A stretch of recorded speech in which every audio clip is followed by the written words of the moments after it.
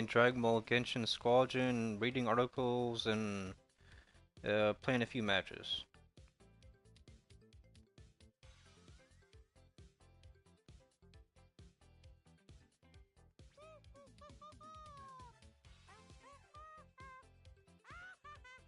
I gotta watch a True Stream Media video later.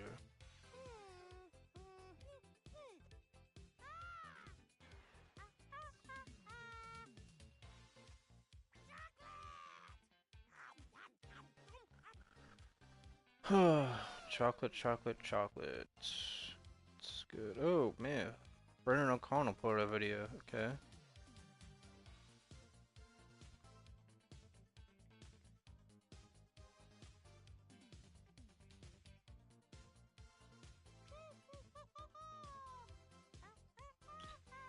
Okay, maybe I should finally get a tablet or something instead of just relying on my phone to listen to my audio.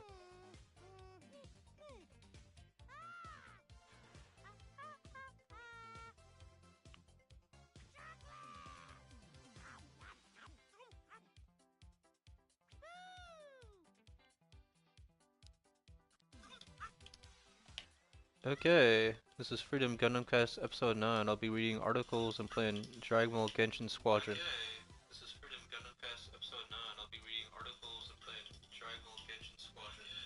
This is Freedom Gundam Cast episode 9. I'll be reading articles and playing Dragon Ball Genshin Squadron. Okay, I got Android 17 second star boost. Okay, I got Android 17 second star boost. I'll get full power Bojack.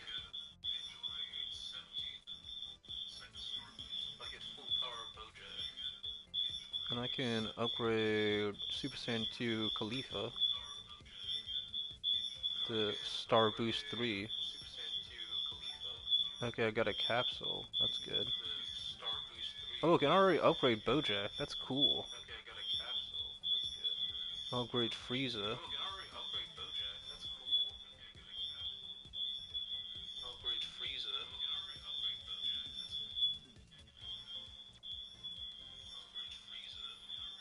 I don't know what that ringing's from.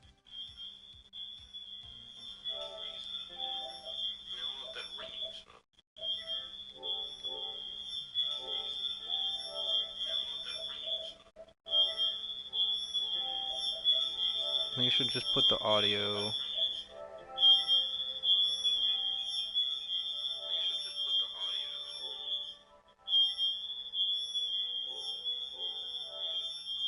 I put the microphone audio down.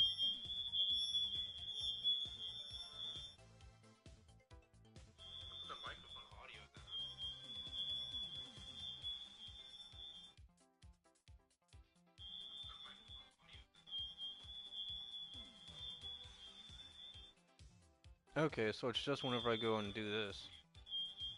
That's kind of annoying. Okay, so it's just whenever I go and do this. It's kind of annoying. I don't get how I need to mess with the auto, whatever settings.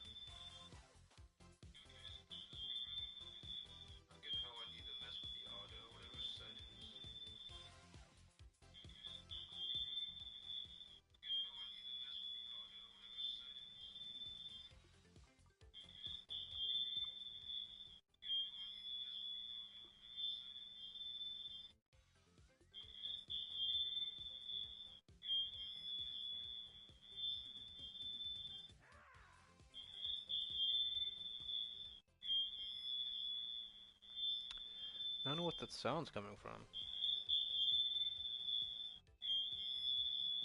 Managing moderators. I don't know what that sound's coming from.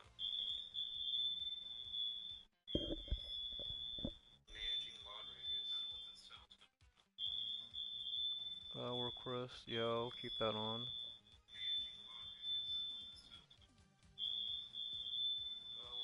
Streaming mode. Streaming matching delay. No.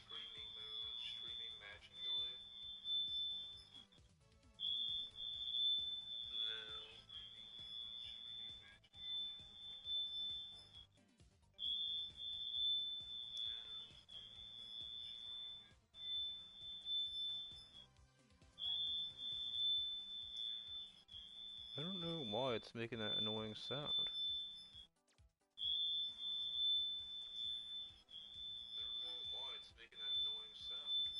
Oh wow, I can get Super Saiyan. Oh, okay, cool. I get Super Saiyan 4 Vegeta.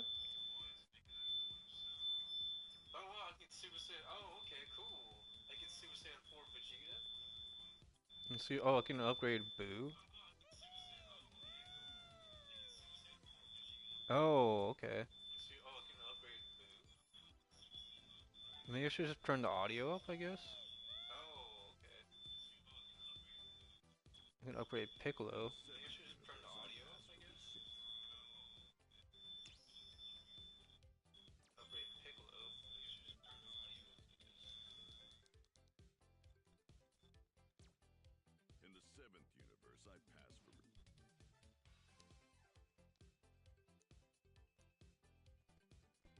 Okay. So I can upgrade him again.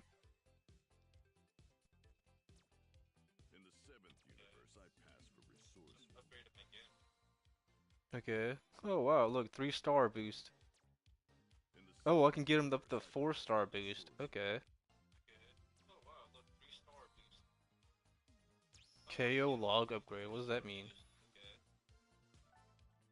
I got a Dragon Ball emote acquired. Emotes. Oh, meditation. Okay. Cool and collected. Okay. Oh, I have to. Oh, I can upgrade appearance. Okay, cool. Skin FX. I got a Santa hat. Oh, yeah, man. Santa hat.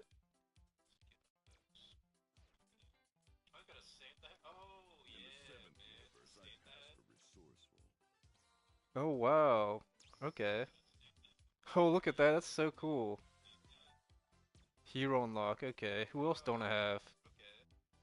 Oh, I don't have Go Tanks. Yeah, I don't have Go Tanks in perfect form. Okay, I'm gonna get Go Tanks. Okay, so I need more memory stuff. So yeah, look at that.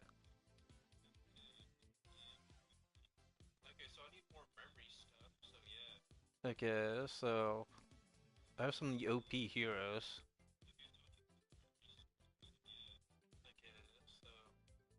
I can get Vegeta up. KO log upgrade. Oh, I can do again? Okay. Awesome, awesome. Okay, so I'm gonna need more hero or memory unlocks and then more Zenny. Hero memories, yeah. See if I can customize them. Oh, Santa hat. Oh, yellow, cool. Dual kick? Oh, I can't even get that yet, okay. Warming up.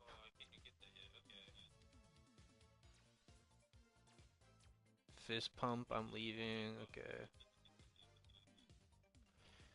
Oh, I need to raise my star level to get appearance, okay. Okay, I can't really do any gotcha stuff.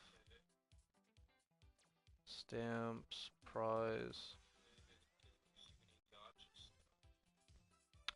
You can't really buy anything with like 100 crystals, I guess.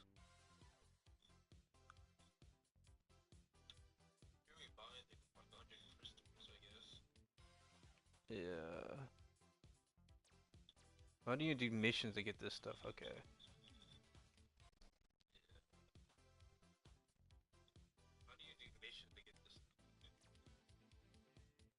Oh, I can change my thing. Oh, cool. Look. Super Saiyan 4. Keeping that. Oh, look.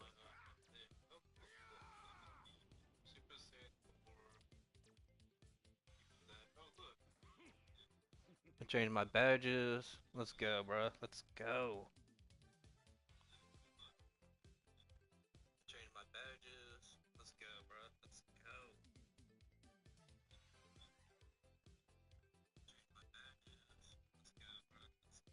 I'm pretty sure I archived this, yeah.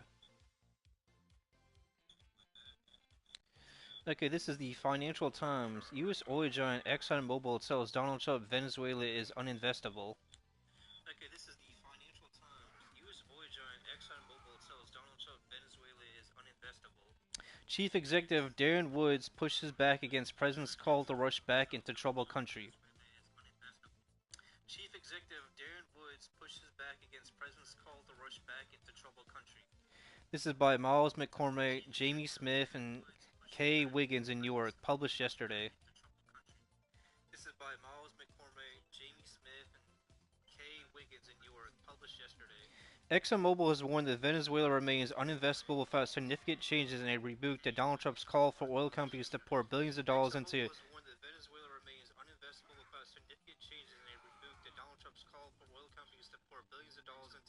revitalizing its oil industry.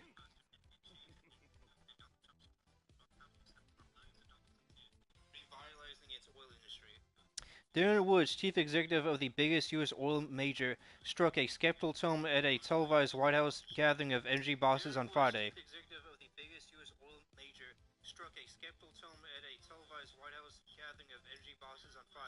Even as some other companies expressed optimism about the potential to tap the world's biggest oil reserves.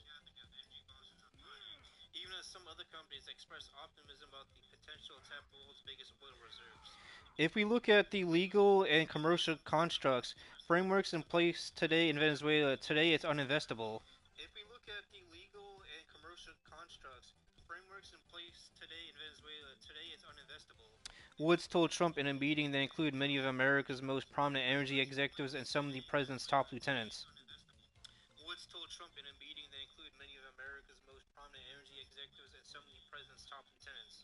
Significant changes have to be made to those commercial frameworks, the legal system. There has to be durable investment protections, and there has to be change to the hydrocarbon laws in the country.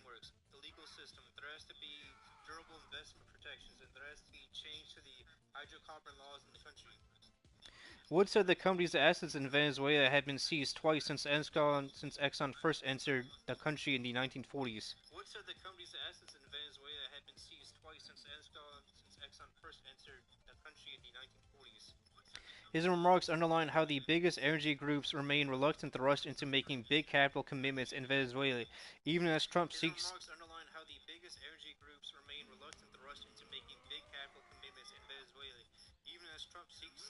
Even as Trump seeks to cajole them into pouring at least $100 billion into a country to increase production and drive down U.S. oil prices. Even as Trump seeks to cajole them into pouring at least $100 billion into a country to increase production and drive down U.S. oil prices.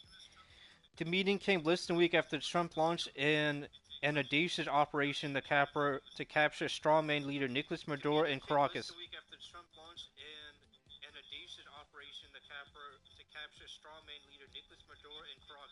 And claim control of the country's vast natural resources.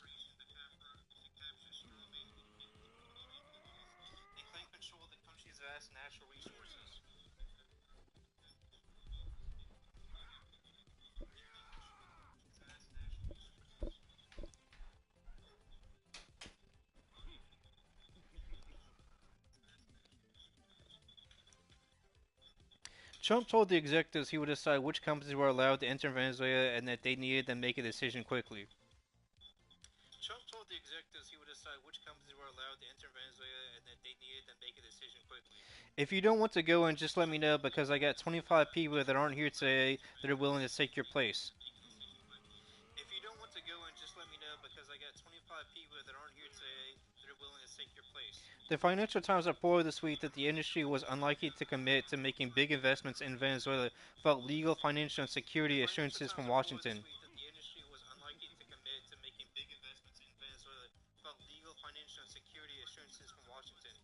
Other oil executives gathered at the White House, including service groups and those that already have operations on the ground, were more receptive to the president's overtures.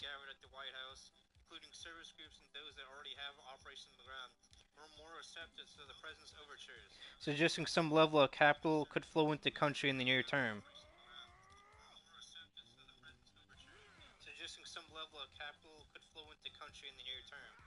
Chevron said it could boost production by 50% within 18 to 24 months by expanding its existing operations, which pump about 240,000 barrels per day. Within 18 to 24 months by expanding its existing operations, which pump about 240,000 barrels per day. Shell boss Wael Sawan said the European oil major had a few $1 billion worth of opportunities to invest in. Shell boss Wael Sawan said the European oil major had a few $1 billion worth of opportunities to invest in. Subject to the U.S. providing waivers to sanctions. We are ready to go, he said. Subject to the U.S. providing waivers to sanctions. We are ready to go, he said. Spain's Repsol said it could triple its production to more than 150,000 barrels per day within 2 to 3 years. Spain's Repsol said it could triple its production to more than 150,000 barrels per day within 2 to 3 years. Eni, which has about 500 people working in Venezuela, said it had 4 billion barrels of reserves in the country and was ready to boost investment. Eni, which has about 500 people working in Venezuela, said it had 4 billion barrels of reserves in the country and was ready to boost investment. When pressed by Trump, Wood said Exxon would send a technical team to Venezuela within weeks to assess conditions. When pressed by Trump, Wood said Exxon would send a technical team to Venezuela within weeks to assess conditions. He also said he was confident that the changes needed for investment can be put in place. He also said he was confident that changes needed for investment can be put in place. Harold Hamm, founder of Continental Resources and a longtime Trump ally, declined to make any commitments to invest in Venezuela. Harold Hamm, founder of Continental Resources and a longtime Trump ally, declined to make any commitments to invest in Venezuela. Even as he described its vast reserves as a real jewel. Even as he described its vast reserves as a real jewel.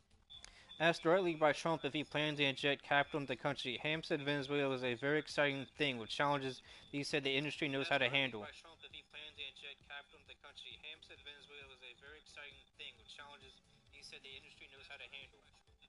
The mixed messages from executives on Friday emphasized the complexities faced by oil companies as they weigh how to respond to Trump's calls and inject capital into the country.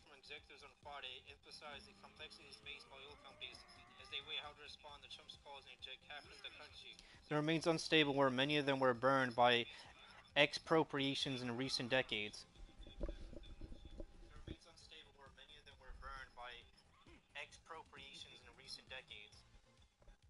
The legal, political, and geopolitical risk of going to Venezuela to make the sort of large investment that the administration seems to want.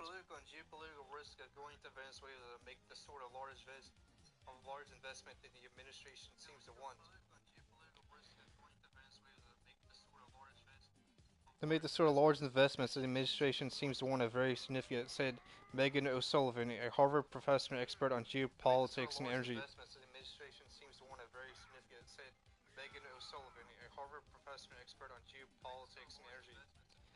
But even as he sought to convince them to make sweeping investments, Trump appeared reluctant to make any significant concessions to the oil companies about reimbursements or financial guarantees.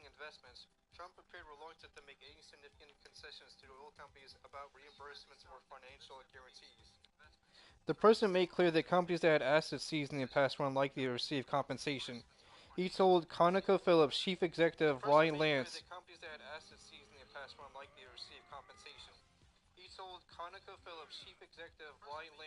this country lost $12 million to expropriations. They're going to make a lot of money, but we're not going to go back. This country lost $12 million to expropriations. They're going to make a lot of money, but we're not going to go back. We're going to start with an even play, Trump said. We're not going to look at what people lost in the past because that was their fault. That was a different president. We're going to start with an even play, Trump said.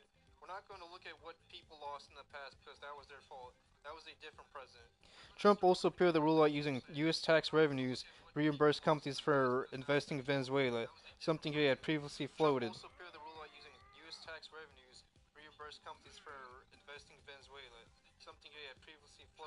Telling the executives they don't need government money.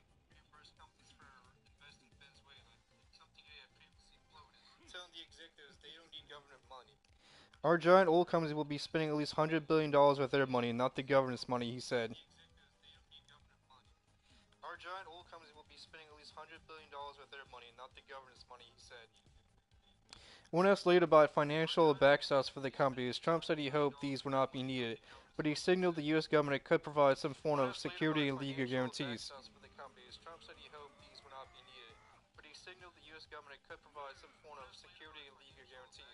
Which have been crucial demands by the industry. You'll have total safety.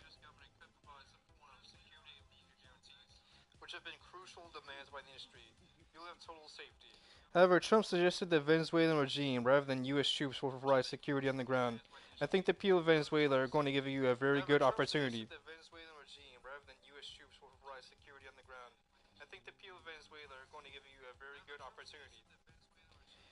Legal experts said there was significant interest among companies in potential investments in Venezuela, but they would take big undertakings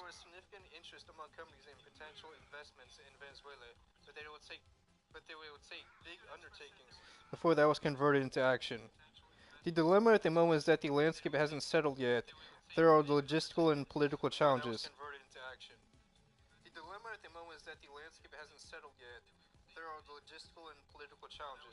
Said Carlos Soler, co-chair of law firm Baker Botts Latin America Practice.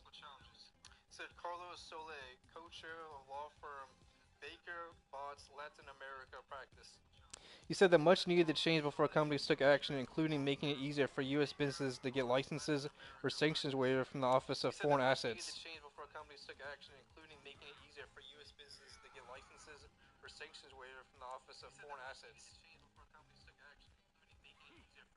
And the Office of Foreign Assets control that carry out transactions in the country.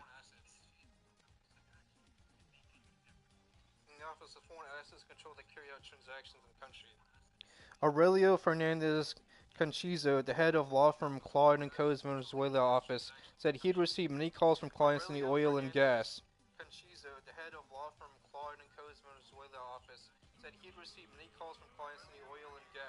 Transport and insurance industries about doing business in the country, but that there is a lot of caution about how it will develop.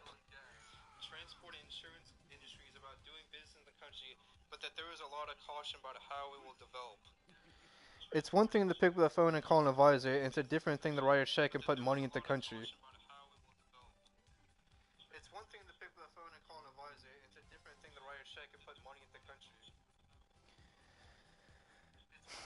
Again, this is the Financial Times. U.S. oil giant ExxonMobil tells Donald Trump Venezuela is uninvestable, and you can find this on archive.is.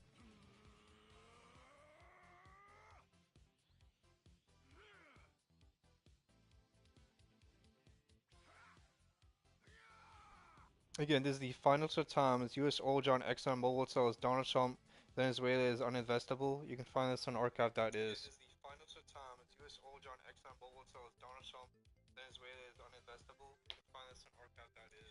Yeah, a lot of these oil companies, these oil corporations, conglomerates are looking for U.S. investment or reimbursement when it's like you make billions of dollars a year. You shouldn't be rolling on tax dollars every time you want to do an investment. That's what your money's for. Stop giving it to shareholders or the CEOs.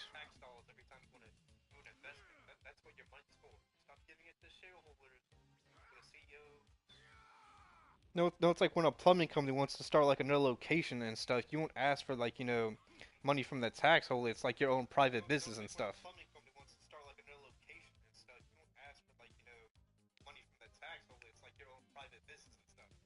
It's like you see all these data centers coming up, and how many of these companies are actually using their own money to build this, and they're not begging for money from Wall Street or Silicon Valley or the U.S. government.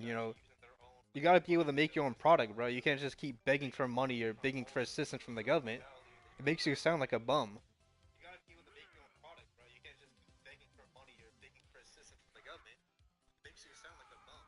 Yeah. I mean, they want to invest in Venezuela, but they don't want to invest in American jobs. It just kind of seems kind of pathetic.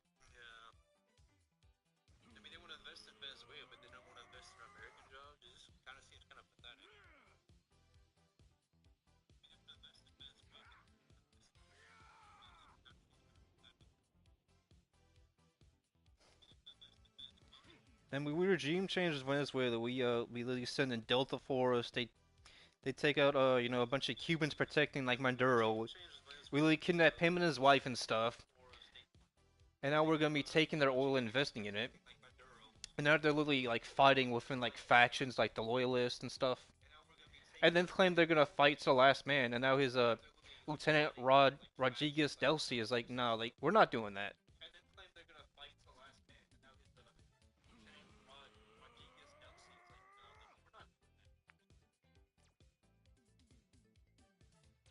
Like, you gotta realize that like most of these commies and stuff, they're not gonna fight to the last man.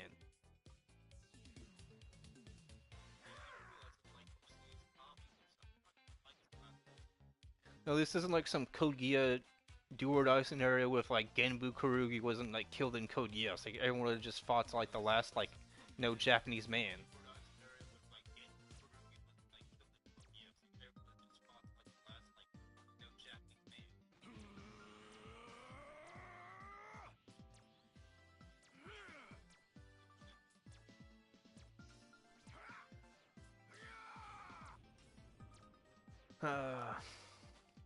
And we really have Mossad, you know, paying protesters, people saying like, "Oh, comply," saying you're told to do this in like Iran and stuff. Persia's being destabilized and stuff, and we just destabilized Venezuela because they were anti-Israel and stuff.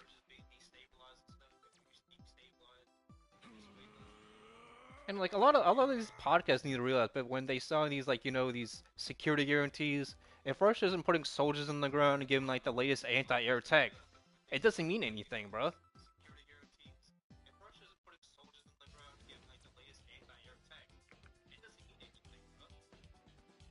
Like you think of like China makes a push for like Taiwan, Russia's just gonna immediately just send in like their navy and air force. No, they're still fighting Ukraine and stuff.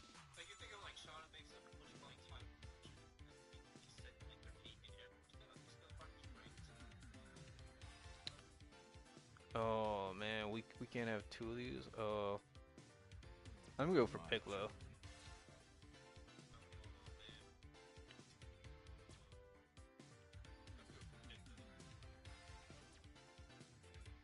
Uh,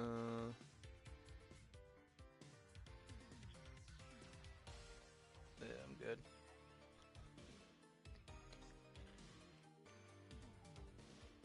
And we built Argentina's failing economy. Now they can quote unquote just like pay us back. And now they're having wildfires like being set on like their public forests and stuff. And guess who's setting those fires? It's like Israelis and stuff. Just like Israelis are moving to Cyprus and Thailand and just buying up land. It's like, buddy, like it's one thing to be a tourist and it's one thing to be like like a troublemaker.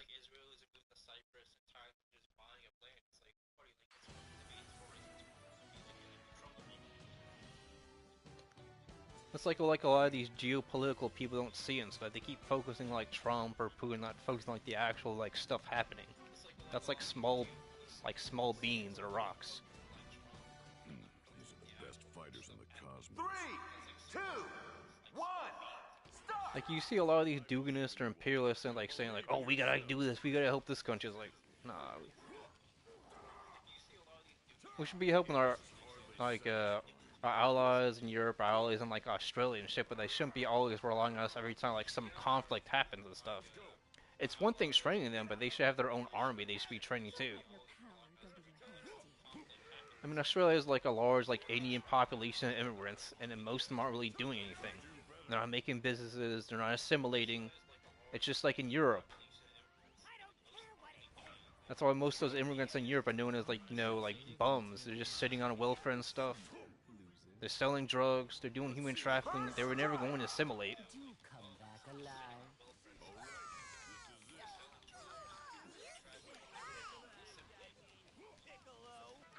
That's what none of these YouTubers get. It's like when Tufel says, oh, there's no-go zones. It's like, yeah, there are no-gun zones because of Muslims.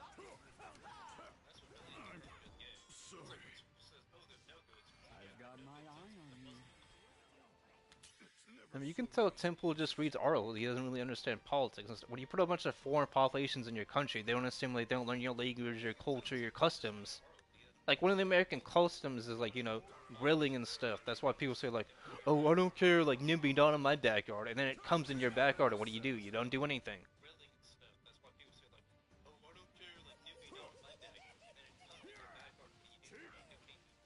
I mean, look at the white polish in America and Europe. It's, like, pretty much just, like, fucking, I shouldn't be cursing. Extreme. It's like just like, you know, torpedo and like it's like cratering so much. Don't be so sure of I mean, yourself. aside from the Amish and like, you know, the Morbans and stuff, and people like the Midwest, like our white population is like, you know, it's not going up, it's going downward. A powerful foe has appeared. Oh, I'm about to die. Oh, I died. Alright, I'm gonna have to go top lane. Top lane. Go heat this battle up. Top lane. Definitely top lane.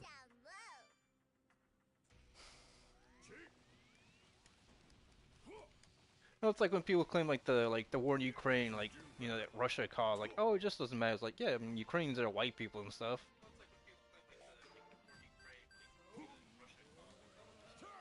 Or when people claim that like Steve Laws is bad for wanting like all like non-whites like to be like expelled from like Europe. It's like, no, he's not. That's not like a bad take. That's like the best take that like. That's like the best take you should have been having. Stargun should have had that take instead of like, you know, running with Gamergate for 2.5, 3 years. I mean, that was something you should have went with for like a good 2, 3 months. Like I like Chris Dangerfield and stuff. Like you need to start like, you know, taking the opinions and stances like the actual people fighting for your country and stuff.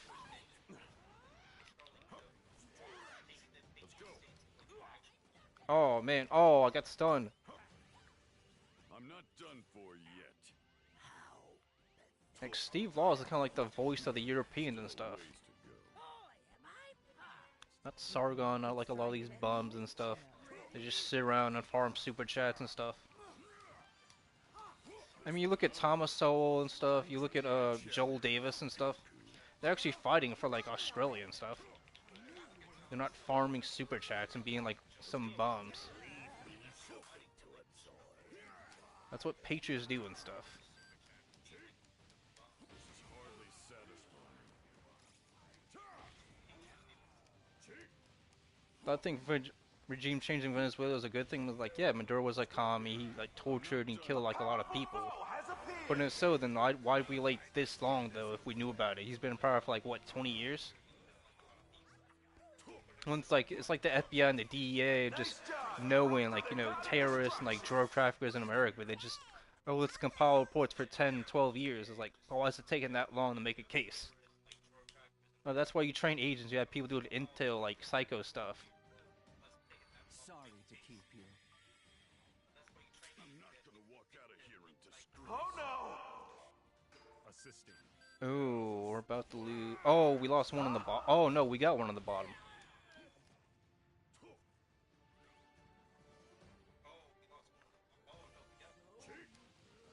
And then you got the Hagen McDougal talking about like active clubs, which is great, but then he's saying like we need to marry white single mothers. It's like This is bad.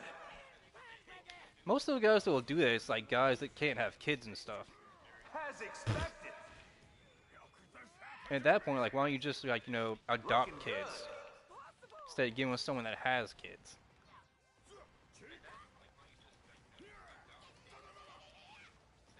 This is bad. Oh man, I missed. I fucking whiffed Oh that. no! They broke through your god of destruction. Man, they got it. I got it.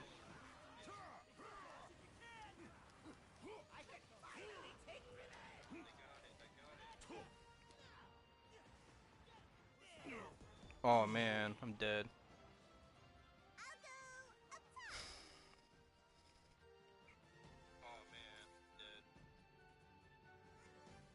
I mean, why isn't that terrible? I got like literally banned from like YouTube because he was like exposing like Morgoth, Millennia Woes, Endeavor being like Duganist and like fifth columnists like commies and stuff. If these guys aren't European like nationalists and stuff, the people fighting for Ukraine against the Congolese, the Chechens and stuff, Has appeared. the spreading like Islam and stuff in Europe. It's like you got a lot of people spreading like, oh, the war in Ukraine, like people like heat themselves. Like, no, you're doing that because you're spending too much money on welfare for some, like Muslims and stuff. If you like kick out all the Muslims, the Congolese, all the Pakis and stuff, the Indians, you'll have money for welfare. But you only have welfare and stuff in a good economy, a good empire. Oh man, I'd be jumped. Nice job. You Bruh. broke through the god Where is my support?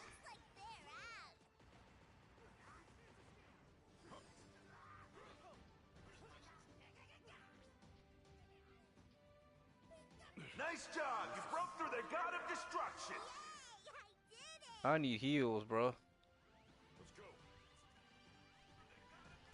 Like, come on. Like, most empires nowadays are like, you know, with white leadership, some people relying on like welfare, like to help their citizens. Like, I got a coworker saying like, "Oh, I'm close to retirement." It's like, buddy, like you're in your early 30s. You're not close. Oh no! Oh man, I hate that you have to aim that. That's so stupid. This is bad. Amazing! Your teammate just landed a max Gakshin burst! You did it! You broke through all their gods of destruction! Oh, that's good. Yes, yes, yes, yes. Go get the We won.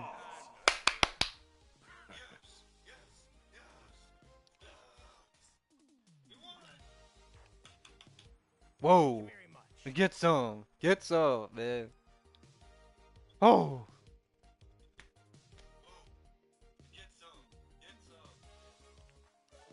MVP, buddy. Let's go, bro.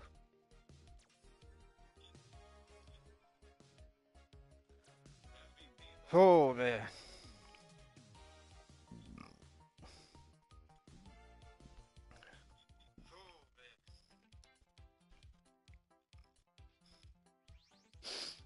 Okay, this from Zero Hedge. Yes, yes, and yes. Bison signals cracked on a dark money NGO protest, just like we did with the Mafia.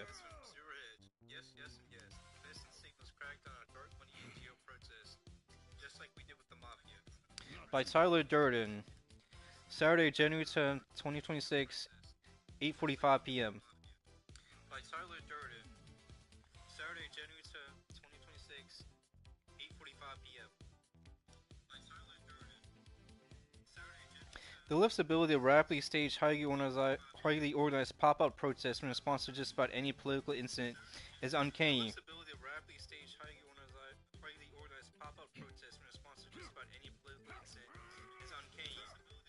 Remember Robert Kramer?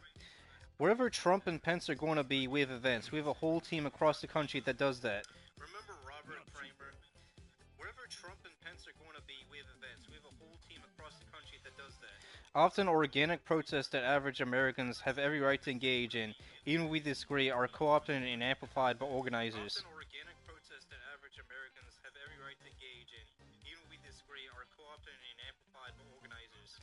And blessed by the media, which runs damage control when needed, mostly peaceful. Other times they orchestrate entirely scripted astroturf. Blessed by the media, which runs damage control when needed, mostly peaceful. Other times they orchestrate entirely scripted astroturf campaigns to manufacture outrage. Astroturf campaigns to manufacture outrage. The common denominator always seems to be dark money NGOs, often funded by foreigners who would relish America's demise so they can rebuild it in their image.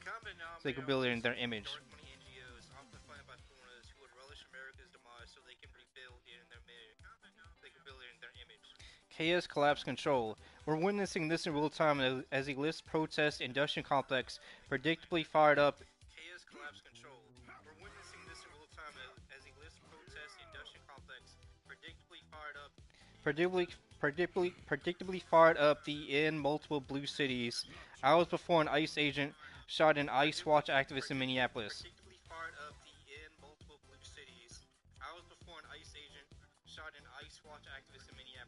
And now we're seeing mobs hunting down federal agents.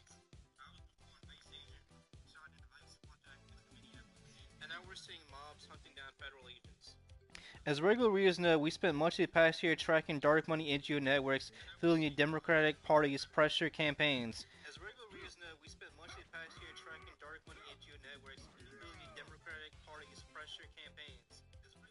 What we characterize as color revolution style operations targeting President Trump and the American First agenda.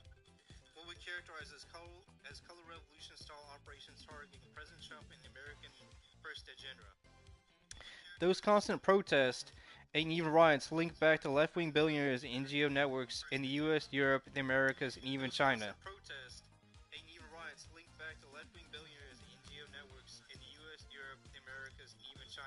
all seemingly working in unison and hellbent on fomenting chaos on city streets to kill Trump's agenda.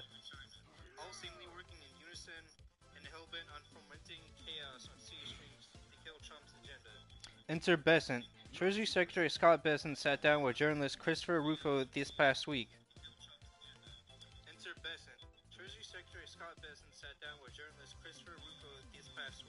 Among the topics discussed were left-wing nonprofits, with Besant acknowledging that we're examining NGO activities and funding structures.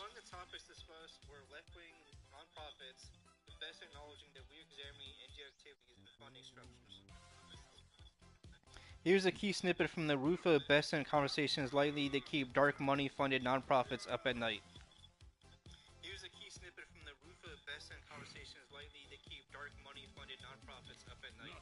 Christopher Rufo, there are 501c3 nonprofit groups that are funded by left-wing dark money that are organized or at least at arm's length encouraging.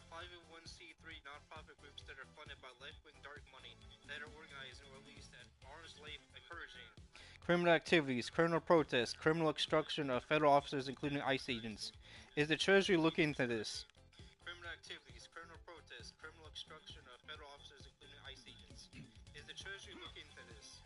Is it something you have afforded crackdown on, and what can we expect?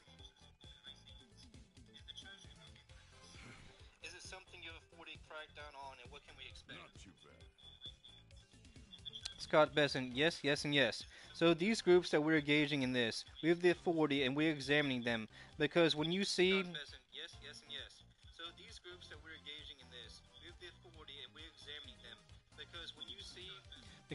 these protesters, someone is financing them. There are safe houses. When you see the 300 people with the same blazer that they're using to blind DHS agents.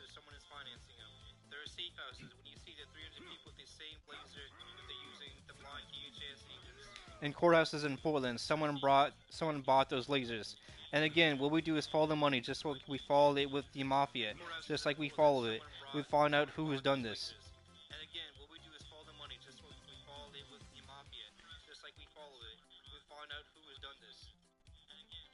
I announced today that we're going to put in effect a whistleblower program. In my sense that the rats will turn on each other.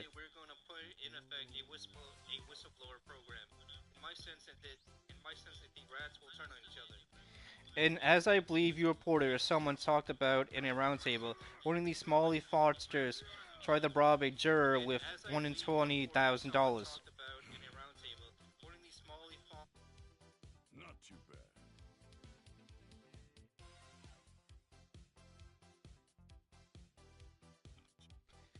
What turned out she'd been given $200,000 to bribe the jurors, and she skimmed.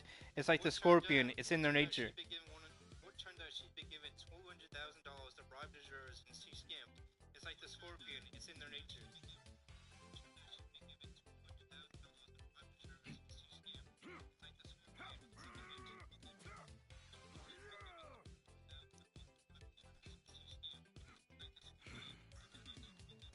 Okay, this is Christopher Rufo saying, excuse me, Treasury Secretary Scott Besant tells me that the Trump administration will launch investigations into left-wing nonprofits that serve as a front for violent protests and criminal obstruction of ICE operations.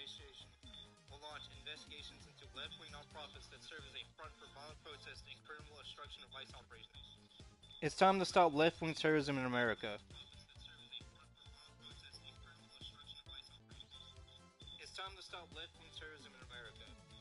Let's revisit Seamus Brunard, Director of Research at the Government Accountability Institute, who mainstreamed the NGO debate nationwide.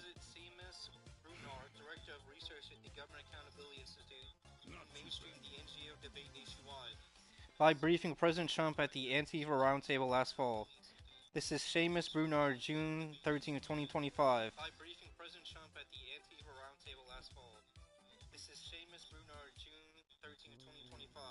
114.8 million dark money infusion. The Arabella Advisors Network has funded at least 114.8 million to No Kings protest organizers and affiliates.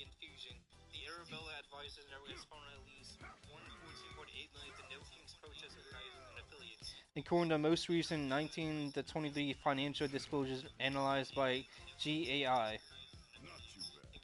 most recent 19 to 23 financial disclosures analyzed by GAI.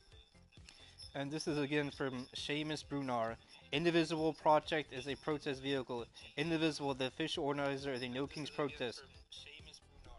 Indivisible Project is a protest vehicle. Indivisible, the official organizer of the No Kings protest. Received 14.06 million in contributions in 2023 alone, including from dark money intermediaries like Arabella's 1613. 0.06 million in contributions in 2023 alone, including from dark money intermediaries like Arabella's 1613. Like Arabella's 1630 fund and billionaire donors. Like Arabella's 1630 fund and billionaire donors. We have identified dozens of radical organizations, not just the decentralized Antifa organizations, but dozens of radical organizations. We have identified dozens of radical organizations, not just the decentralized Antifa organizations, but dozens of radical organizations. That received more than $100 million from the riot and company investors, Bruner told the president. But dozens of radical organizations that received more than $100 million from the riot and company investors, Bruner told the president. And this is Wall Street Apes, October 8th, 2025. White House releases names funding Antifa protests and violence in America. And this is Wall Street Apes, October 8th, 2025. White House releases names funding Antifa protests and violence in America. We paid for our own protests with a $100 million laundered by Democrats. We paid for our own protests with a $100 million laundered by Democrats. We found a network of NGOs: George Soros, the Open Society Network, Arabella Fund Network, the Tides Fishing Network. We found a network of NGOs: George Soros, the Open Society Network, Arabella Fund Network, the Tides Fishing Network. And this is Elon Musk. Way more than $100 million of taxpayer money. 11:35 p.m. October 8, 2025. And this is Elon Musk. Way more than $100 million of taxpayer money. 11:35 p.m. October 8, 2025. Brunar, along with Peter Schweizer, has been following the money for years, with the latest NGO tracking data showing nonprofits funding protests. Brunar, along with Peter Schweizer, has been following the money for years, with the latest NGO tracking data showing nonprofits funding protests. Funding protests and riots nationwide. Brunar commented on Besant's interview. Funding protests and riots nationwide. Brunar commented on Besant's interview.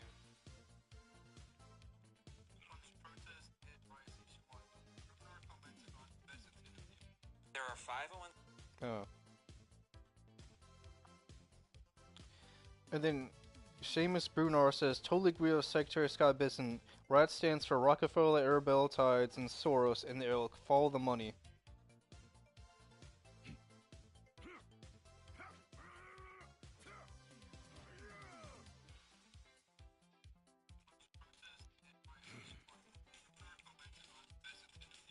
There are 501. Oh. And then Seamus Brunar says, totally agree with Secretary Scott Bessent. RAT stands for Rockefeller, Arabella Tides, and Soros, and they'll follow the money.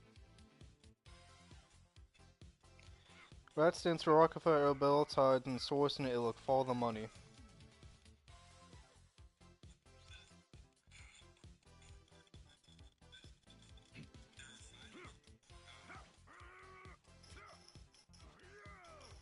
And then Seamus Brunar says, totally agree with Secretary Scott Bessent. RAT stands for Rockefeller, Arabella Tides. Not too bad. All the money. RAT stands for Rockefeller, Arabella Tides, and Source, and it'll follow the money. Christopher F. Rufo says, exclusive, Treasury Secretary Scott Bessent tells me that the Trump administration will launch investigations into left-wing nonprofits that serve as a front for violent protests and criminal obstruction of ICE operations.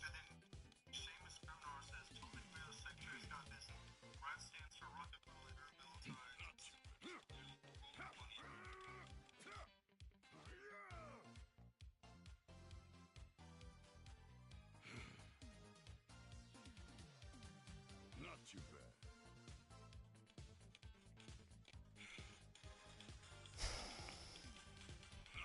Treasury Secretary Scott Bessent tells me that Trump administration will launch investigations to left-wing nonprofits that serve as a front for violent protests. Treasury Secretary Scott Bisson tells me that Trump administration will launch investigations to left-wing nonprofits that serve as a front for violent protests and criminally extraction of ICE operations.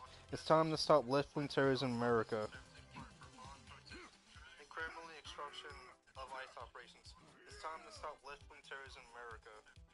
Bruno Turtle's Treasury's crackdown on radical left NGOs is a direct payoff from Zero Hedge reporting and the October White House Roundtable.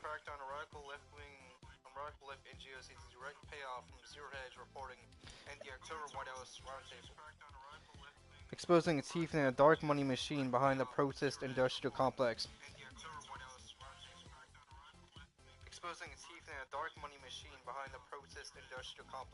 From sources slush funds into the Arabella and Tides radical funding networks, the Trump administration is finally falling the billions, fueling the chaos and obstruction of riot in company.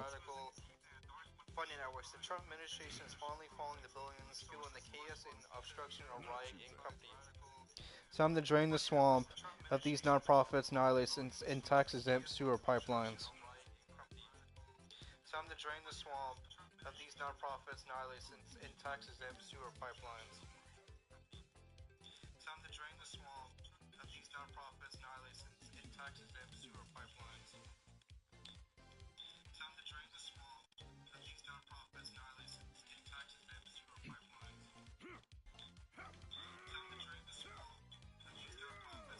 Also, Capital Research Center, a think tank tracking foundations, charities, and other nonprofits recently revealed that George Soros Open Society Foundation's OSF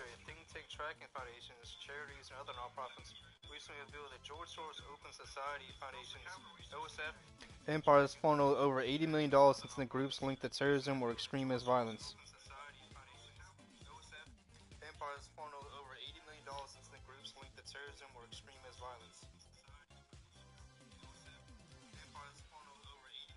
Hiding beneath the non-profit world of left-wing activist networks pushing what we describe as an invisible insurrection.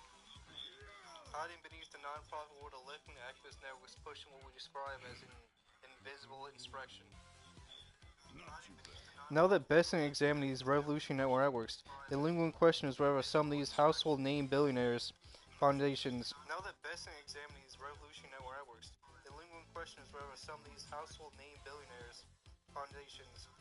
which have funded riots and protests will finally be held accountable for underwriting years of chaos on city streets. The administration should take retired Lieutenant General Michael Flynn's advice.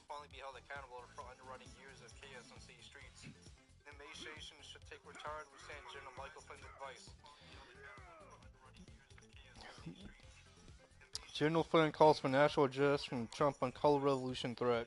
Not too bad. General Flynn calls for national justice from Trump on color revolution threat. General Flynn calls for national justice from Trump on color revolution threat. General Flynn calls for national justice from Trump on color revolution threat. I mean, if you look at the domestic extremists and or civil unrest advocates, Arabella received $7,821,930.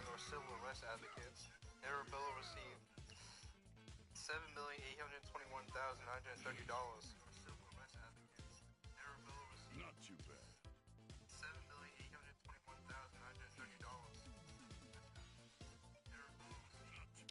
Buffett had $8,857,500.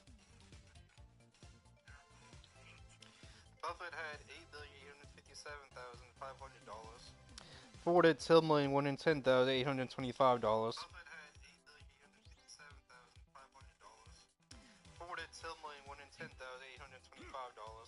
Rockefeller had $9,819,959.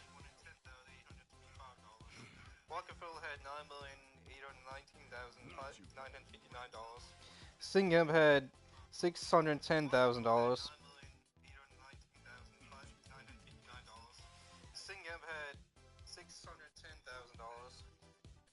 Soros had $5,755,308.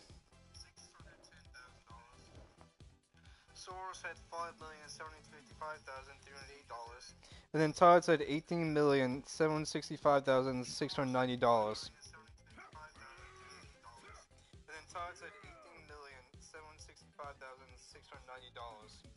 And this is for pro-Hamas and or radical Islam. Not too bad. And this is for pro-Hamas and or radical Islam. Domestic extremists and or civil unrest advocates received the sum amount of 61,441,212. Domestic extremists and or civil unrest advocates received the sum amount of 61,441,212. Domestic extremists and or civil unrest advocates received the sum amount of 61,441,212. And then pro-Hamas and radical Islam Arabella 3,253,608. And then pro-Hamas and radical Islam Arabella 3,253,608. And then Buffett $12,025,074. And then Buffett $12,025,074. And then Ford $30,757,185. And then Ford $30,757,185. Foreign influence $87,040.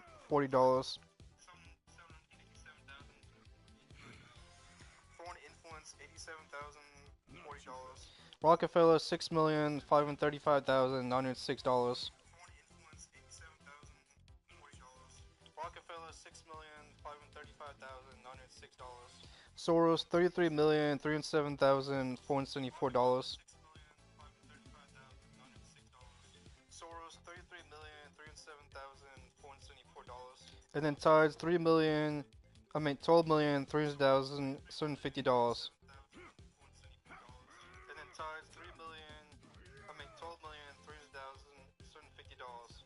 And then for a sum total of $98,267,033. And then for a sum total of $98,267,033.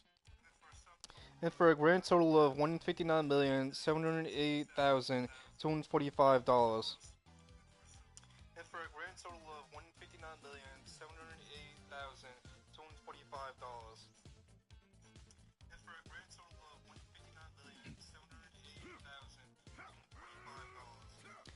2026 is shaping up to be a volatile year. Protests in Minneapolis are just the appetizer for what the Democratic Party wants to unleash. As we've warned earlier, they are seeking another George Floyd type riot. Minneapolis is just the appetizer for what the Democratic Party wants to unleash. As we've warned earlier, they are seeking another George Floyd type riot. Yep, 2026 is shaping to be the year of the commies rioting, protesting.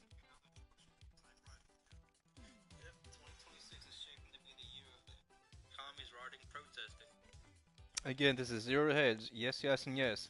Best in Singles crackdown on dark money NGO protests, just like we do with the Mafia, by Tyler Durden.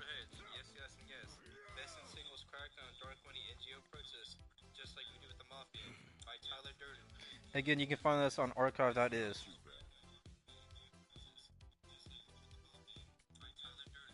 Again, you can find us on archive.is.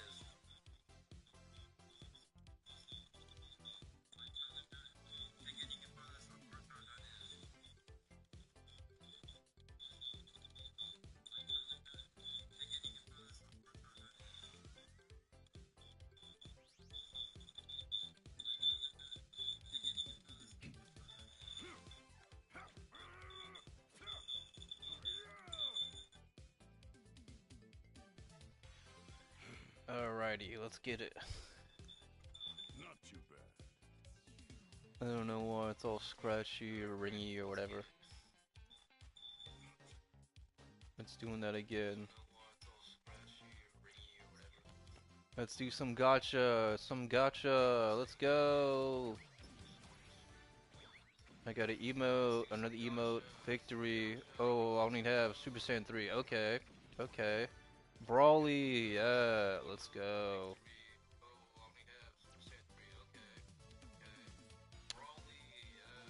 Okay, I have one more. I got a lot of the regular ones, I got two of the purples.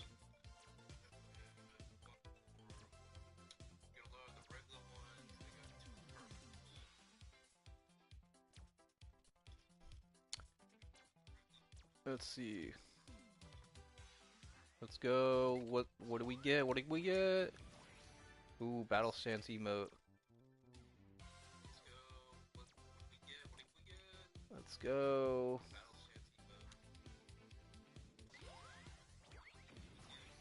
Oh, okay. That's kind of cool, I guess. Let's see, open 5. Let's see, what do we get? What do you get? 1, default skin, default skin, default skin. Ooh, a trunk stamp.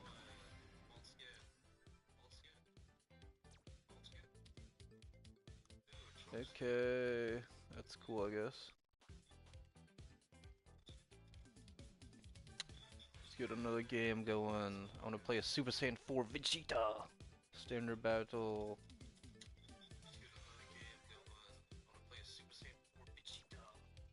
Let's go.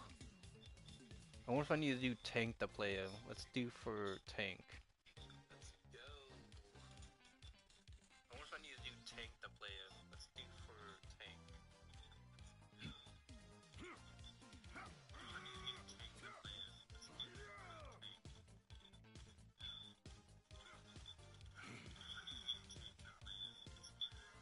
Not too bad.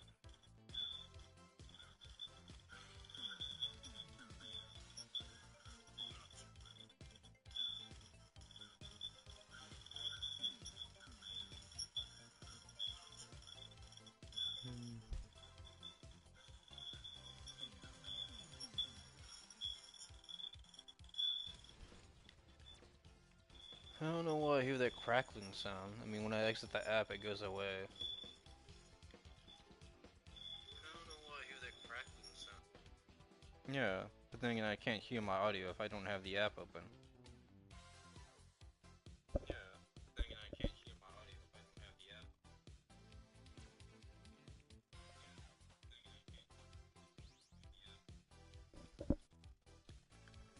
Come on, I don't play a Super Saiyan 4 Vegeta.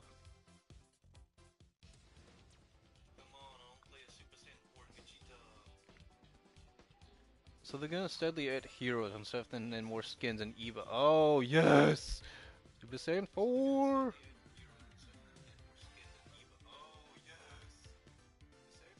I guess I need to equip more stamps. So people are probably gonna put money in this game to either get like the heroes early or trying to get like all the skins and stuff. So people are probably gonna put money in this game to either get like the heroes early or trying to get like all the skins and stuff.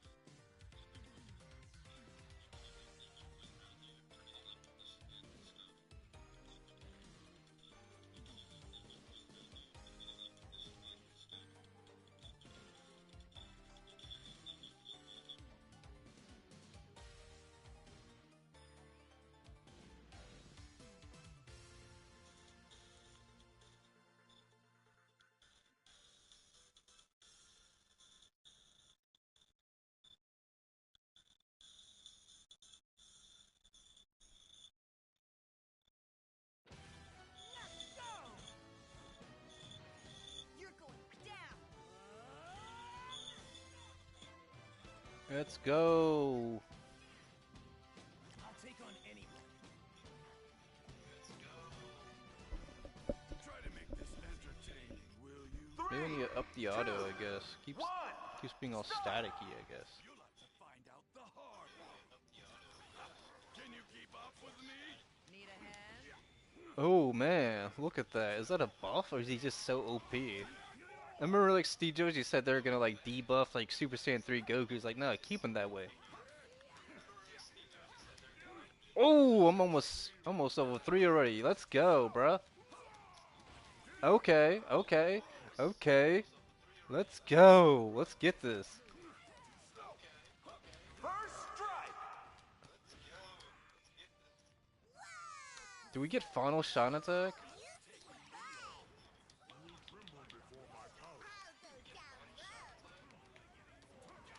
Let's go, let's go, let's go.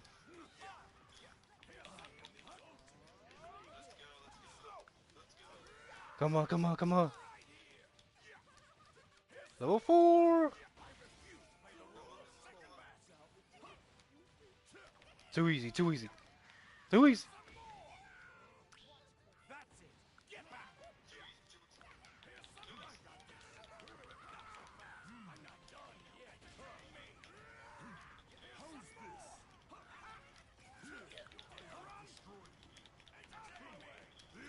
Oh man, even at level 4 I was taken out? Jeez. You each have a role to play. Come on. Okay, well maybe I'll go top lane I guess.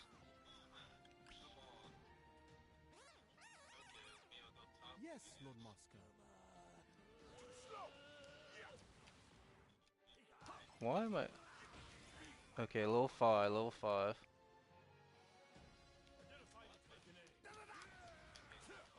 I was about to pull a DSP. Let's go, let's go. I was going kind of fast I guess, maybe that's when I'm surrounded by other players. Foe has appeared. All right, let's get this over with. I won't be making this easy. A little your fights with me. Only getting warmed up.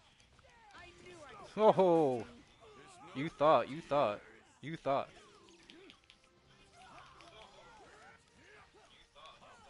Let's go, let's go, let's go, bro. Let's go. Almost level 7. Almost level 7.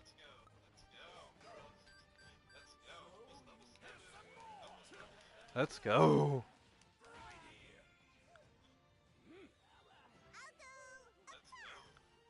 really hungry over here. Let's go. Let's go. Let me get that level 7. Let me get steel skin, yeah.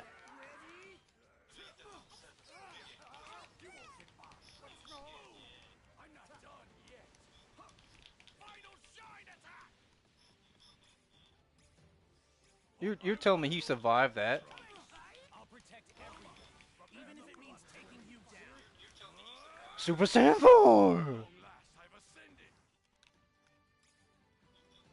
If only I could reach Super Saiyan. Let's go. Only getting warmed up.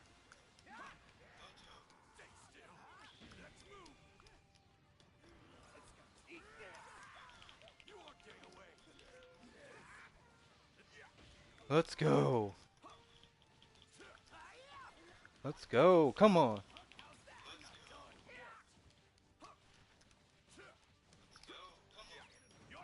Let's go.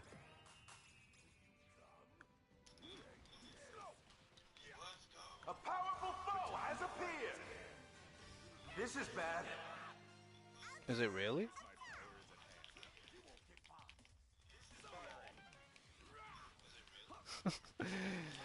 Final shot attack! Let's go.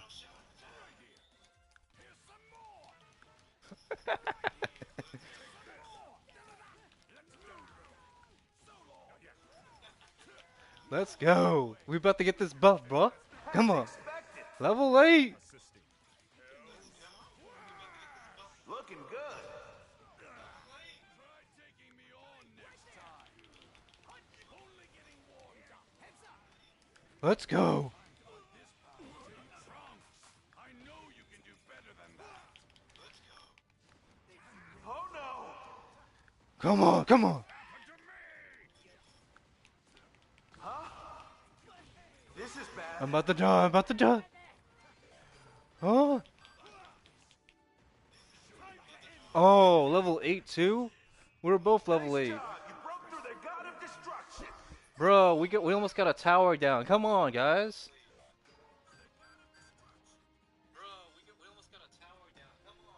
It's 8 o'clock. I'm probably gonna. Okay. This battle up. Okay, okay, okay. I'm ready for you. Oh, they took down that boss? Oh, we lost the tower? Okay, that's not good. Level 9, level 9, level 9. Come on, come on.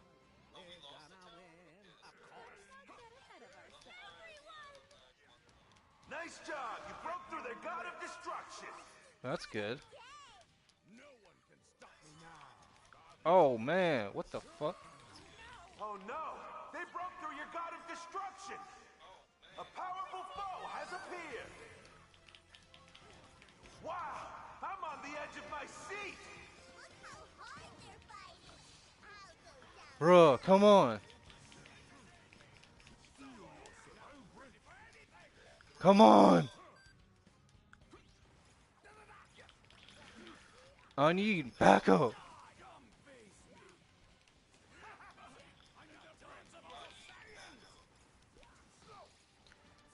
Thanks, I guess. It's no big Fuck.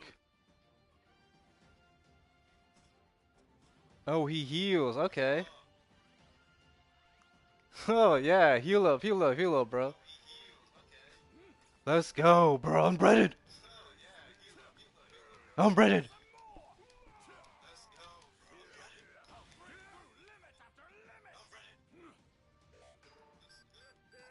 Sending love, the happiness of all. Ribrianne!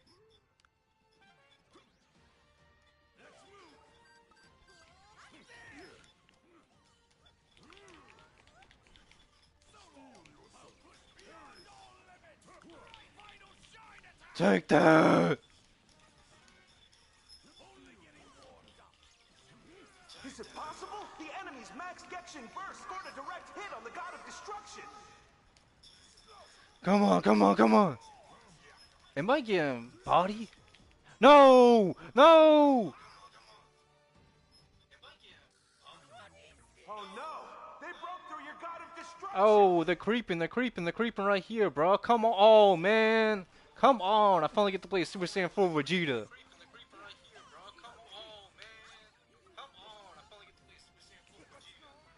Y'all slacking, bro. Come on. This is bad. Yeah, it is bad. Oh no! They broke through your God of Destruction!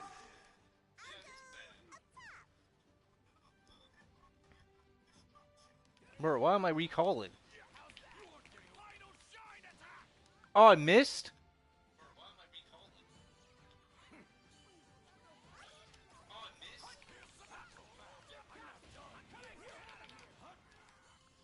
Bruh, they're all just jumping, bruh. Even if I was level 15, I wouldn't be able to get this.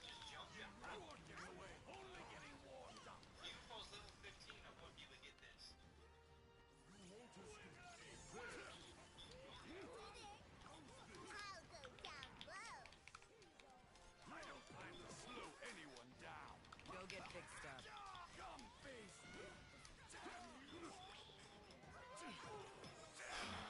Fuck, bruh.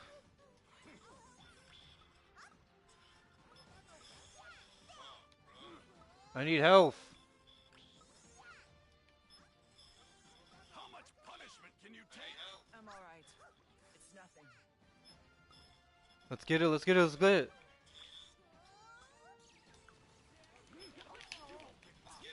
So bad. I'll obliterate you! Don't get away! I can handle this myself! I got this! Thank you. Come on, bruh. Level 11?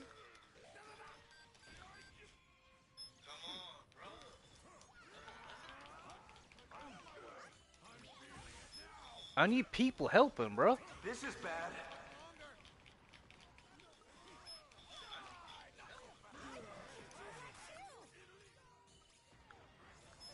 I appreciate it. I was just passing. Bro, I need heals. Keep them away from the God of Destruction. We got 2 more to the star. Bruh. That's it! Get back! Don't worry about me. Out of my way! I'll obliterate you! Thanks for the help. I was just passing by.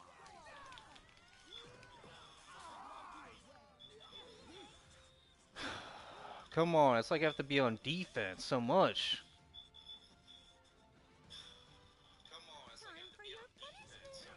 Unless you have a death wish, I suggest you leave. You aren't getting away.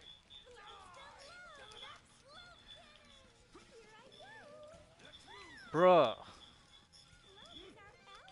Guess I can only... Not good. They've broken through all your gods of destruction.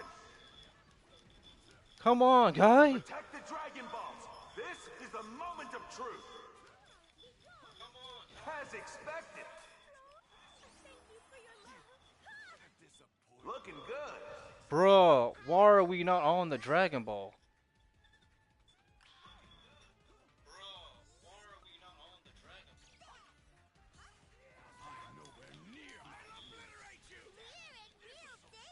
This looks bad.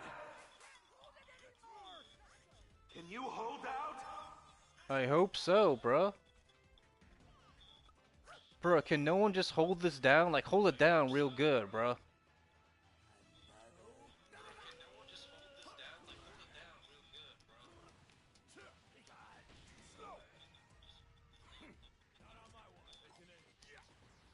Hold it down, bruh.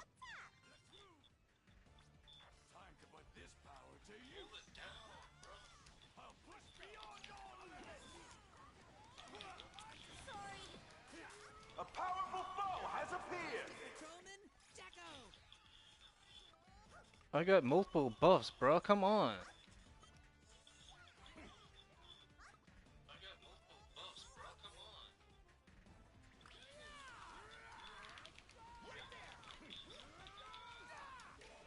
Well, it seems they're not weaklings. Come on, bro. The ball's exposed. Two of us need to be here. One of y'all needs to go get one of the remaining towers.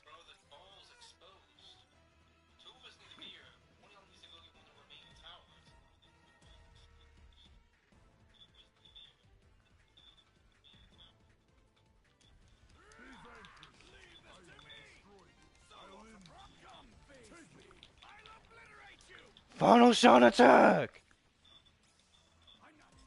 Come on, bruh. Too easy.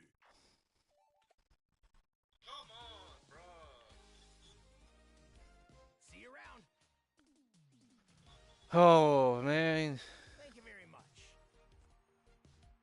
That was a hard battle.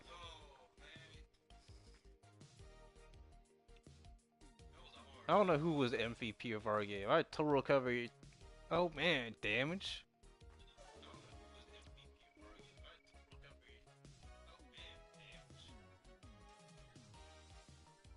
Okay.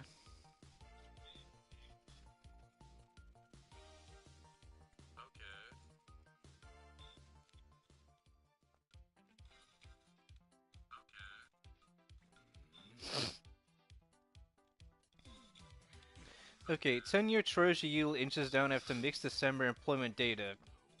This is on CNBC.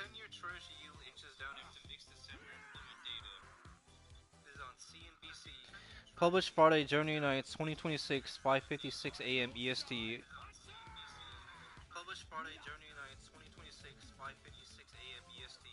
Update Friday, January 9th, 2026, 4:03 p.m. EST.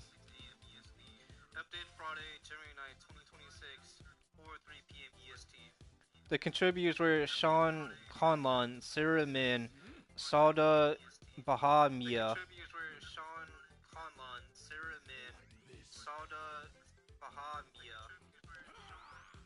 The 10-year treasury yield dipped on Friday after the latest job report showed a mixed picture of the U.S. labor market.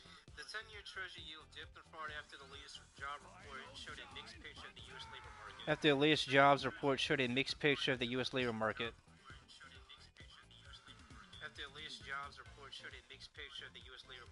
The yield on the 10-year treasury are more than 1 basis point lower at 4.165%.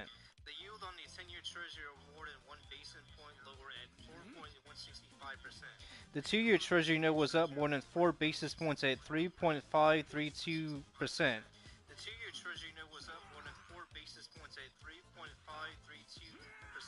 While the 30-year bond yield moved down more than 4 basis points to 4.815%.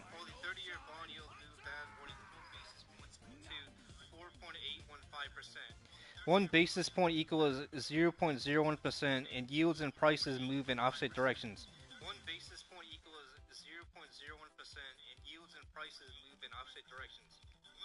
The December non-farm payrolls report showed a stable, albeit softening labor market. They may still lead the Federal Reserve to cut interest rates.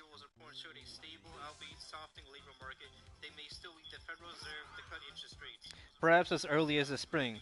The U.S. economy added 50,000 new jobs last month, weaker than expected.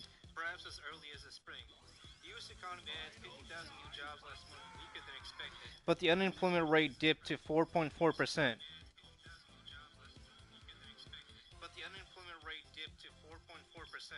Economists polled by Dow Jones had expected 73,000 new jobs last month, and the unemployment rate to have dipped to 4.5%.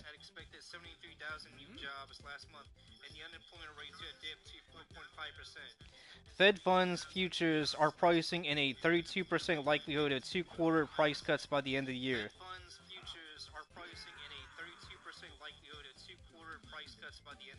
Of two-quarter point cuts by the end of the year, a new higher from the prior day according to the CME FedWatch tool.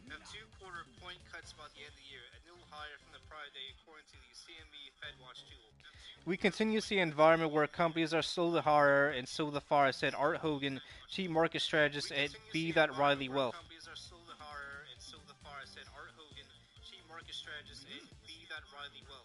The overarching takeaway in today's report is there is more good news than bad in the first on-time jobs report in 3 months.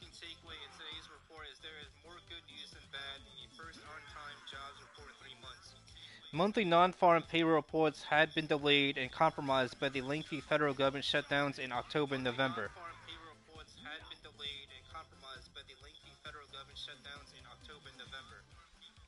Investors are still awaiting a decision by the Supreme Court on the legality of President Donald Trump's tariff policy.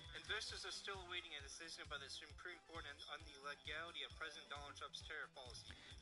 still waiting a decision from the Supreme Court on the legality of President Donald Trump's tariff policy.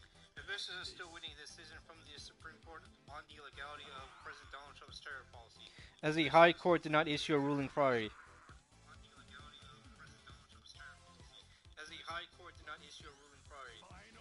Those on Wall Street are also watching developments on Trump's instructions to his representatives on Thursday to buy $200 billion in mortgage bonds,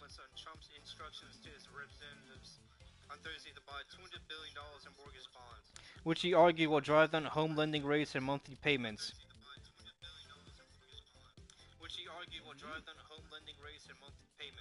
CNBC's Jeff Cox and Michelle Fox contributed to this report.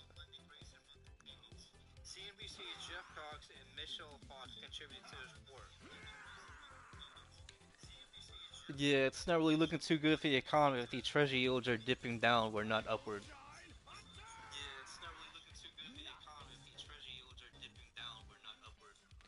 And the December employment data, I mean, that'd be looking good if, wages were increasing, employees were offering better benefits and stuff, they were hiring more.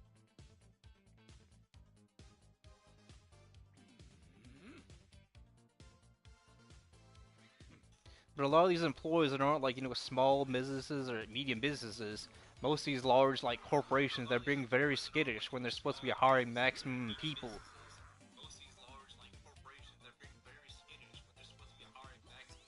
Like Apple, Amazon, Comcast, AT&T, they should be hiring at best 100,000 to 200,000 people a year.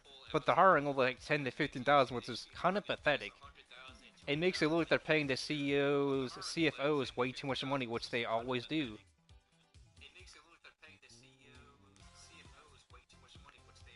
They need to stop giving money to these stakeholders that don't actually produce products. It's your employees that matter, bro. That's why all of our enemies are laughing at us, because we're making bad economies every decade when they should be flourishing.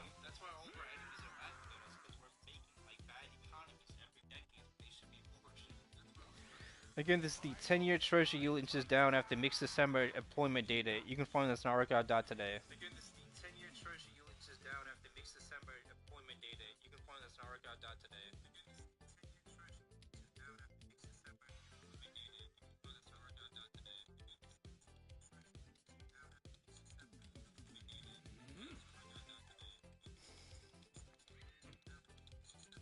A lot of companies in America, if they have the funding, they're having good, revenues, or they're having good profit margins, you should be hiring and stuff.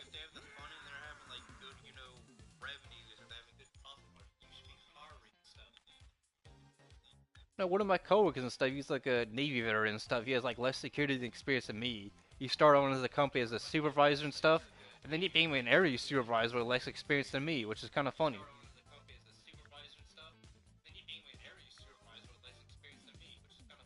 Yeah, and I started at this company with like like almost 5 years of security guard experience. They didn't offer me a supervisor role. They didn't offer me like a good really pay raise.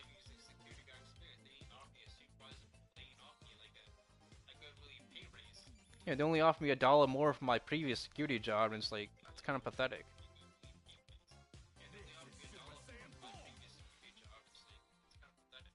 And they keep wondering why people quit. It's like you're not really offering benefits, or you're not really offering like overtime unless someone's like sick or on vacation. The money's not really there.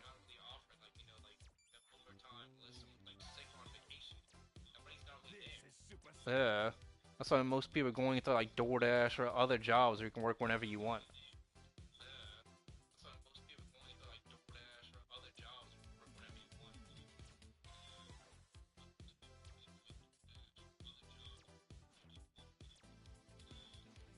Like a lot of jobs need to understand like pay raises, benefits. That's how you keep employees. Not like crappy pizza parties where you only get like one like slice of pizza.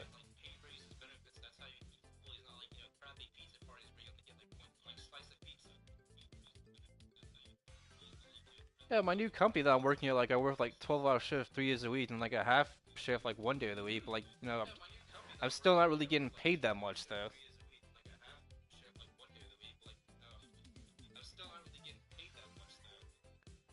That's like the nudge of like a lot of these companies and stuff.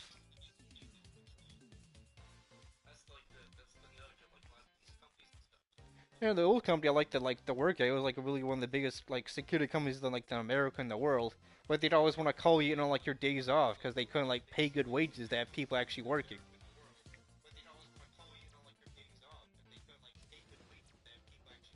And they'd be surprised when people were quitting, put in their 2 weeks, or they sometimes they get fired, but that was rarely. I mean, you had people coming in 5, 10, 30 minutes late, still having a job.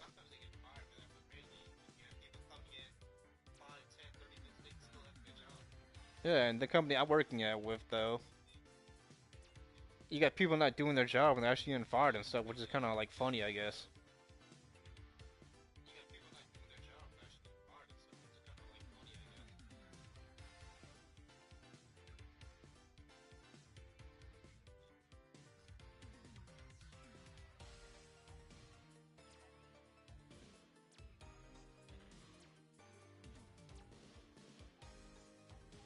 And you can't complain if you can't find employees when the job's like too easy. It's not like, a tradesman type job. Like, working at like Walmart or Kroger's or all these, it's not that hard of a job. It's just dealing with people or stocking shelves.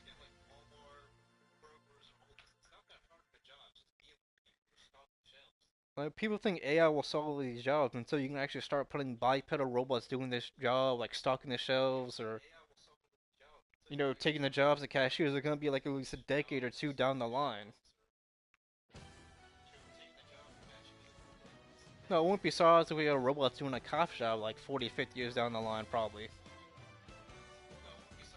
Are robots taking the jobs of security guards because they want to pay raises?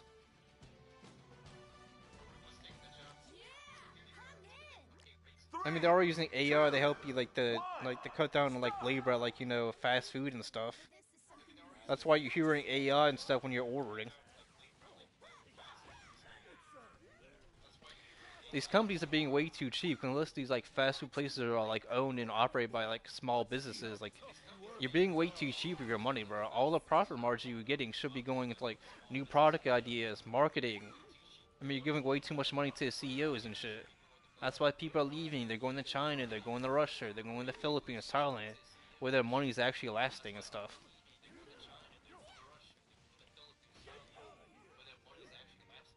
And it's like people are just waking up to the fact that America isn't like the what it was in like the 60s. That's because the 60s was like decades ago.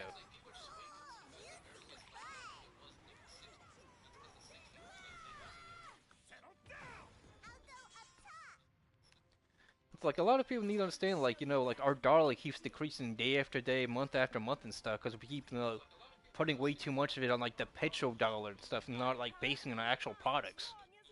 I mean, we employ like what, like less than 200,000 people in the oil industry, which is kind of pathetic.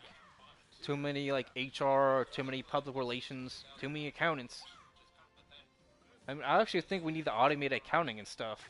I'm just saying that's not like a hard job, but like, if you're not doing it tax-wise, you're not just working like a small office and stuff. You need to be like making your own business as an accountant within like 5 to 10 years. Like my dad was an accountant. He like worked for like construction firms, whoever and stuff. Sometimes he like managed like restaurants, but he never cooked food there.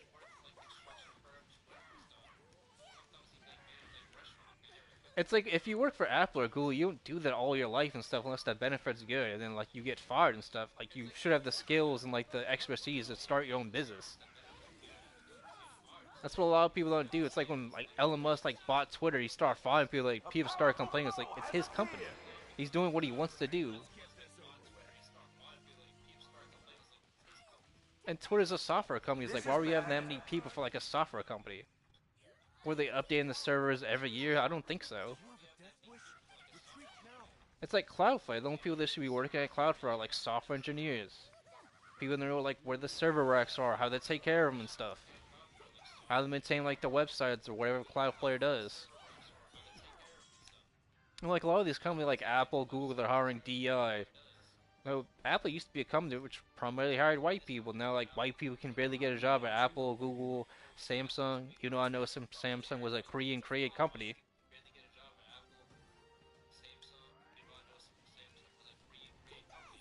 I mean, you got tech guys resorting to having to do DoorDash as a vibe because they can't get tech jobs. But yet these companies are like made and they receive venture capital from, America. I mean, one of my coworkers seems to think that we have like a crap ton of like, shipyards and stuff. Or we have a crap ton of ships.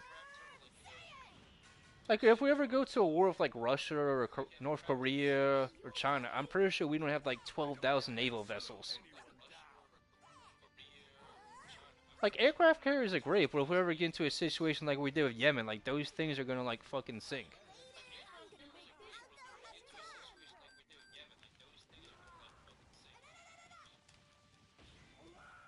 I mean, yeah, we could barely even hold the Yemenis back, and they don't even have, like, any ships. They just have, like, like, ship missiles and stuff and drones. In a war of attrition, these guys were like, it felt like World War II. It's like, but you never competed in that, or you're never in that war, though. They say that because that's your first time actually, like, fighting enemy combatants. A powerful foe has appeared. No, it's like Vietnam, we lost almost 200,000 souls, and we killed, like, what, 500k of them, but, like, what did we really accomplish, though?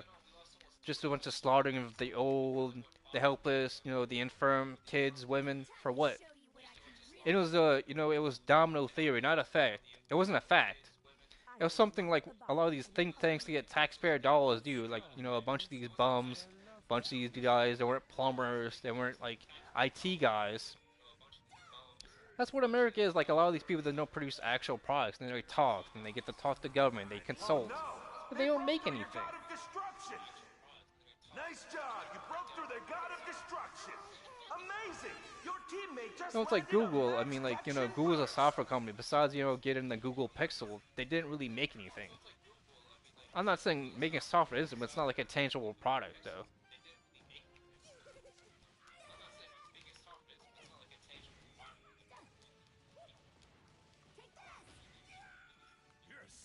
No, all companies in America should be known to make stuff.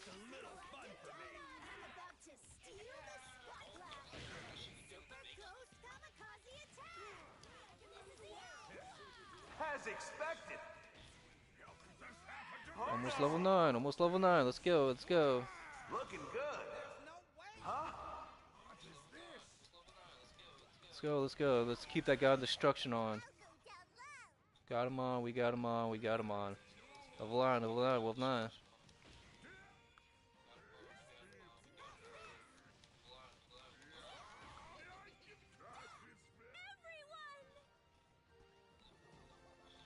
We got this guy. We got this guy. He's in bad spirits. Come on, come on. Let's guard him. Let's guard him. I'm level 9. Come on, come on. A powerful foe has appeared.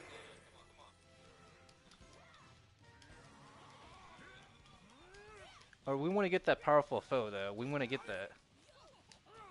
Wow! Almost level I'm 10. on the edge of my seat! Oh wait, we got him. We got him. Level 10. Level 10. Level 10. I'm streaming for almost 2 hours, like hour and a half, and a little bit. Almost level 11.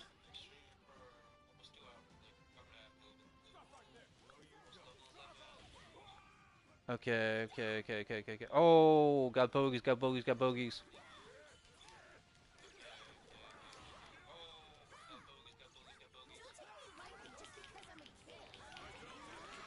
Take my special move. Take my special move.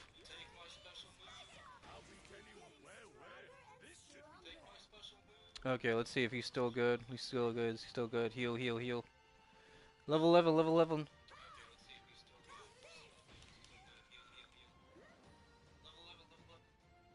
it all to me. Where'd he go? Where'd he go?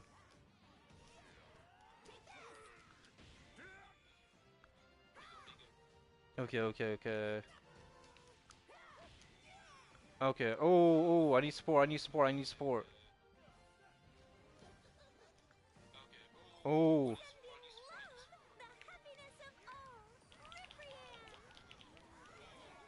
Oh man. Oh man. Oh, man. Man. Man. Man.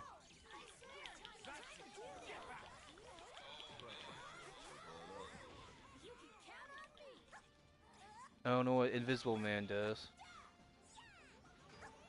Oh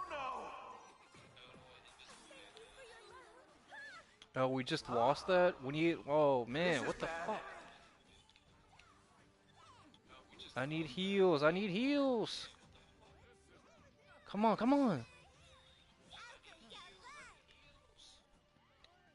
Okay. They're inching closer. This isn't good.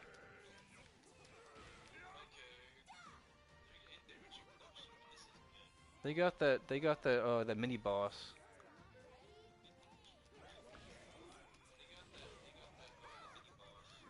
Come on. Let's get this. Level 12. Level 12.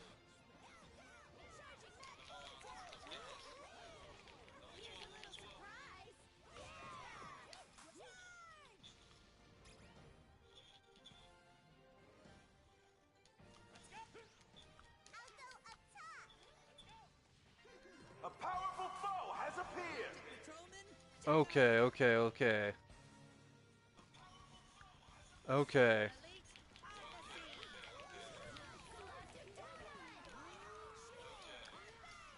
Come on. Come on. Come on. Come on. Come on. Come on.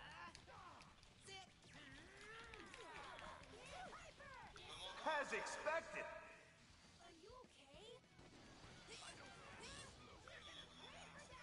Looking Man. good!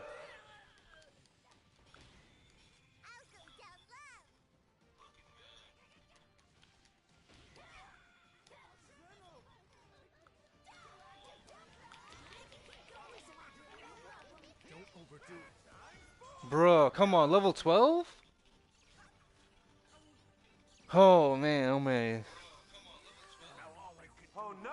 They broke through your god of destruction! Bro, we got 1, 2, 1, 2.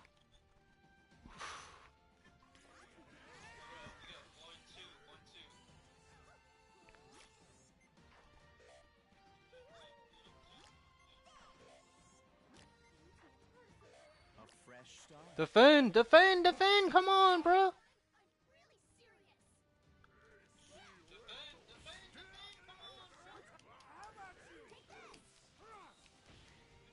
Almost level 13, bro, come on. This is bad!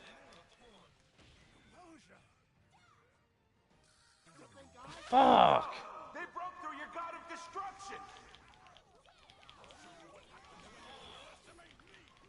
Here's a little surprise.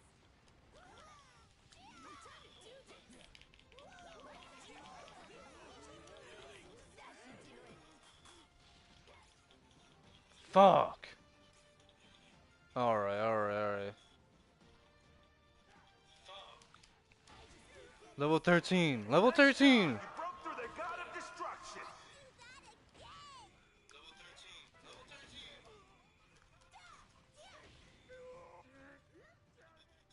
There it is. Your teammate's max Dection burst. This is bad. That is bad, bro. Oh, they're getting close. Nice job. You broke through the god of destruction. Come on, bro. I was level 13. Did it, guys. We won. Come on, bro. I was level 13. Just straight taking L's the whole match. Just straight taking L's the whole match. Straight taking L's the whole match. Straight taking L's the whole match.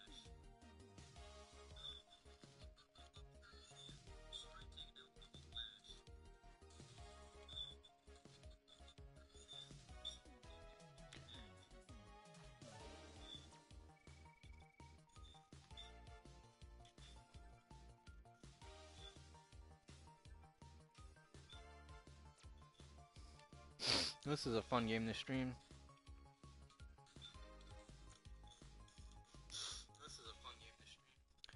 Alright, mom attacked by pet dog at home with injury to left her leg hanging by a thread.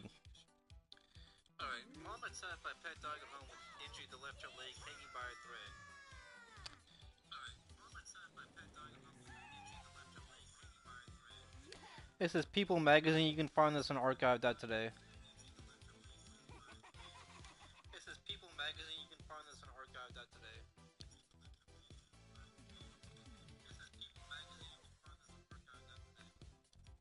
I wasn't able to stand up because my leg was basically hanging off. Amanda Mears recalled of the December 10th incident. I wasn't able to stand up because my leg was basically hanging off. Amanda Mears recalled of the December 10th incident. By Desiree Anello, published on January 7th, 2026, 12:02 p.m. EST. By Desiree Anello, published on January 7th, 2026, 12:02 p.m. EST. A Tennessee mom is adjusting life after having one of her legs amputated following a dog attack at her home. A Tennessee mom is adjusting life after having one of her legs amputated following a dog attack at her home. On December 10th, Amanda Mears was preparing to take her dog Dennis out for a walk when she noticed a rescue dog named Ralphie. On December 10th, Amanda Mears was preparing to take her dog Dennis out for a walk when she noticed a rescue dog named Ralphie had seemingly escaped from the bedroom where she kept him.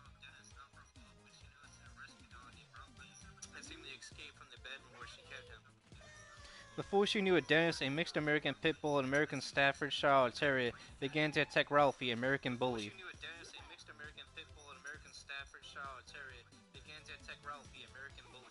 UK newspaper The Mirror reported. Mears 42 recalled that Dennis lunged forward to attack Ralphie, but ended up clamping onto her leg instead.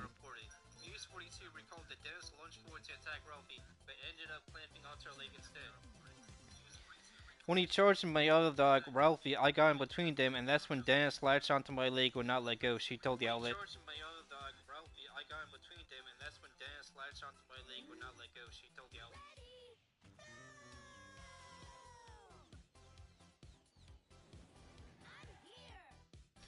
I was a bit scared, but I've broken up dog fights before, and I didn't feel any pain because of the adrenaline. I was a bit scared, but I've broken up dog fights before, and I didn't feel any pain because of the adrenaline. I ended up having to hook my right leg and my arms around him and choked him out to get him off me, she continued.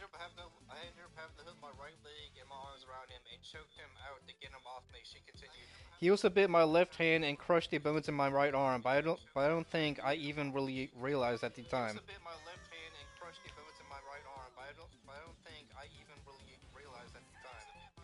Mears instructed her 10-year-old son to stay in his room while she attempted to open the dog's jaws and called emergency services.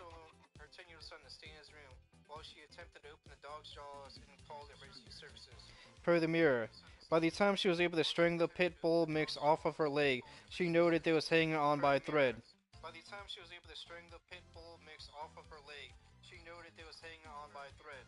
I wasn't able to stand up because my leg was basically hanging off, she told the outlet. I decided to have my leg amputated because to save my leg.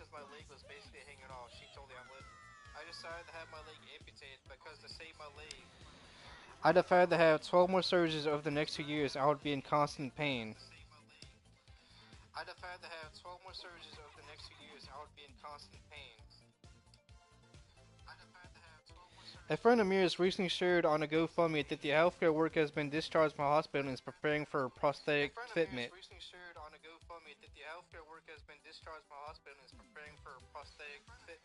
She is also up and mobile with the help to use the restroom.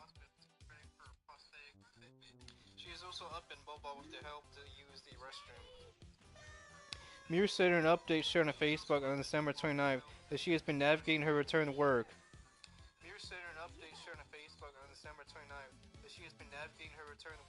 While figuring out how to accommodate the significant injuries to her right hand.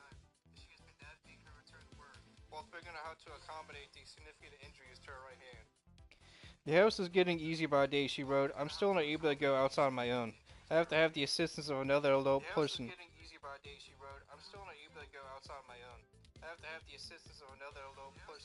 To be able to get up and down my stairs.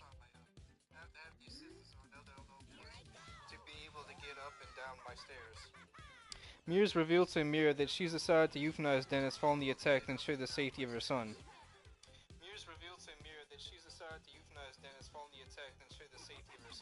Dennis has always been the sweetest dog. He'd never been aggressive before, she told the outlet, adding, I decided to have Dennis put down, which was hard.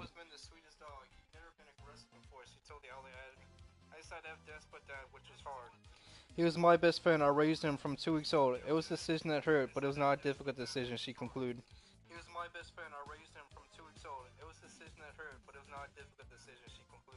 I mean, pit bulls are known to protect kids, pregnant women, pretty much anyone and stuff. I mean, you know... I mean, the way you discipline them, the way you raise them, the way they're raised, the household, like that all depends, but...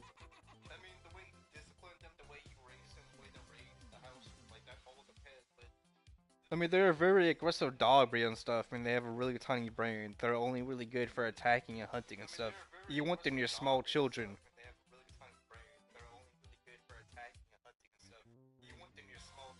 You don't want them near small children, I meant to say. It's not really good to have around the house.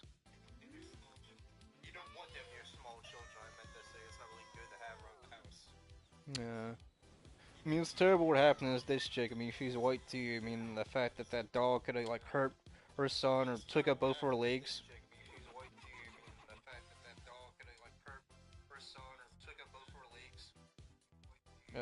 It's terrible that she had to have her leg amputated because of her, Staffordshire pit bull.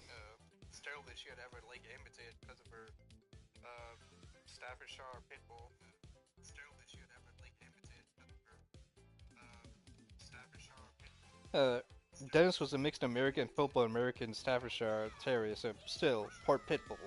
And those are aggressive dogs.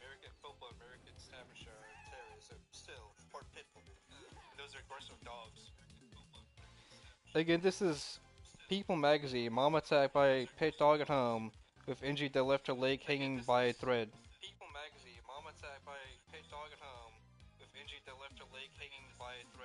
You can find us on archive.today.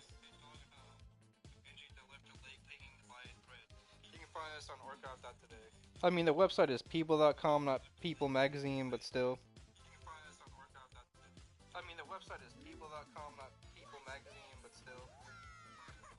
It's people.com. Mom attacked by pet dog home with injury to left her leg hanging by a thread. You can find us on archive.today.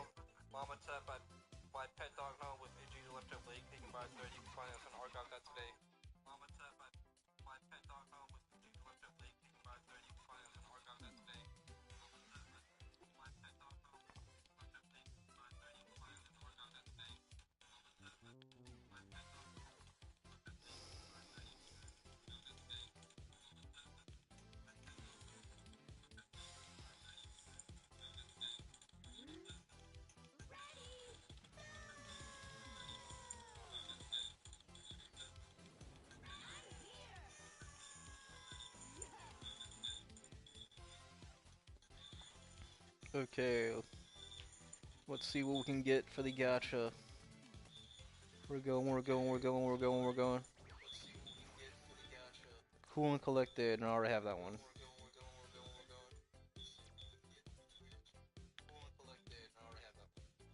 I don't know what I need EX metals for. What can I use those for? EX metals. Apparently nothing.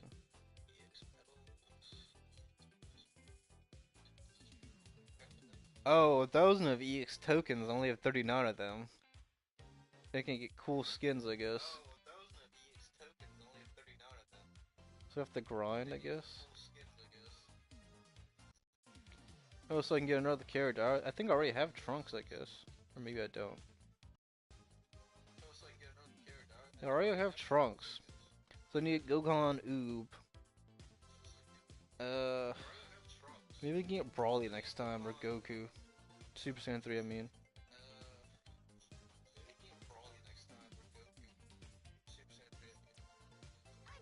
Let's upgrade you, because I have the Zenny. That's one upgrade. Okay, what can I get? I already have Trunks.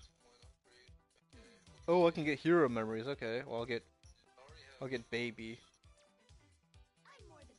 Let's do another upgrade. 2-star grade boost. Okay. Oh, we can do another one. Okay, well, one more. Ooh, I got a Boo Dragon Ball card emote. Let's see what we can do. Ooh, I got all these colors. Default, purple.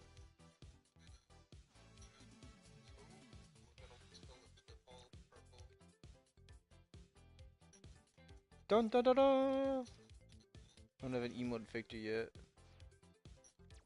Oh, boastful. Okay. Oh, that's our MVP. This is for victory. This is the start.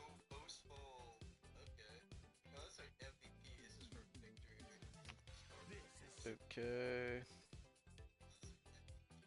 Any more Zenny? 2,000 each for some of these. Any more hero memories? 5k. Ooh, that's a lot of grinding.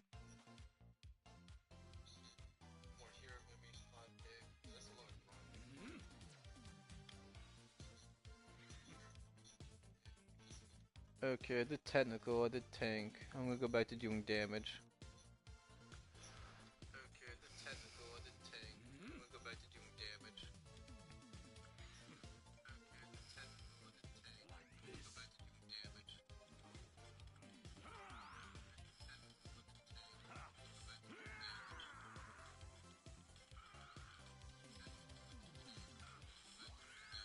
Final shine attack! Nice.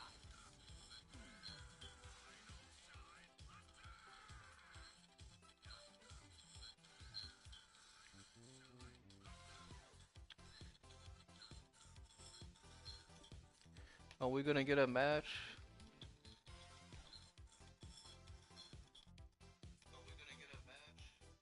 Let's go, man. Look at that. I guess I can't do any gacha. Okay.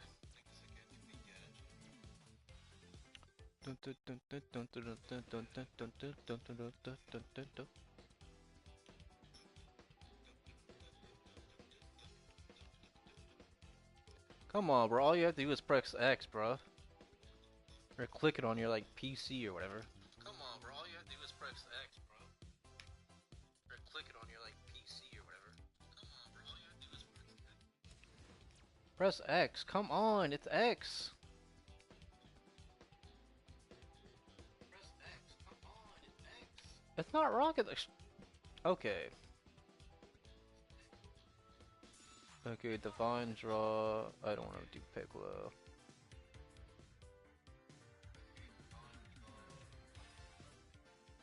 I'm gonna go Super Saiyan Trunks. I'm gonna go Crash.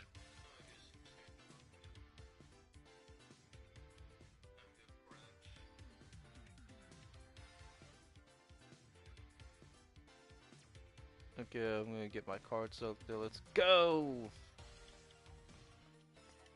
Okay, I'm gonna get my cards up there. Let's go!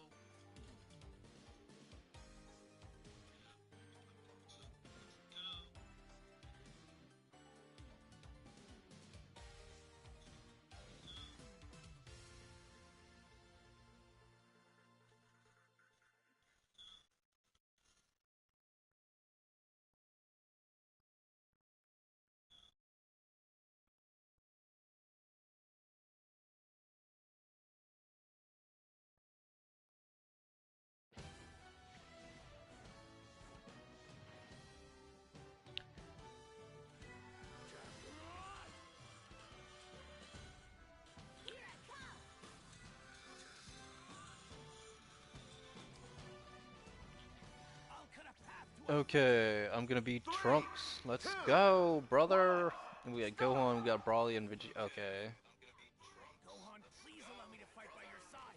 Let's do our best, okay? Okay, almost level 2, level 2. We're the only using time to go top lane. Almost level 3. Yeah, Vegeta needs to try and transform. Level 3.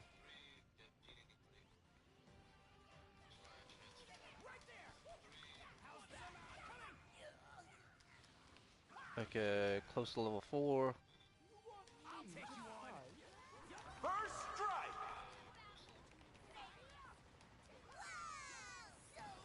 Oh man. Okay.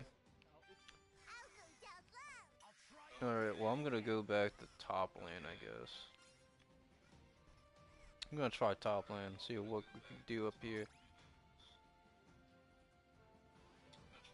Like, yeah, Brawly's still in there. I can feel some power levels. Level 4, level 4. Alright, let's go, let's go, let's go. Let's get that little buff. Let's spar a little. Alright, let's get these enemies, let's get these mobs. You'll be fighting me next. I can't waste power like this. Alright, take it down, take it down. See me like this. Heal up, heal up, heal up. Does baby need a rest? Let's heal, let's heal. Level 4, level 4. Okay, okay, okay, okay, okay.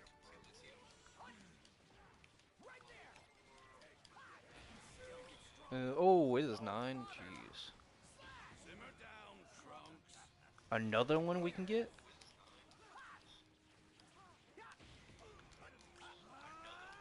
There it is. Your teammate's Oh, I max think I'm finally action getting a heal burst. buff. A powerful Or overshield, foe has okay. appeared. This is bad. Sage's. Oh man. We need to get you help. Still okay? Okay, okay, okay, okay. I'm coming to the guide of destruction. I'm coming, coming, coming, coming. Hang in there, hang in there, hang in there. Never let down your guard. Get ready. I'll finish this in one shot.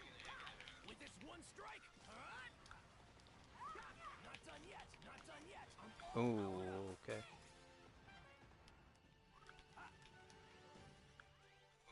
Okay, my skills haven't cooled down. Assisting. Looking good. Nice job. You broke through their god of destruction. Oh man, level 6? I'm getting body, bro.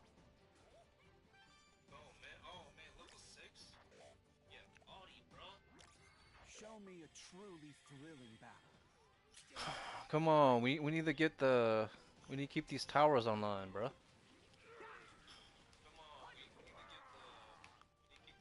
Glad I got some frozen pieces I can eat. Oh no. They broke through your god of destruction. I told y'all to hold Sidra, like, get that shit, bruh. Losing isn't an option. Want to take me on?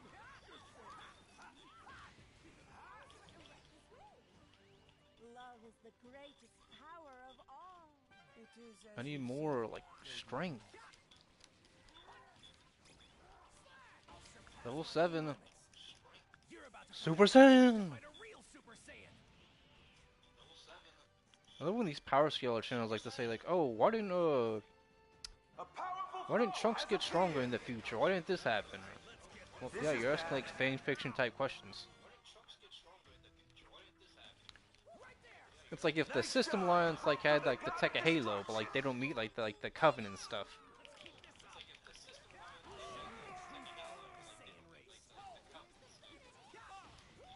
Level 8, level 8.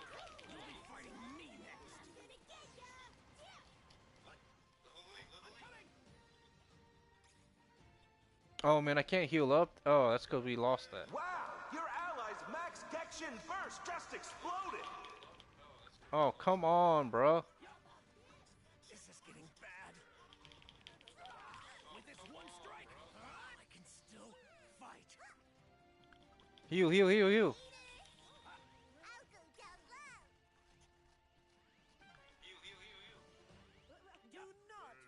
Come on, bro. My champion. Wield the He must have power debuffed of your Trunks in love. like a previous patch. Right there. I can protect everyone now. What do I get for not playing often enough? But I gotta work. Gotta work to afford copes like water and energy drinks. Oh no! They broke through your god of destruction! My neighbor's one's got like a nice car. Or just got back from fishing, I don't know.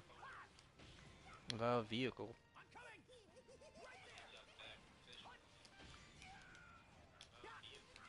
Trying to take down all these Cell Juniors.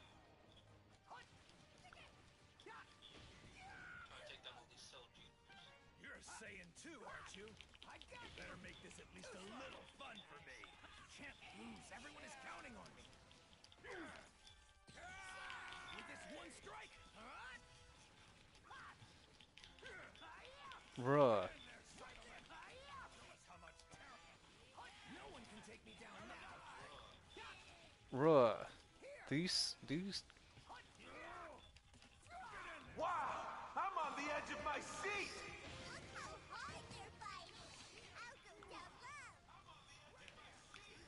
Give me that, give me that. As expected! Level 10, level 10. Let's go, let's go, let's go. Looking good!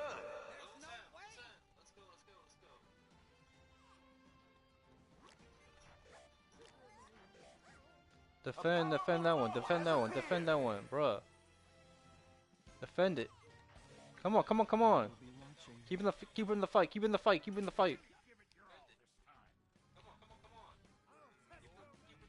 The power of love shall win the Remember, day. in love, there is might. That's right, that's right.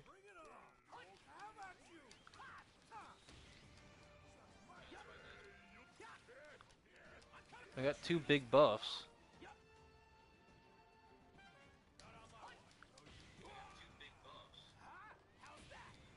Level 11, level 11.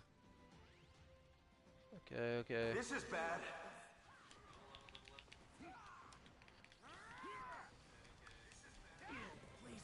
Took out Piccolo, took out Piccolo. Oh no! They broke through your god of destruction! Oh, come on, bro.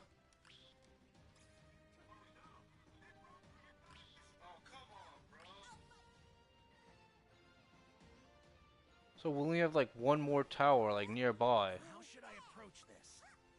You got 2 more.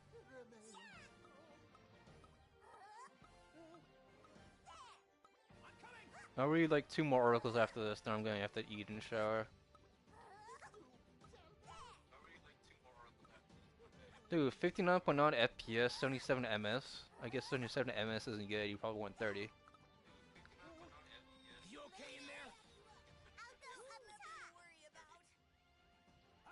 there? Alright, so we're gonna have to make a push to go for their like towers and stuff.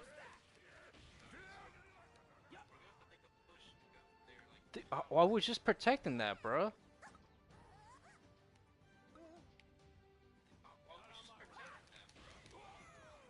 Oh my god. I just died, bruh. This is bad. Bruh, come on. Oh, we just lost Runshi. They've broken through all your gods of destruction! This looks bad! Oh, we do not have this. We do not have this. We do not. Oh, come on, bruh. Come on, Broly. And underestimating me was your biggest mistake. Oh. I'm number one.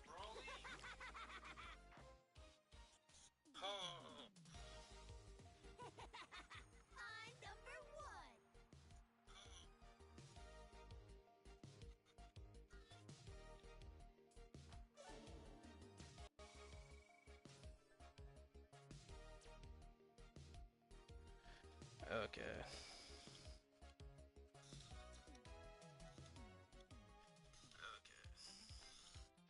UAE cuts funding for citizens studying at UK universities over campus radicalization fears report.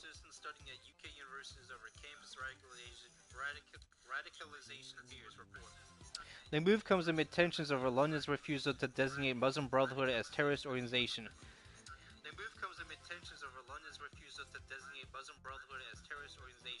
By Louis Castellano, Fox News, published January 9th, 2026, 7:47 p.m. EST.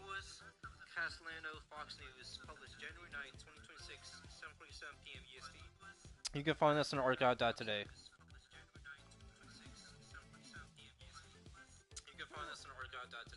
These schools are using DEI as an employment tool to screen people out, professor says.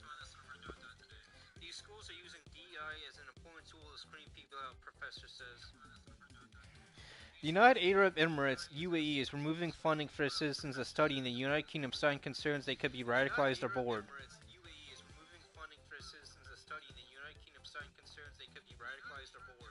The move means that UAE has removed British universities from a list of higher education institutions eligible for state scholarships.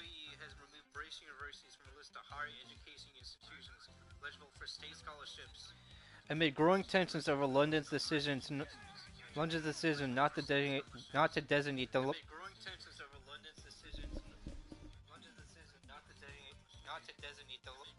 over amid growing tensions over London's decision not to designate the Muslim Brotherhood as a terrorist organization.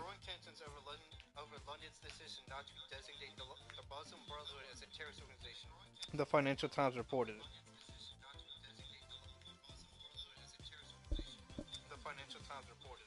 The UAE the UAE don't want their kids to be the UAE don't want their kids to be radicalized on campus.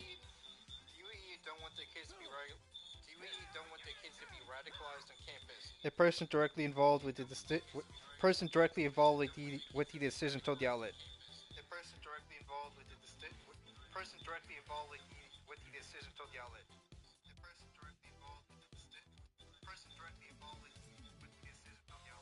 Since then, Emirati students who have applied to their government for scholarships to study in UK have been denied.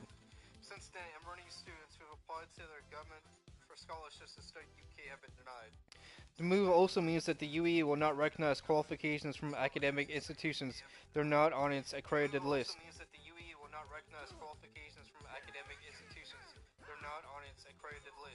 Rendering degrees from UK universities less valuable than others, according to the report.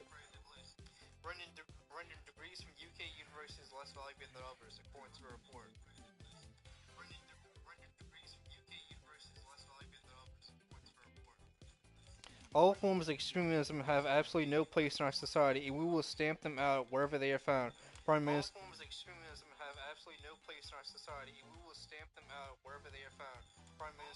Prime Minister Keir Starmer's office said in a statement, "We offer one of the best education systems in the world and maintain stringent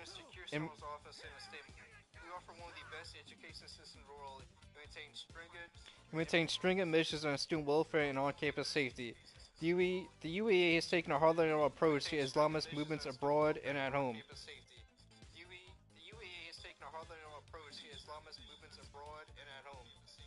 During the 2023-24 school year, 70 students at UK universities were reported for possible referral.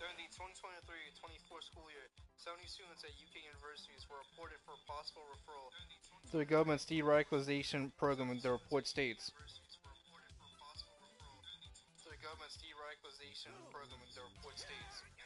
UAE President Sheikh Mohammed bin Zayed Al Nahyan has repeatedly questioned the UK's decision.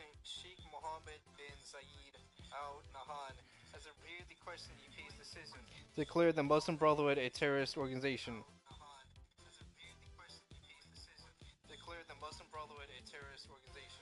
Starmer's administration last year said the matter was under close review.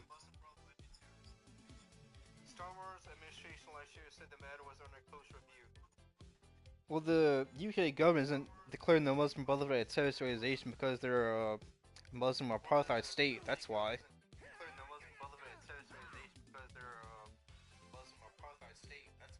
I mean, if they were a Christian nationalist empire and stuff, there would be no Muslims in Europe and the United Kingdom, because it is. The UAE is doing this.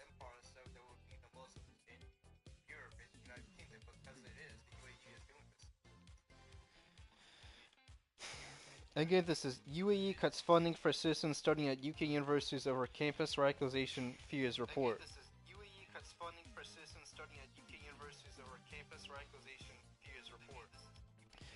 This is a Fox News article you can find on archive.is. Fox News article you can find on archive.is. This is a Fox News article you can find on archive.is.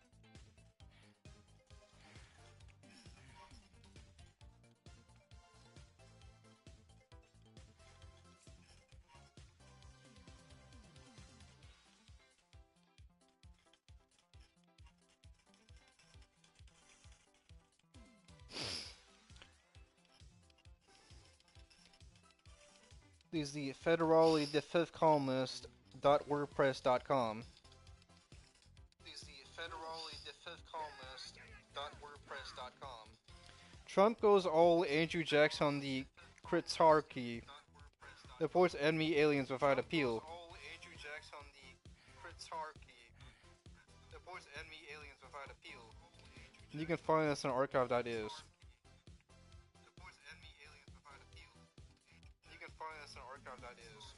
It looks like a constitutional crisis is imminent. President Trump has challenged the Kritarchy over immigration. It looks like a constitutional crisis is imminent. President Trump has challenged the Kritarchy over immigration and his use of the Enemy Alien Act to deport Venezuelan and Salvadorian members of criminal gangs that were designated terrorist groups.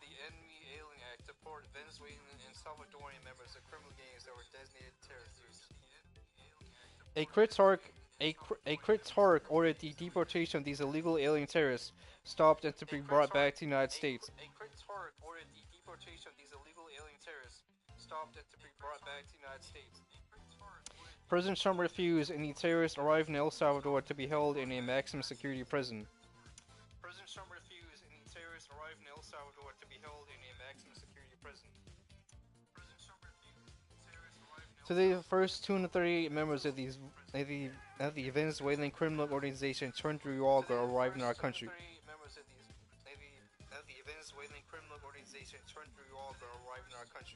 They were immediately transferred to CCOT, the Terrorism Confinement Center, for a period of 1 year renewable. They were immediately transferred to CCOT, the Terrorism Confinement Center, for a period of 1 year renewable. They were immediately transferred to CCOT, the Terrorism Confinement Center, for a period of 1 year renewable. The United States will pay a very low fee from them, but a high one for us, Nayib Bukele said. The United States will pay a very low fee from them, but a high one for us, Nayib Bukele said. We are all anticipating though Mike Penovich's torture claim that deporting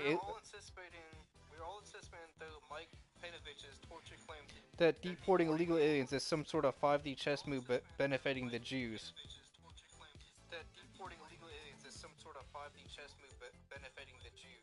A federal judge barred President Donald Trump on Saturday from using a Wartime Powers Act to deport alleged Venezuelan gang members.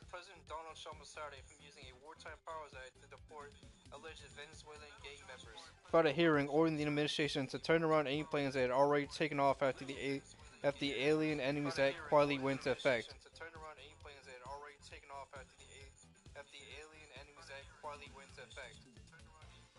Trump signed a proclamation Friday to deploy the Alien Enemies Act of 1789 for the first time since World War II.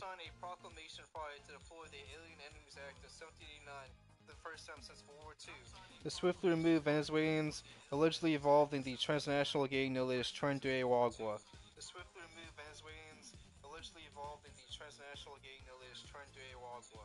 The act has been used only 3 times before to bar citizens of hostile enemy governments from the United States and only during a declared war.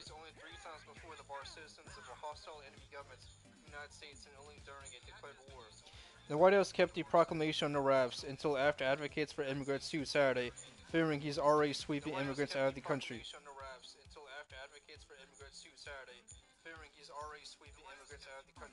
White House Press Secretary Carolyn Leavitt claimed immigration officials had arrested nearly 300 Tren de Agua terrorists.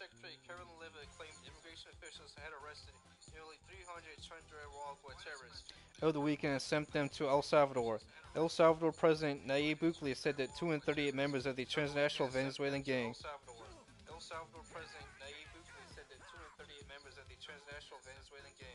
Tren de Agua and 23 members of the Salvadorian MS-13 gang had already arrived in that country.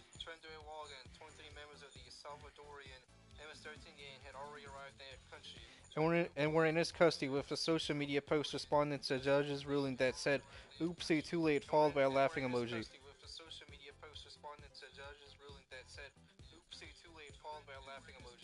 A White House official celebrated his post with a meme saying, "Boom."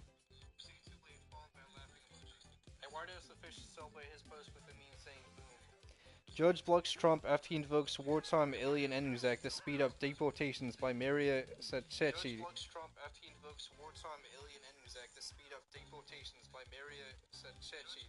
Marianne Levon and Toby Raj, WAPO, March 16, 2025.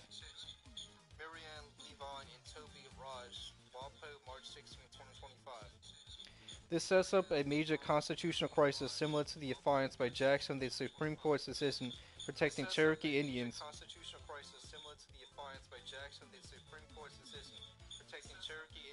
from being evicted and sent to Oklahoma.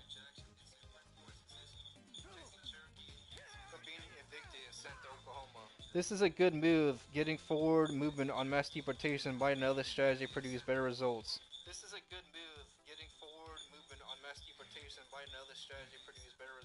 The state of California, as do other states, maintain two lists of most of the 2 million illegal aliens who live there, specifically at the Department of Motor Vehicles.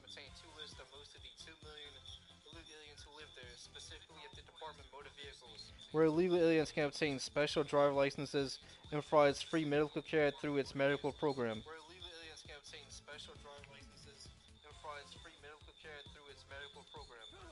Roughly 1.6 million immigrants without legal status are enrolled in Medi-Cal, according to state media, according to state data.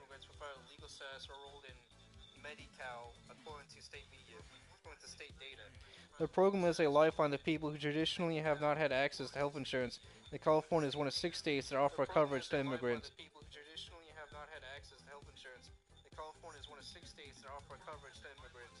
They offer coverage to immigrant adults regardless of whether they are in the country legally.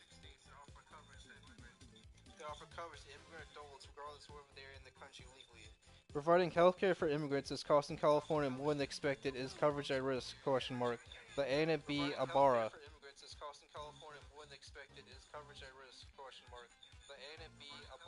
And Kristen Hwang, Cal Matters, KKED, March 15, 2025.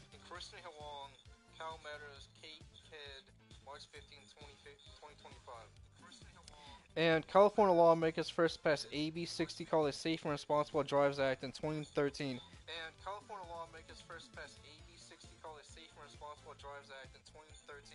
It's part of a broad effort to adopt more inclusive policies toward immigrants to decriminalize their daily lives.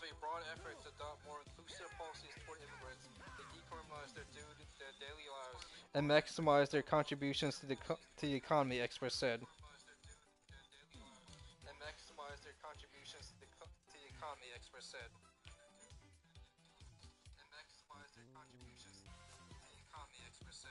Since the law took effect in 2015, more than a million undocumented immigrants out of an estimated 2 million have received licenses and more than 700,000 have renewed them.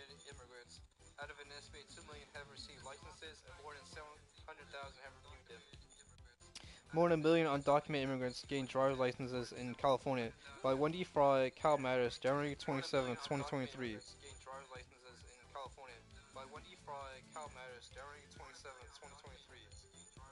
While there may be some overlap, seizing these records with a grand jury subpoena or search warrant would produce enough investigative leads to bring deportations to a million a year.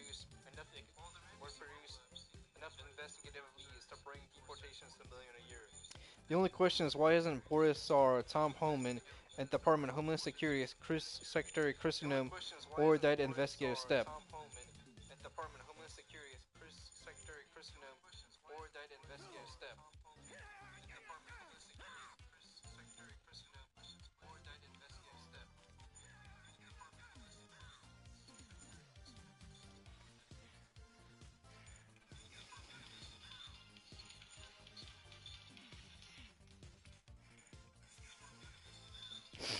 Trump initiated the Alien Sedition Act.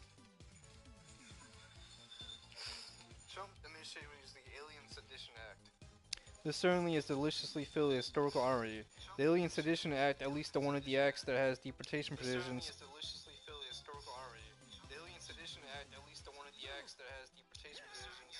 will be used by the Trump administration. I'll admit I was skeptical when it was first broached, and I still fail to see how it can be widely used to support mass deportations. I'll admit I was skeptical when it was first broached, and I still fail to see how it can be widely used to support mass deportations. President Trump is planning to invoke a wartime law known as the Alien Enemies Act of 1798 as soon as Friday to authorize a summary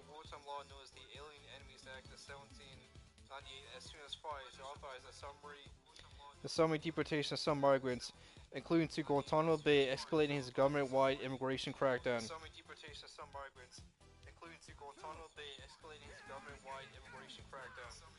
Multiple U.S. officials familiar with the plan told CBS News.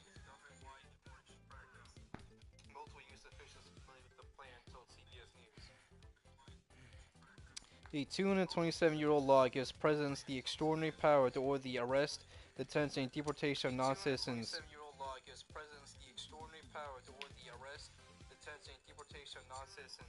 Who are 14 years or older and come from countries staging an invasion or predatory incursion of the U.S.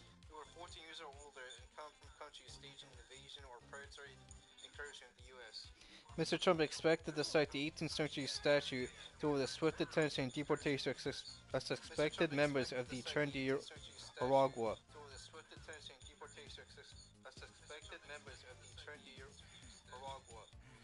A Venezuelan gang with present origins, this administration has designated a foreign terrorist organization.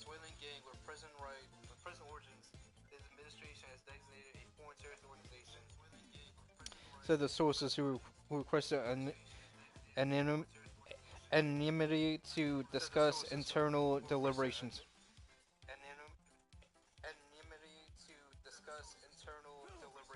Who requested anonymity to discuss internal deliberations.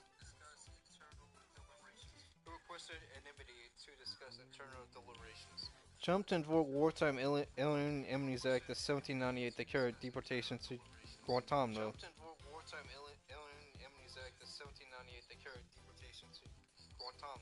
By Camilo Montoya Galvez, Eleanor Watson, Charlie D. Agata, Finn Gomez, and Nicole Saganga.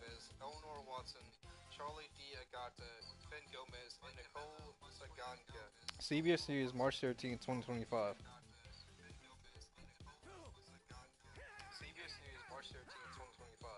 First, let me address the title. The reports think that the Trump administration is deporting aliens to our naval base at Guantanamo Bay.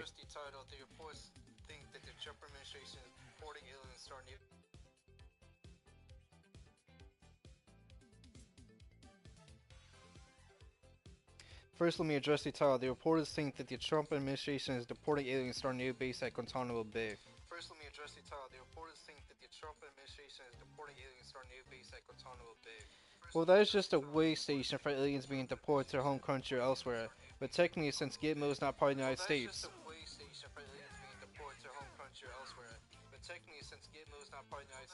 Once an alien arrives there, they have been deported. It is disturbing to see that aliens who have been or deported but sent to Gitmo have been technically and illegally been brought back to custody here.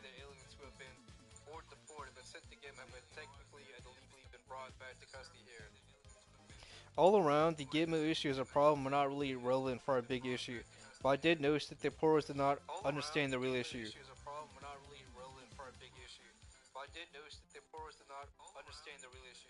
Once their aliens have been deported, it should not be brought back.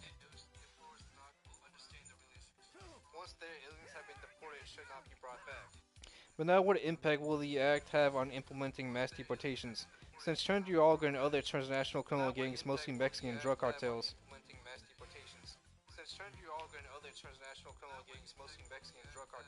have been declared terrorist organizations, technically members and perhaps associates or family members can be expeditiously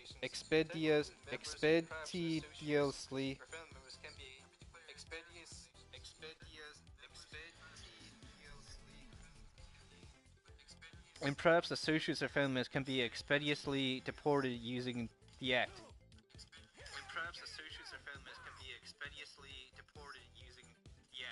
What is likely to happen is that no members will be moved with the act for certain, but how many made members to use the term describing documented participants in mafia organization?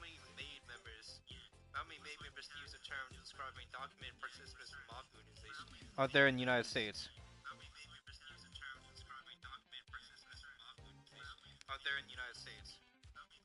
Mexican cartel members are numerous and widely dispersed in the United States. They can be identified by arrest records, testimony of other members, intelligence work, products such as surveillance and tattoos.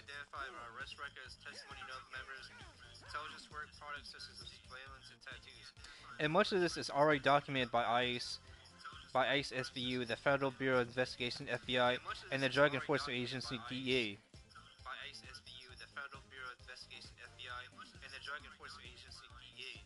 The real question is, what will be the standard of arrest? Just identification in a DEA wiretap, a previous arrest for drug smuggling tied to a specific cartel, tattoos?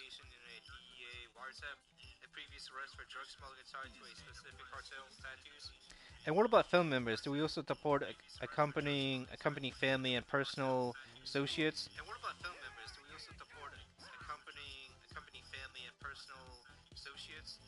If you work with a designated terrorist, do you get the Mahmoud Khalil treatment?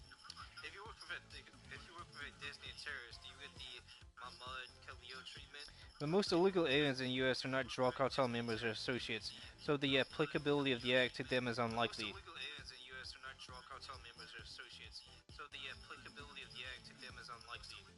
Unless, of course, one determined that the Mexican government is facilitating the action of the cartels, which is not as far-fetched as some might think.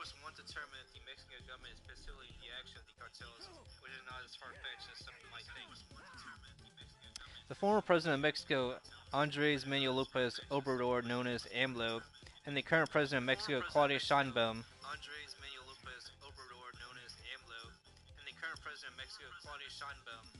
are both from the party of the Democratic Revolution, which since was created by AMLO.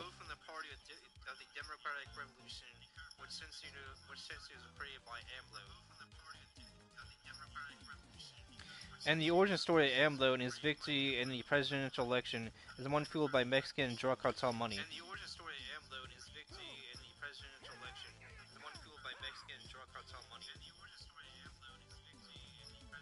But the battle for criminal supremacy was not just waged by armed wings. Mexico's criminal groups sought any advantage they could get. It was in this context that around the age of 2005,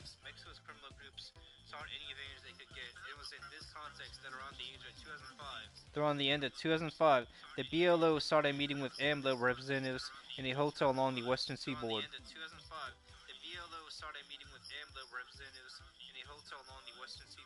According to U.S. authorities, who took the statements of 3 people who attended the meeting and 2 others who found out about it later.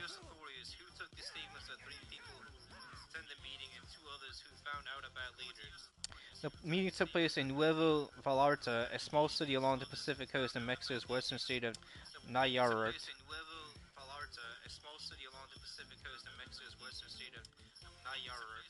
Just north of the more famous resort city of Puerto Vallarta.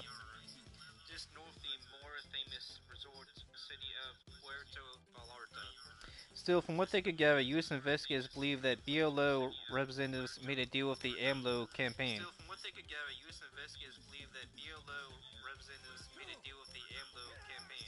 The BLO would give millions of dollars to AMLO's presidential campaign. In return, AMLO's team promised to give the BLO first right of refusal on who would be Attorney General,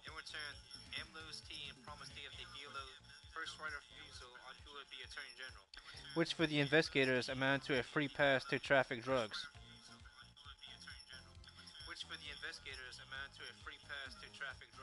Witnesses also told investigators that to express his appreciation, Pancho Leon gave La Barbie a wristwatch they said was worth some $20,000.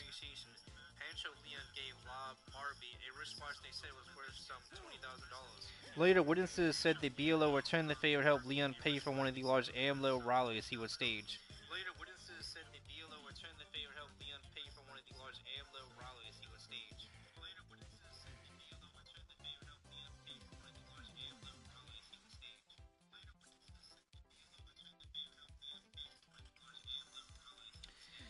When the question of who would receive money the AMLO side came out, the businessman suggested the name of a consultant that he knew in Mexico City.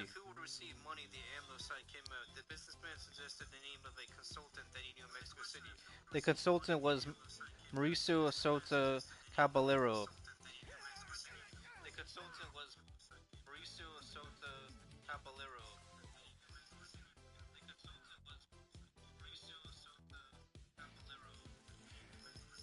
The businessman and Soto were business associates. One investigator with knowledge of the case would later tell Inside Crime. The businessman and Soto were business associates. One investigator with knowledge of the case would later tell Inside Crime.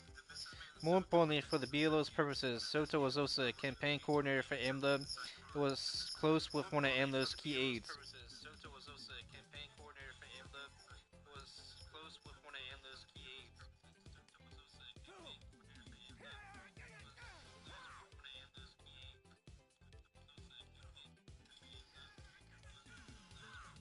Operation Palenka, how the DE investigated AMLO's 2006 presidential campaign by Stephen Dudley, January 30th, 2024. How the DE investigated AMLO's 2006 presidential campaign by Stephen Dudley, January 30th, 2024.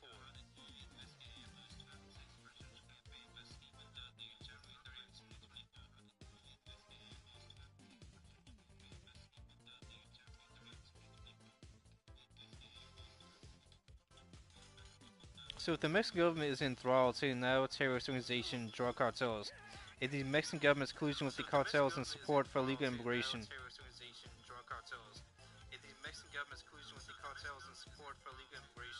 is the United States part of an invasion of the United States occurring with the act of sponsorship of the Mexican government?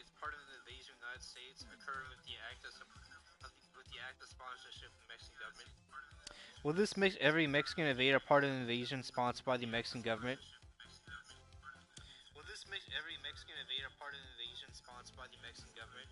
Even before the designation of drug cartels as terrorist organizations, the Mexican government was well known for its support of its citizens invading the United States.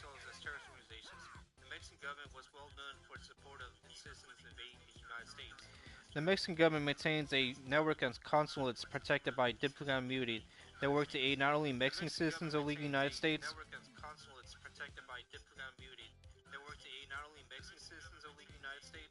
but some that public assistance extends to other illegals of other nationality.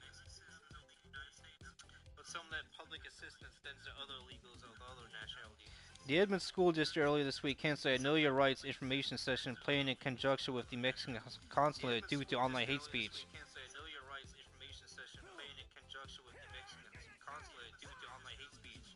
The legal clinic, originally scheduled for December 17, was designed to inform immigrants of the rights in U.S. under the U.S. Constitution regardless of immigration status.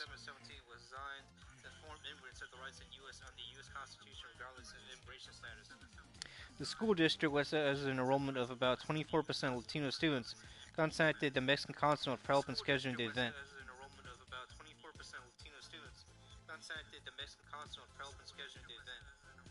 Head Consul of Mexico in Seattle, Hector Ivan Godoy Prisque, said in an interview with My Neighborhood News Network partner Jamie Mendez News.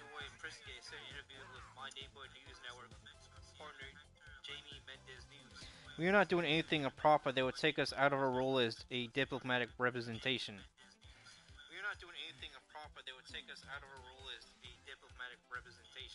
Godoy Press said that the consulate receives hundreds of invitations for clinics like the Know Your Rights sessions as part of its consular duties.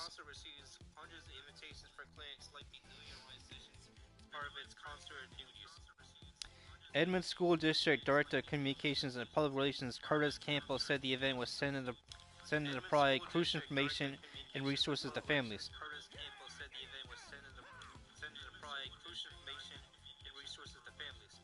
Know Your Rights sessions for immigrants canceled due to online hate speech by Rick Sennett, MLT News, December 11, 2024.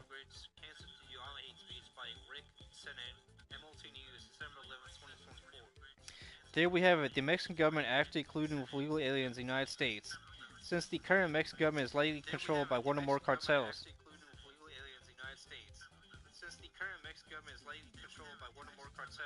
then there could be an argument that every Mexican illegal alien is a result of a deliberate policy of invasion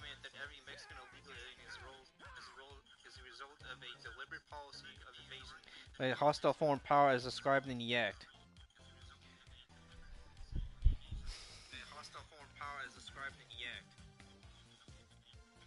Whenever there is a declared war between the United States and any foreign nation or government, or any invasion or predatory incursion is perpetrated, attempted, or threatened against the territory of the United States by any foreign nation or government, perpetrate, attempt to, or threaten against the territory of the United States or any foreign nation or government. Whenever there's a declared war between the United States and any foreign nation or government, or any invasion or predatory incursion is perpetrated, Whenever there's a declared war between the United States and any foreign nation or government, or any invasion or predatory incursion is perpetrated, attempted or threatened against the territory of the United States by any foreign nation or government, attempted or threatened against the territory of the United States by any foreign nation or government, and the president makes public proclamation of the event, all native citizens, denizens, as subjects of the hostile nation or government, the president makes public proclamation of the event, all native citizens, denizens, as subjects of the hostile nation or government, being of the age of 14 years and upward, who shall be within the United States and not actually naturalized, shall be liable to be apprehended. 14 years and upward, who shall be within the United States and not actually naturalized, shall be liable to be apprehended, Restrained, secured, and removed as alien enemies. Alien Enemies Act, Undistributed Legal Information Institute, undated. enemies. Alien Enemies Act, Undistributed Legal Information Institute, undated. As every Mexican invader is subject to summary removal based on this old but still extant law, the government of Texas declared an invasion of the southern border as at the present. The government of Texas declared an invasion of the southern border as at the present.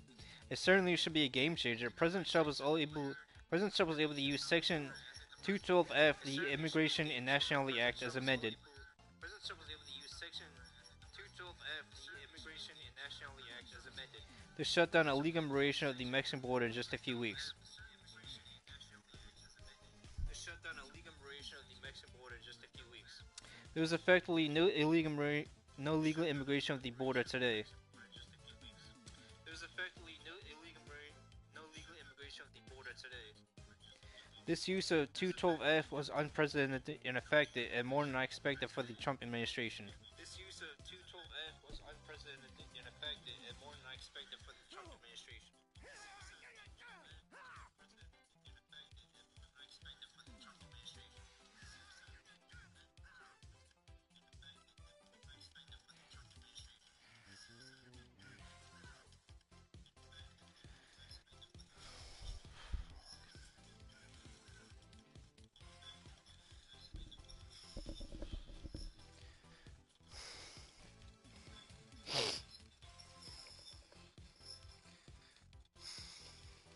Will the Alien Enemies Act provide a similar structure for mass deportations? It could. Will the Alien Enemies Act provide a similar structure for mass deportations? It could. Will the Alien Enemies Act provide a similar structure for mass deportations? It could. But like everything these days, the fights in the courts will be long and hard with results uncertain. Perhaps the courts will allow it for maid members and compromised. Interesting times indeed. Perhaps the courts will allow it for maid members and compromised. Interesting times indeed. Of course, though, the real solution is for Congress to step up and reform the deportation system, expanded expedited removal to cover all illegal aliens. Expedited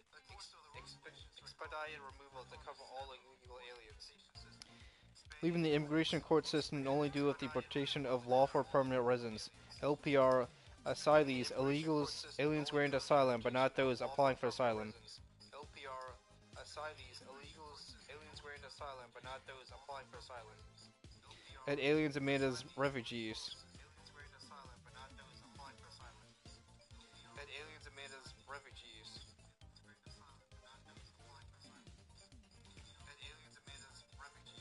It is always better that issues like deportation be clearly defined with statutes.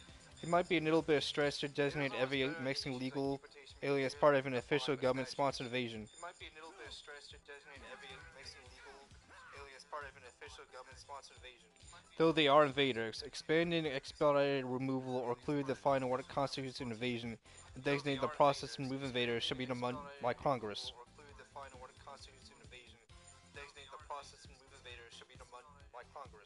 If not, only to enforce any future administration to enforce the law as much as the Trump administration wants to act.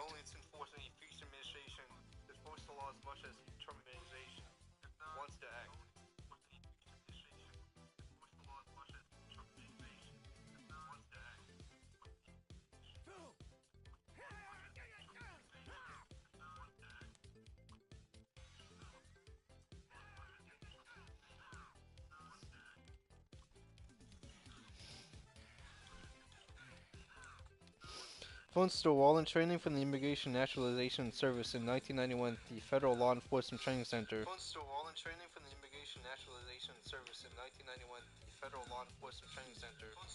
Pancho Villa and his invasion was a questioner on one of the two nationality law exams. Pancho Villa and his invasion was a questioner on one of the two nationality law exams. The question was if a child was born to a woman accompanying Villa's invasion, was that child a U.S. citizen? The question was if a child was born to a woman accompanying Villa's invasion, was that child a U.S. citizen? Given that there was an exemption for birth in the United States for a child born to an alien invader. Given that there was an exemption for birth in the United States for a child born to an alien invader. All the trainee immigration officers answered to the negative, but the INS instructor said no. All the trainee immigration officers answered to the negative, but the INS instructor said no. The reasoning being that Villa was not an official invader but an outlaw, therefore any child born to a woman accompanying the Villa raid was a U.S. citizen.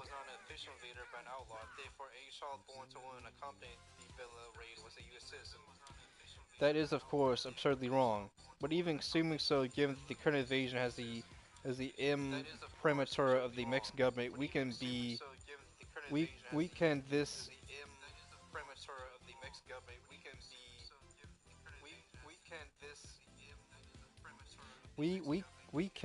can this an official invasion. We can this an official invasion. We can call this an official invasion. We can call this an official invasion.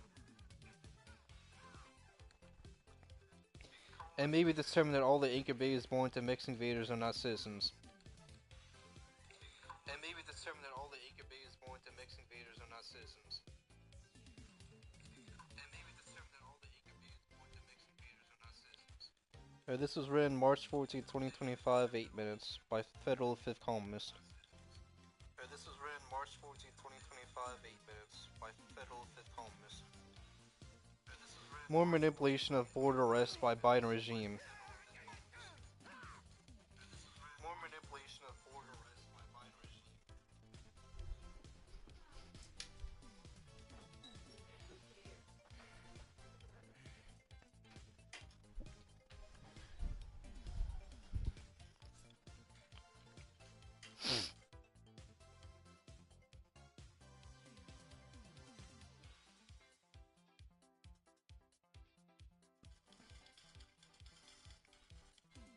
More information regarding the manipulation of arrest and deportation statistics by the Biden-Harris regime. More information regarding the manipulation of arrest and deportation statistics by the Biden-Harris regime. Professional Blackpill is more or less on the right or hardest hit as it believed the lies that Trump is not deporting illegal aliens. Professional Blackpill is more or less on the right or hardest hit as it believed the lies that Trump is not deporting illegal aliens. Leader of that movement is the failed Mike Penovich, lead of the National Justice Party NJP and podcaster at the Right Stuff The Daily Show podcast.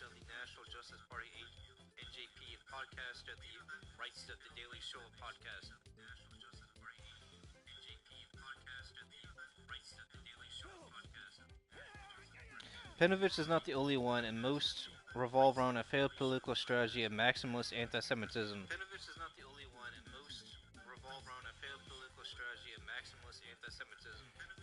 Even though white Americans and whites in general are hurt by this strategy of voting for Kamala Harris in hopes that the revolution comes.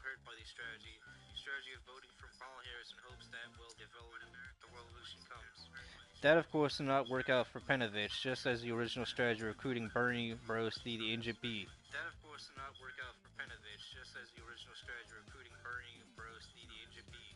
Then transitioning to the Palestinians as the great hope for defeating Jewish power in the United States.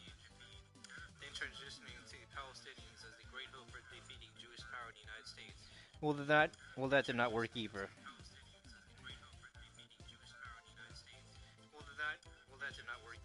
The Palestinians in Palestine only care about their national cause, which is completely justifiable, while the Palestinians in the United States are 99% on the side of the Jews.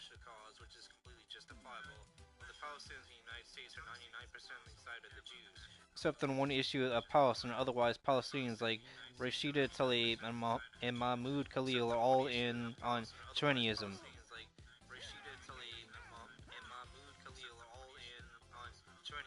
Homosexuality, war with Russia, open borders, and anti-white discrimination in education, hiring, etc. The whole Jewish agenda.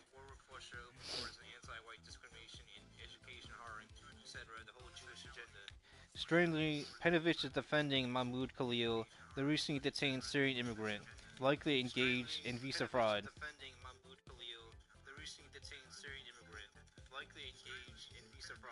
As he entered the United States on an F1 student visa in February 2023, but immediately got married to an anchor baby fellow Syrian, then obtained a green card.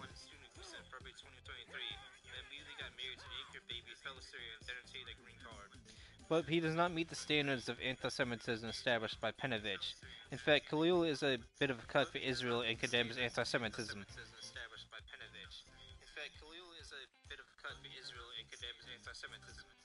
As a Palestinian student, I believe that the liberation of the Palestinian people and the Jewish people are intertwined and go hand by hand, and you cannot achieve one without the other.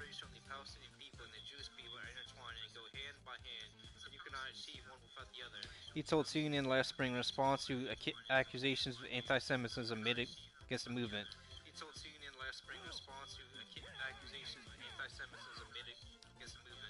He told CNN that there was no place for anti-Semitism and said, "Our movement is a movement for social justice and freedom and equality for everyone."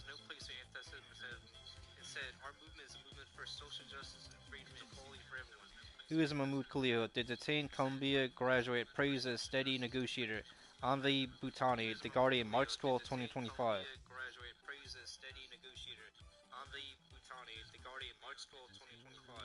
Now, when I hear the word social justice, especially from a brownoid or Muslim-oid, I, like Hans Just, always reach for my Browning.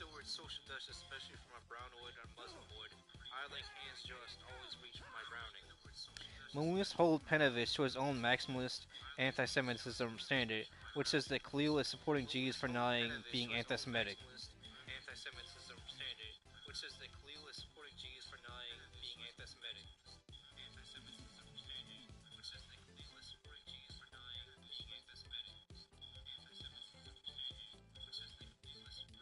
Back with Penovich's other problem, immigration risk and deportations. He's trying to convince the world that Donald Trump is not doing anything about immigration.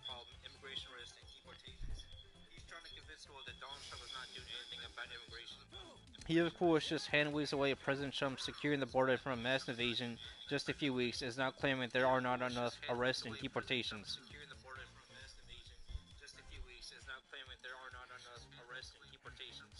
We note that the Biden deportation numbers from the interior are false, as Biden is running the Obama playbook on deportations.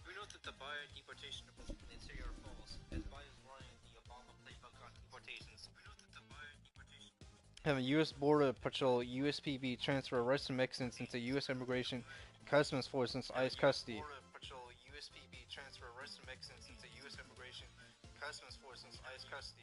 Then ICE deports the Mexicans back over the Rio Grande. Then ICE claims credit for both an arrest in the interior and a deportation from the interior.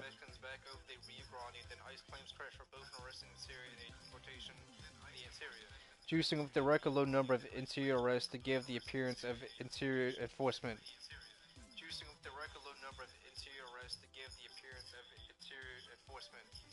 There is additional information concerning the Biden version of the Obama scam on arrests and deportations.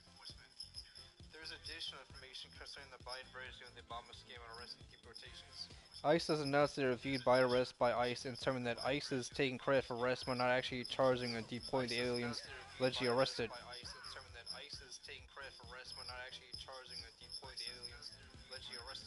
No background: an immigration officer, whether it be an ICE SVU special agent, an ICE deportation officer, a patrol agent at USPB,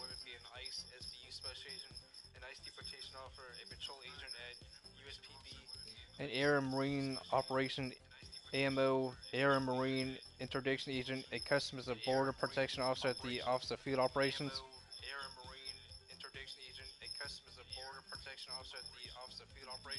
U.S. Customs and Border Protection CPB, or Immigration Services Officer at U.S. Citizenship and Immigration Services.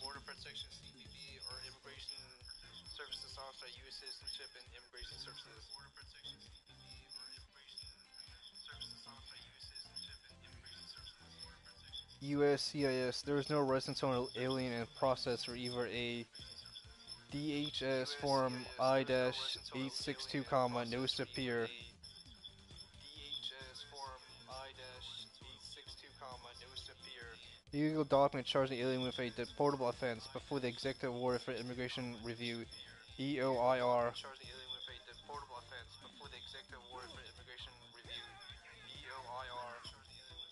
The immigration court system of the alien serve with a notice of removal under another process law. What is not arrest is detaining alien, releasing that alien with only a DHS Form I-385 notice to report.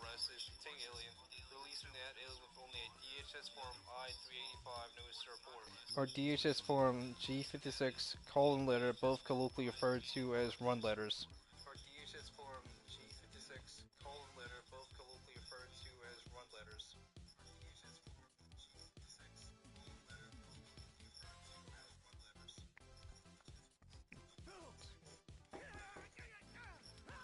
Thank you for cleaning today. Oh, you busy?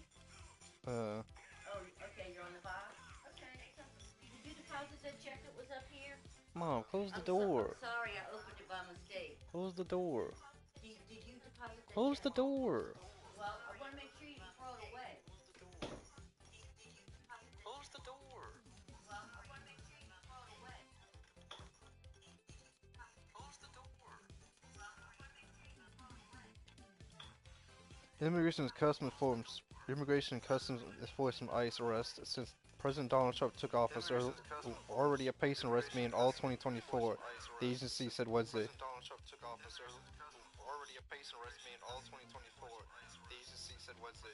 While saying the Biden administration had been cooking the books on its numbers. We've been covered the previous administration was cooking the books on ICE data.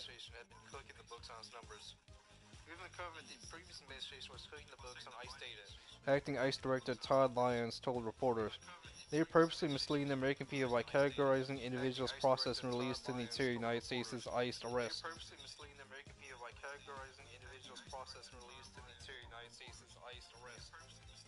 A comprehensive review was done internally here of ICE. We found tens of thousands of cases that were recorded as arrests, when in fact, these instances where illegal aliens were simply processed and released into American communities, he said.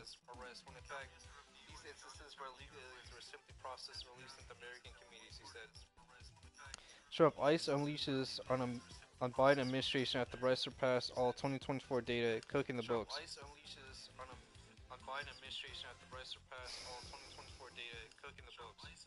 By Adam Shaw, Fox News, March 12, 2025.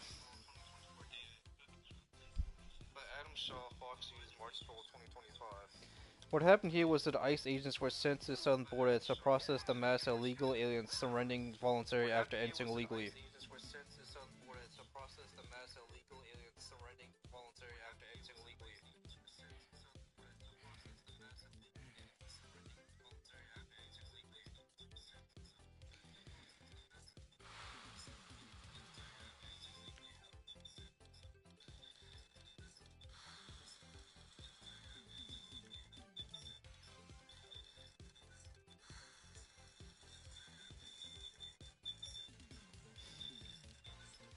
ICE would of course make their share of actual arrests, either releasing those as well as deporting them. Either ICE would pad the arrest statistics by taking credit for an arrest or deportation.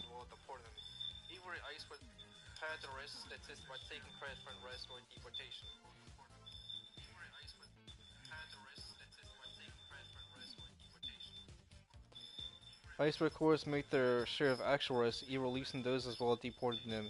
Either way, ICE would pad their arrest statistics by taking credit for arrest or deportation.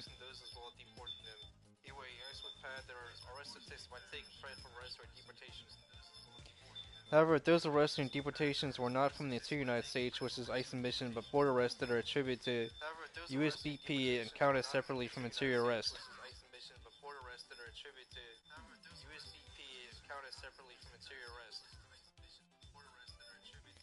So comparing current ICE arrests with Biden's ICE arrests is comparing apples to oranges.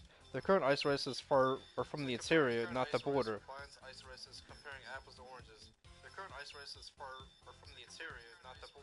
While arrests under Biden were not from the interior, but from the border. from the interior, but from the border. It was a dishonest scheme that inflated ICE arrest by turning border arrest into interior arrest. It was a dishonest scheme that inflated ICE arrest by turning border arrest into interior arrest. Additionally, we got catch and release at the border count as the huge number of arrests that Penovich is Trump thing has proven that Trump is doing nothing on immigration. Catch and release at the border count as the huge number of arrests that Penovich's Trump thing has proven that Trump is doing nothing on immigration.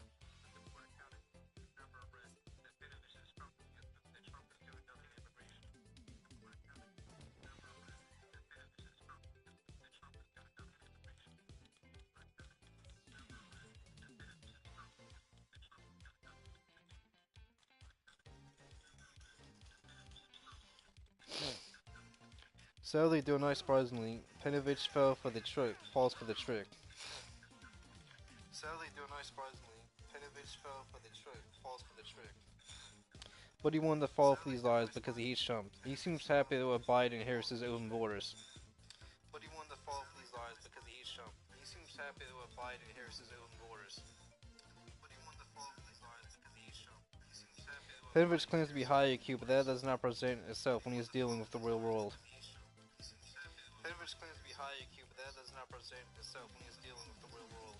Where it be Palestinians who accommodate themselves with Jews or just accept their lies from the most Jewish administration in history. Lies from Alejandro Mayorkas, the Cuban Jewish Secretary of DHS. Lies from Alejandro Mayorkas, the Cuban Jewish Secretary of DHS.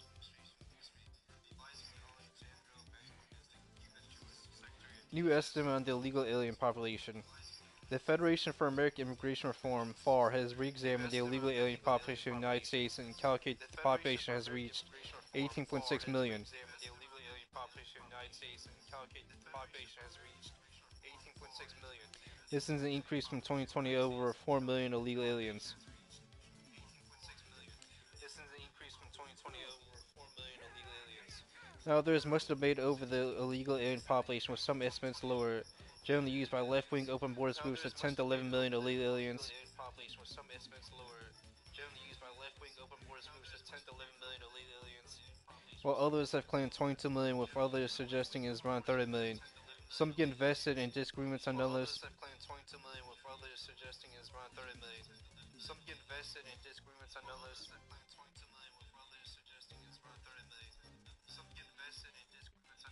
But FIRE is an opponent on mass illegal and illegal immigration. I expect the calculations, although anecdotal evidence shows us the 22 to 30 million is not out of bounds.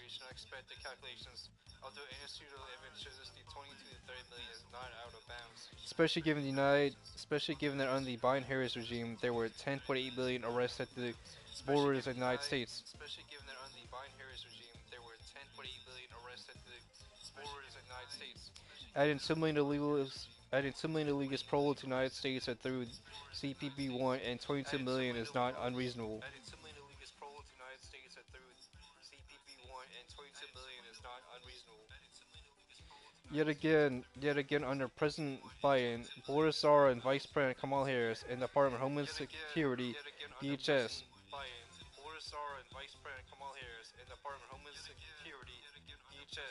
Secretary Alejandro Mayorkas, the annual border encounter numbers have once again proven to be catastrophic. Since the start of fiscal year 2021,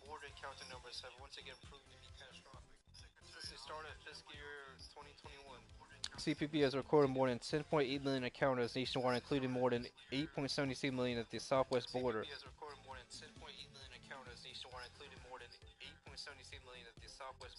By contrast, CPP recorded around 2 million encounters nationwide, including 2.37 million at the SWB.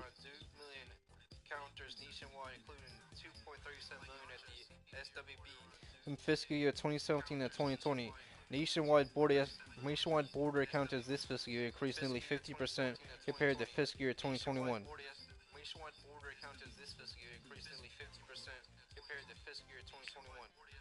Of the 2.9 million nationwide encounters in fiscal year 2024, nearly half were reports of entry, while only 15% of nationwide encounters were reports of entry in fiscal year 2021.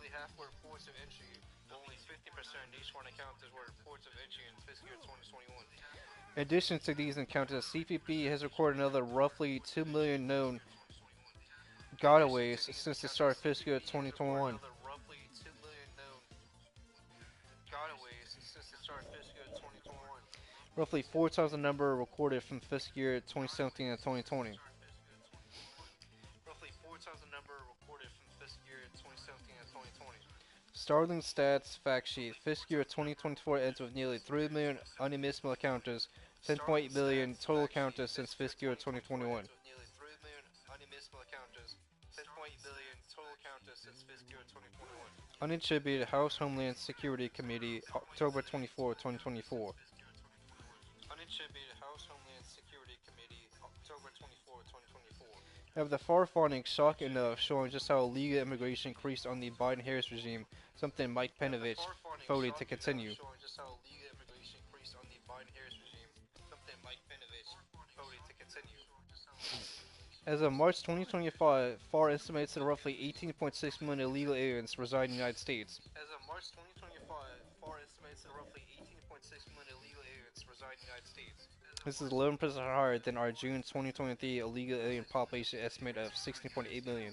This is 11% higher than our June 2023 illegal alien population estimate of 16.8 million.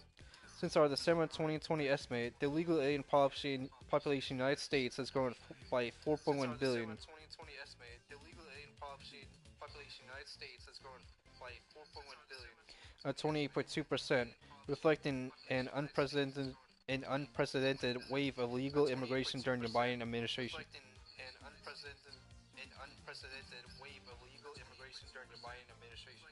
The surge in illegal immigration was so large that the U.S. Census Bureau announced just 3 months ago that it has changed its methodology for estimating the foreign born population to account for it.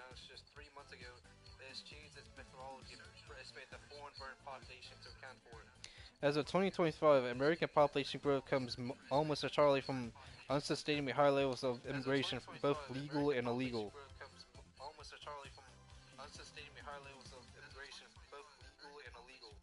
How many illegal aliens are in the United States? Question mark. 2025 update unattributed for March 7, 2025. Question mark. 2025 update unattributed for March 7, 2025. This is all attributed to the Biden-Harris regime's open borders policy of asking illegal aliens to surge to the border. This is all attributed to the Biden-Harris regime's open borders policy of asking illegal aliens to surge to the border. Why is Mike Penovich lying about deportations? Why is Mike Penovich lying about deportations? For the same reason other libtards are lying about deportations. They hate Donald Trump. Penovich the same. For the same reason other libtards are lying about deportations.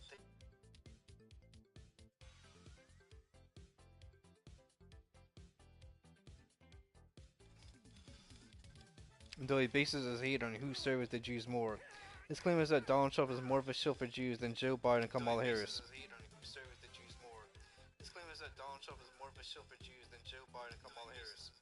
Jews disagree though, as Jews like Penovich voted overwhelmingly for Biden and Harris. Jews disagree though, as Jews like Penovich voted overwhelmingly for Biden and Harris. It was not even close. Aside from black women, Jews are the most dependable constituent of the Democratic Party. Aside from black women, Jews are the most dependable constituent of the Democratic Party. Which in the case of Israel, serves Israeli interests as much as the Republican Party does.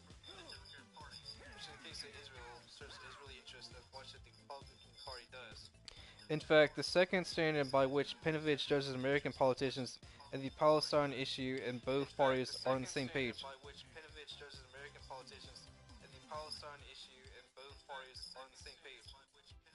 And both parties are the same on that issue.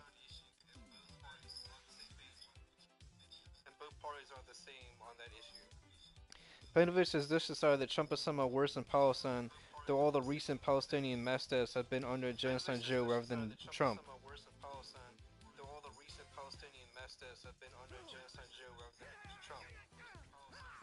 And Israel is the only issue that Jews care about. Flooding white nations with third world league and illegal aliens.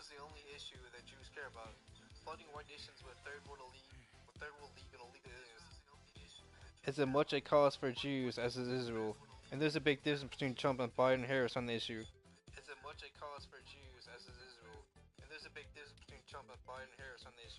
But Penovich just has to lie about immigration to justify his vote for Kamala Harris. Penovich just plain ignores the last 4 years of record illegal immigrants. Justify his vote for Kamala Harris. Penovich just plain ignores the last 4 years of record illegal immigrants.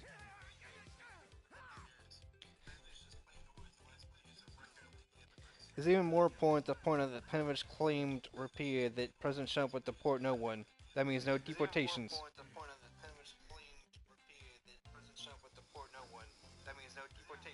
That's how much Penovich is deranged when he discusses Trump. Later, Penovich walked that back, claiming that the Jews instructed Trump to only deport ISIS terrorists, as if there were many of those in the U.S. to deport.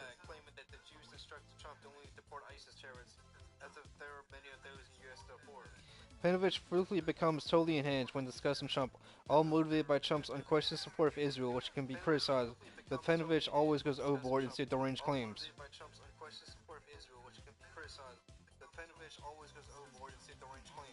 All this even though Trump did essentially force Israel to end the Gaza war, saving thousands of Palestinian lives, another point against Penovich.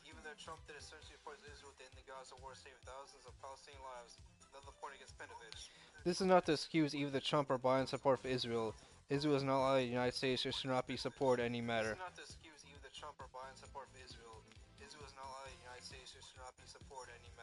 And Jews are quite open about their hatred of white America and Christians, and are the most prominent supporters of open borders.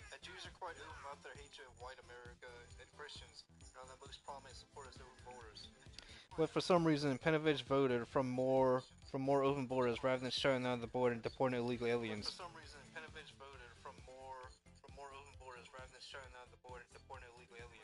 Penovich frequently claims that as a dissident he always tells the truth, but sadly that is not true. He frequently runs off at the mouth.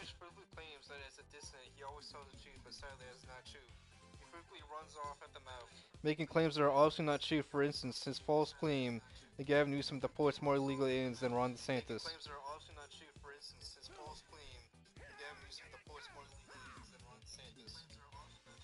But to attack President Trump on the immigration issue, just as Penovich ignores the 40,000 more dead Palestinians, Penovich ignores the immigration facts.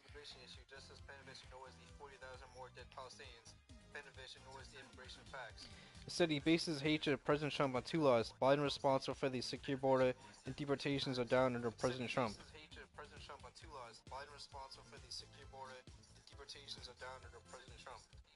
Penovich hand waves away the first 3 years and 11 months of Biden's border policy, claims that Biden secured the border and the record low illegal immigration of the border in February 2025.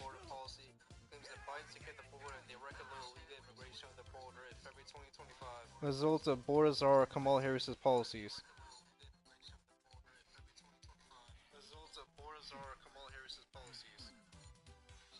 The number of migrants crossing the U.S. southern border illegally in President Trump's first full month in office plunged to a level not seen in at least 25 years, according to preliminary government data obtained by CBS News.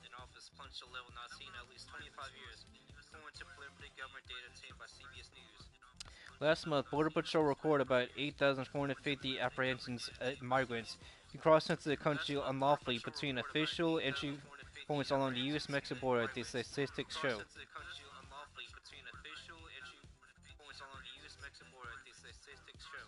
On some days during a record spike in illegal crossings on the Biden administration.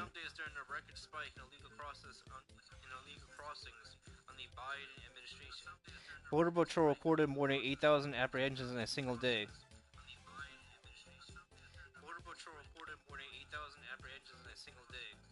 February Southwest border illegal entries plummeted to lowest in document history by Camilo Montoya Galvez, CBS News, March 3, 2025.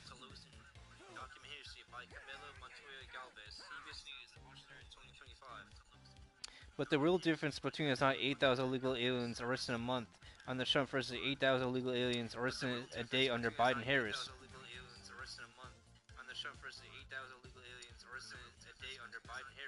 But the 8,000 arrested under Trump were all deported, but under Biden-Harris, over half those arrested were released into the United States.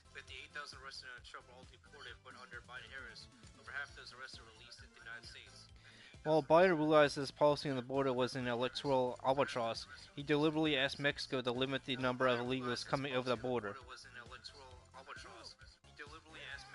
He desperately asked Mexico to limit the number of illegals coming over the border.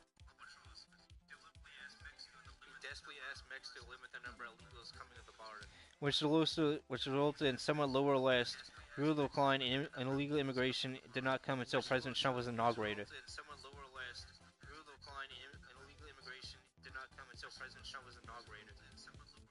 The numbers first dropped in early 2024 after Mexican officials expanded efforts to stop migrants from reaching the U.S. border.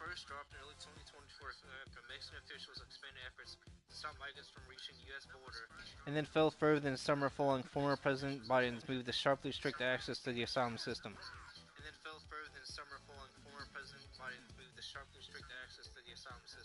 But the reduction in illegal immigration has been precipitous since Mr. Trump's inauguration.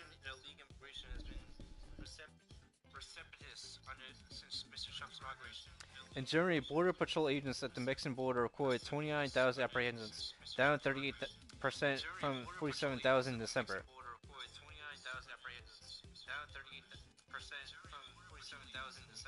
The drop from January to February was even more pronounced, amounting to a roughly 70% decrease.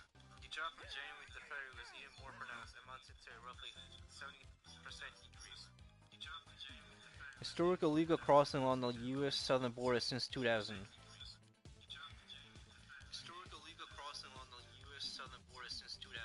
A 70% increase is much bigger than a 30% decrease. So no, Joe Biden was not responsible for the decline in illegal immigration of the border.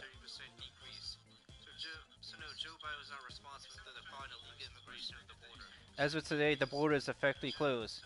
Let's look at the stats from an overview of the Biden-Harris years, what Penovich voted for, and which Jews want 4 years open borders, record illegal immigration.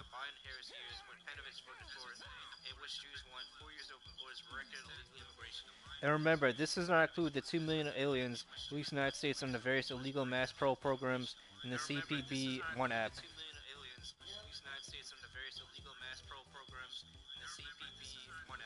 All of which were as the Biden regime admitted intending illegal entrance.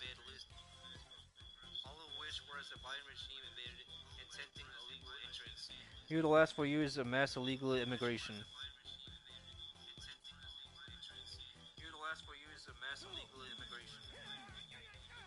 A good comparison is fiscal year 2020, where we can clearly see the change in the border from December 2020 to February 2021, and then the later months in the fiscal year, illegal crossings exploded.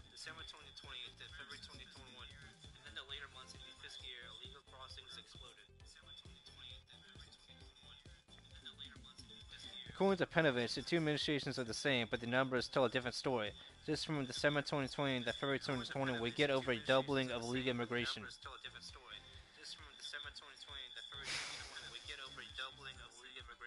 Corresponding to Biden's entry into office, then it only gets worse, up to 1 in 6,443 illegal aliens in July 2021.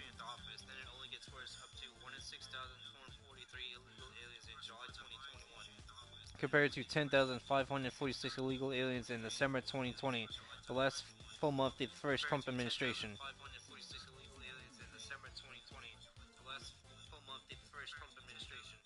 When Donald Trump returned to office and immigration enforcement began, the lying press Trump noted that in his first day in office there were no mass arrests.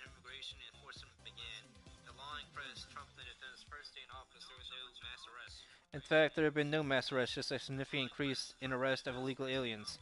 As I've explained repeatedly, mass deportation programs similar to Operation Wetback is legally impossible.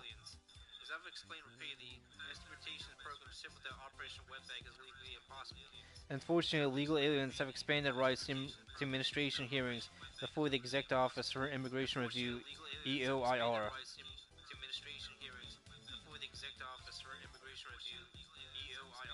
This prevents any program mass deportation of illegal aliens from the interior United States.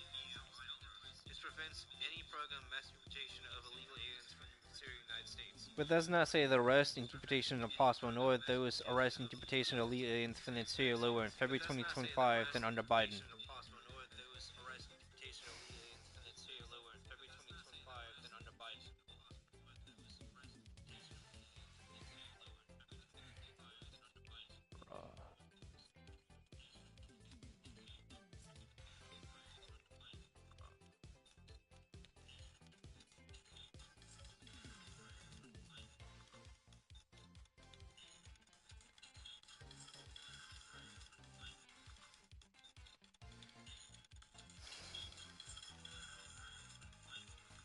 First, we must clarify what we're talking about. Deportations are any removal and illegal by U.S. Immigration and Customs Enforcement (ICE), as opposed to arrest and removals by the U.S. Border Patrol (USPB).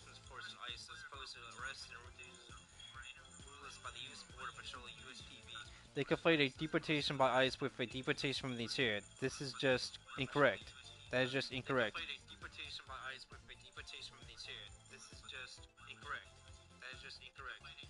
Many aliens ordered removed by the EOIR, then actually removed by ICE, were originally arrested at the border and placed in removal proceedings by the USPB.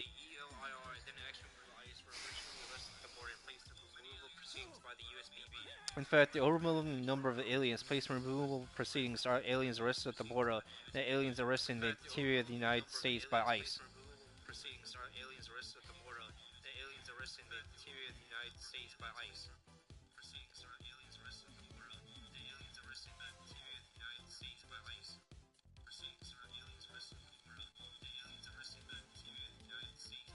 Which brings us to how the numbers of ICE deportations are juiced up. Under the Obama regime, in order to make it appear that ICE was making arrests, illegal aliens who were arrested by the USPB were transferred to ICE custody and removed, being counted as an interior arrest, making it appear deportation were up in the interior.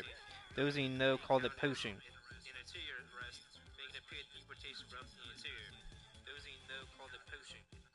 But the portrait of a steadily increasing number of deportations rests on a statistic that conceal almost as much as they disclose.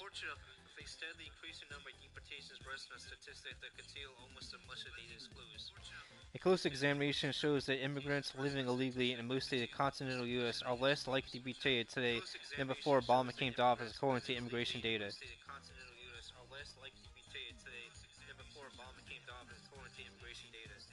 Expulsions of people who are settled and working in the United States have fallen steadily since his first year in office and are down more than 40% since 2009.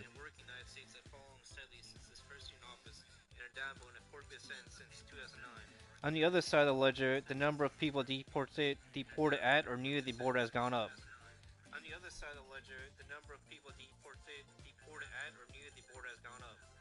Primarily as a result of changing who gets counted in U.S. Immigration Customs Enforcement Agency's deportation statistics.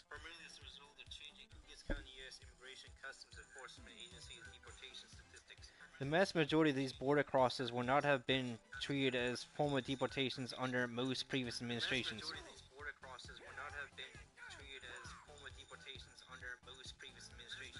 If all removals were tallied, the total sent back to Mexico each year would have been far higher under those previous administrations than it is now.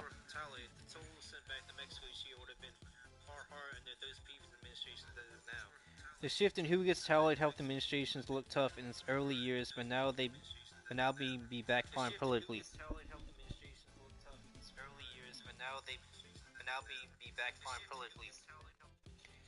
Immigration advocates plan protests across the country this week around what they say will be the 2 millionth deportation under Obama.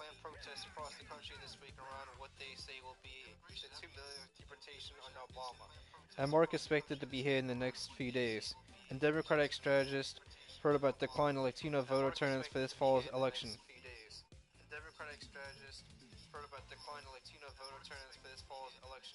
High deportation figures are misleading by Brian Bennett, Lat, April 1st, 2014.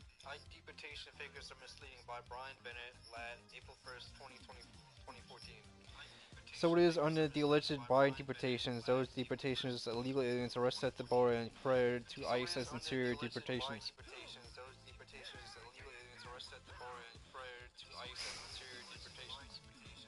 And there were a lot more illegal aliens who were in the border under Biden to give to ICE to increase the illusion of interior enforcement and deportation.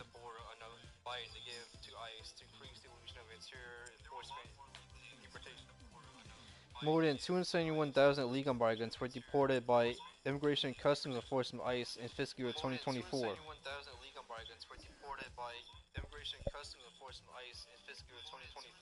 Like the largest number of foreign nationals removed from the United States in a decade, according to a report released Thursday by the Biden administration.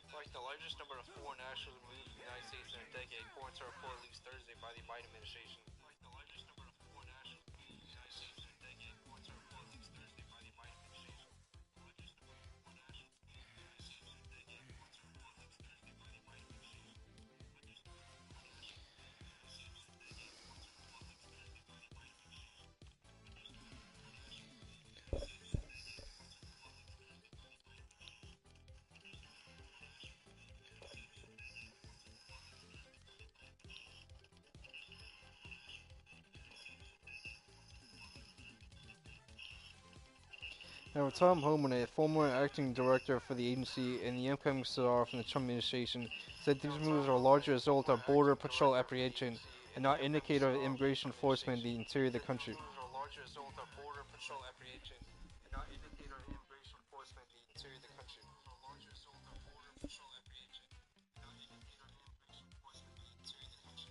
I've talked to sources at ICE, and over 80% of those deportations were under or border apprehensions. I've talked to sources at ICE, and over 80% of those deportations were under or border apprehensions. Holman told the Daily Caller News Foundation shortly after ICE released its enforcement data. They weren't ICE arrests, they were border patrol arrests.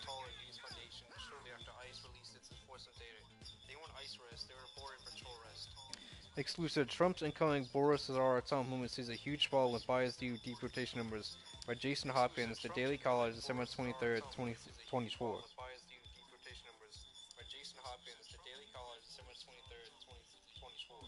And we get the reality of buy-in deportations, record low numbers of arrests and deportations from the interior.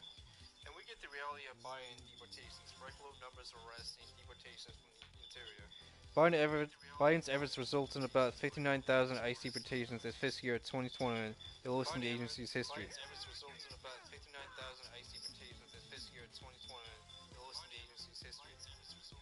While deportations began with a record low, they steadily ticked up throughout Biden's time in office.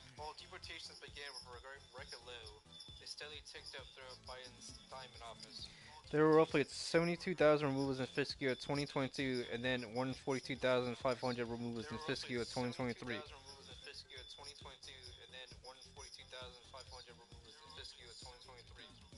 However, Homan argued that the deportation numbers for fiscal year 2024 are largely a result of illegal migrants caught by Border Patrol simply transferred over to ICE.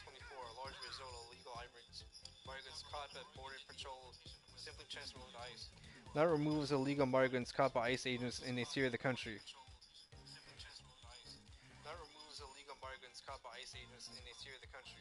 Most of those were Border Patrol arrests, just processed by ERO enforcement and removal operations. This wasn't really ICE work, this was Border Patrol work.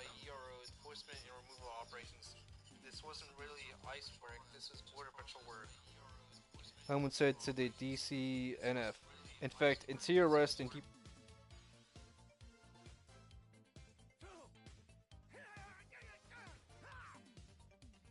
deportations declined precipitously under Biden.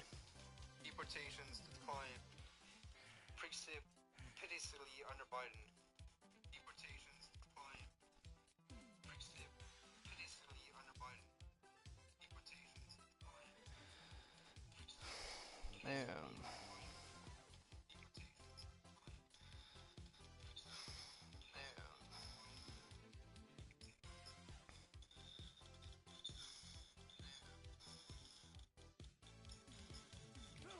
Immigration enforcement to the country has dropped dramatically under President Biden's policy.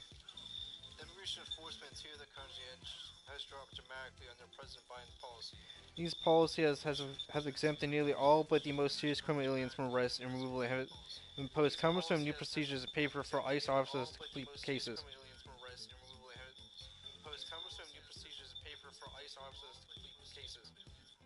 According to ICE records, the number of removals nationwide declined from 186,000 in fiscal year 2020 to 59,000 in fiscal year 2021.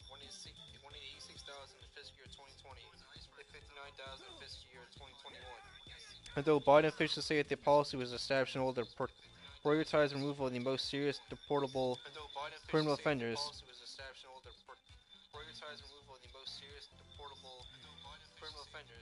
in fact, the result has been a decline in removal of criminal aliens as well as other types of cases.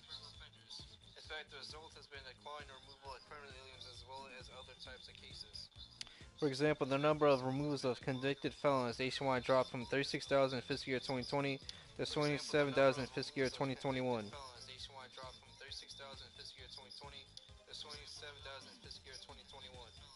Interior immigration enforcement declined under Biden. State and local statistics by Jessica Vaughn, CIS, December 8, 2022.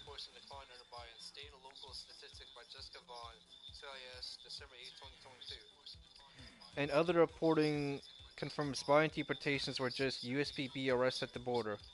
And other reporting confirmed spy deportations were just USPB arrests at the border. The results of the actual deportations push appear to be more raw, though not for lack of effort. The results of the actual deportations of push appear to be more raw, still not for lack of effort. ICE officers, some working 6 or 7 days a week, made about 18,000 arrests last month, according to internal data I obtained. ICE officers, some working 6 or 7 days a week, made about 18,000 arrests last month, according to internal data I obtained. ICE stopped publishing daily arrest totals in early February as its numbers sagged. ICE stopped publishing daily arrest totals in early February as its numbers sagged. By comparison, the agency tallied roughly 10,000 arrests in February 2024. The latest government data showed that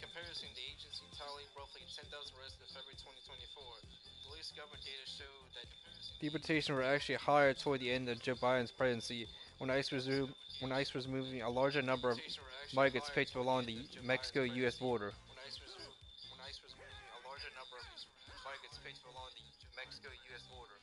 ICE isn't delivering the mass deportation Trump wants, by Nick Miroff, The Atlantic, March 11, 2025. ICE isn't delivering the mass deportation Trump wants, by Nick Miroff, The Atlantic, March 11, 2025. But of course, no one is actually giving their numbers a deportation from the interior by ICE, not even Penovich. But of course, no one is actually giving their numbers a deportation from the interior by ICE, not even Penovich. He cites in his podcast an unnamed article by the Migration Policy Institute (MPI). He cites in his podcast an unnamed article by the Migration Policy Institute (MPI). But the only publication by the MPI shows that deportations under Biden were less than under the first Trump administration, confirmed that most deportations were again USPB arrests or actual arrest by ICE agents.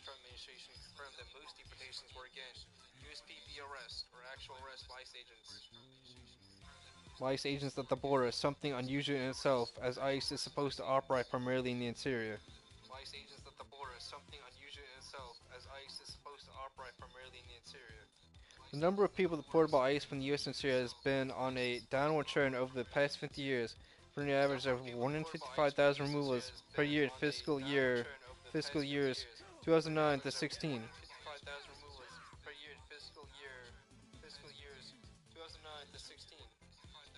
Falling to 81,000 in fiscal year 2017 and 20, and plummeting further to 38,000 in fiscal year 2021 to 2024.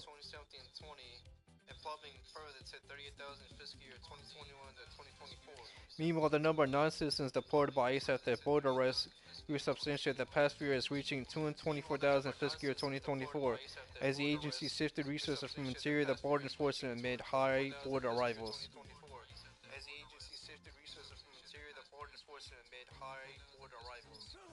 The shift reflected their focus on deterring new border crossings. Additionally, deportation at the border are faster, easier, cheaper for DHS to execute, since they don't require locating or arresting migrants in communities in the interior.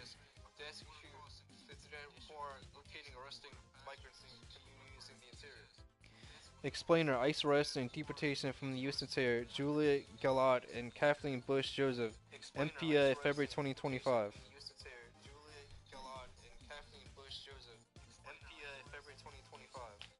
There have been many claims of the press echoing Penovich's claim that deportations are down compared to Biden.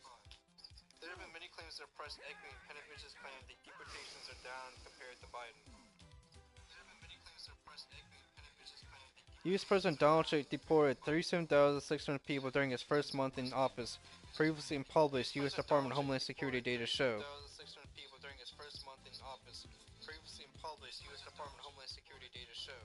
Far less than the monthly average of 57,000 rulers returned the last full year of Joe Biden's administration.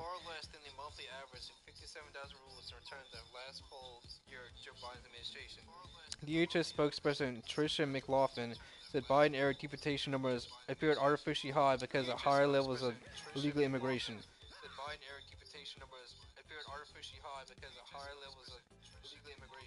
Trump deported people at a lower rate than Biden's last year in office.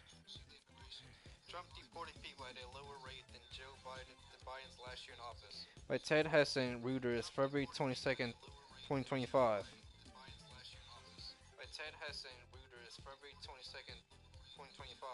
Then the report admits that the deportation numbers are juiced up by border arrests, the old Obama game.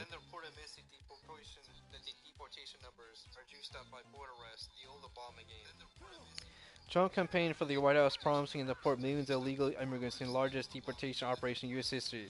Trump campaigned for the White House, promising to deport millions of illegal immigrants in the largest deportation operation in U.S. history. The initial figures suggest Trump could struggle to match higher deportation rates during the last full year of the Biden administration. Trump could struggle to match higher deportation rates during the last full year of the Biden administration. When large numbers of migrants were crossing illegally, making them easier to deport. And compared to When large numbers of migrants who cross illegally, making them easier to deport. compare the deportations to the numbers of arrests in the interior by ICE under Trump and Biden. And compare the deportations to the numbers of arrests in the interior by ICE under Trump and Biden. President Donald Trump's Immigration and Customs Enforcement ICE agency has arrested about 30,000 illegal aliens across the United States, including dozens of gang members to terrorists since January 20th, when he took office.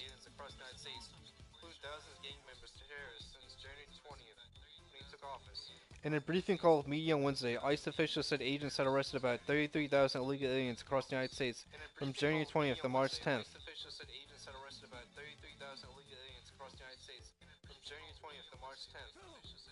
Surpassing the 33,000 at-large arrests of illegal aliens ICE made under former President Joe Biden in fiscal year 2024.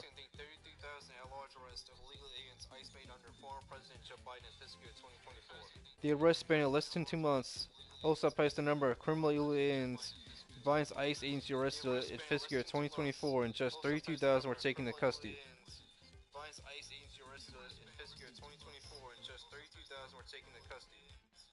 ICE arrests 33,000 illegal aliens across the U.S. since Trump took office by John Binder, Breitbart, March 12, 2025.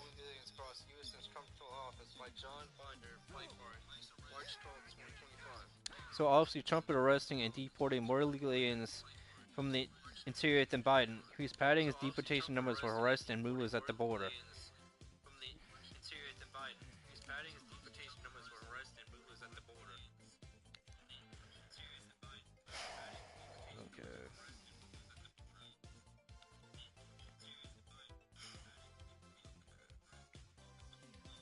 Immigration explainer at ICE SVU.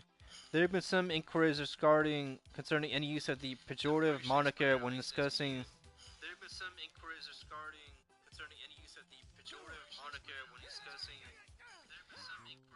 immigration enforcement by the enforcement components of the Department of Homeland Security (DHS), specifically of the U.S. Immigration and Customs Enforcement (ICE), the component responsible for interior enforcement of the immigration laws of the United States.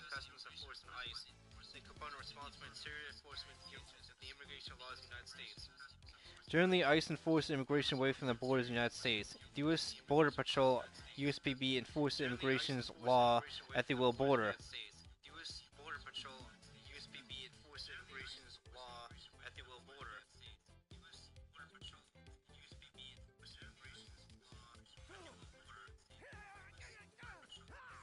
However, neither component ICE or USPB are restricted statutorily to acting anywhere in the United States. It's quite common for those who have no knowledge of immigration law or enforcement policy and practice to loudly decry when USPB operates, makes arrests in the interior away from the border.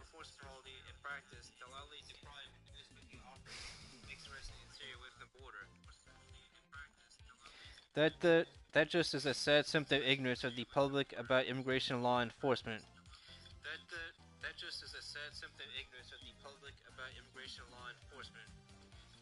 Being an insider now retired in DHS, I have the experience and training to comment intelligently and accurately on immigration law enforcement.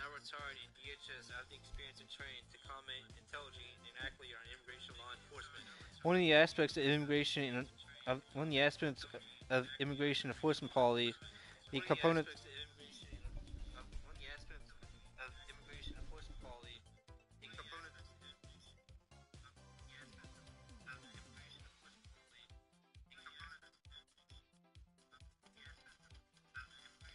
One of the aspects of immigration enforcement policy, the components and subcomponents of DHS charged with enforcement, is that not all want to do immigration enforcement.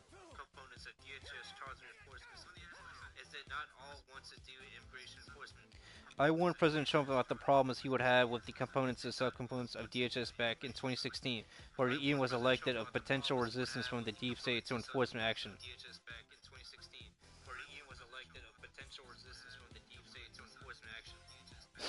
One of the components most opposed to the immigration force was one of the subcomponents of ICE, which is made by two subcomponents.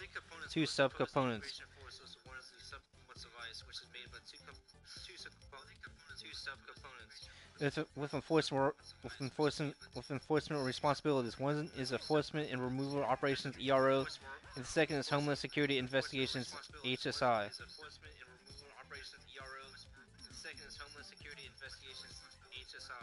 Both are descendants of two sub-offices in the Legacy Immigration Naturalization Service (INS), which was abolished and reconstituted with the Homeland Security Act of 2002 (HSA), which reformed and reorganized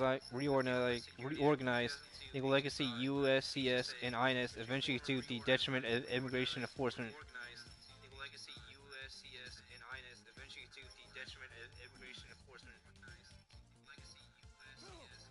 With ICE SVU leading the way on the dereliction of duty on immigration enforcement.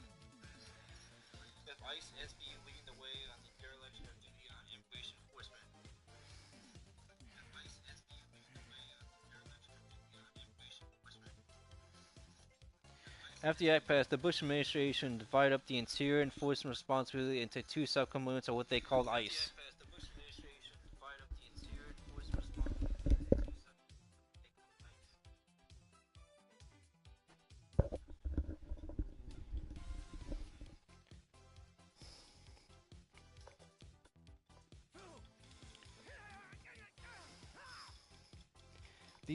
Those two subcomponents mirrored the Office of Investigation (OI) and the Office of Detention and Deportation (DRO) in the Legacy INS.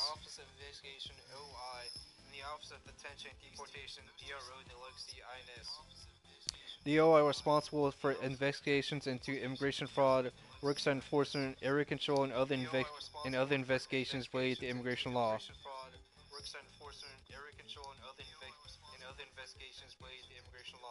DRO was responsible for aliens placing deportation proceedings and physically removing aliens who would not leave voluntarily.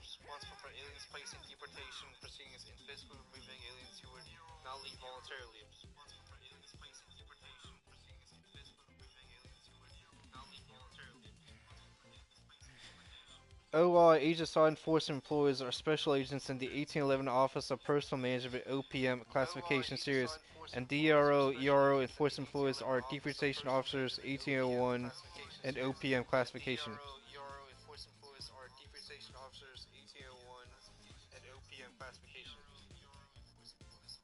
Similarly, the Bush administration recreated OI and DRO with the same names, then later renamed OI the HSI, DRO the ERO.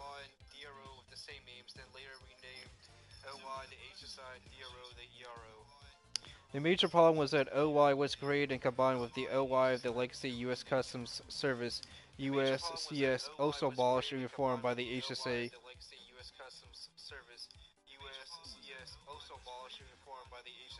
Giving ICE, HSI, Customs law enforcement responsibilities as well.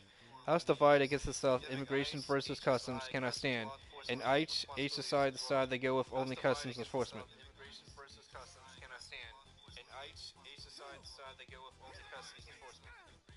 There's a long-standing rivalry between the legacy INS and the legacy USCS. Combining the two caused extensive conflict developed with the legacy USCS special agents taking over mostly in the senior and mid-level management position of HSI.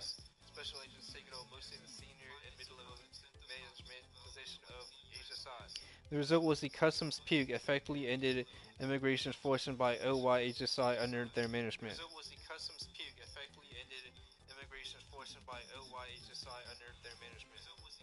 Not only did they discriminate against legacy INS special agents and promotion policy making, but they actually opposed and enforced immigration laws, eventually becoming insubordinate during the first Trump administration.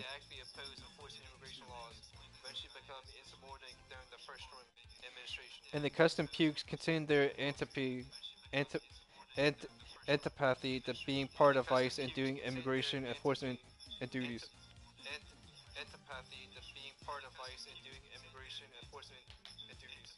Being just seeing if they did immigration enforcement work.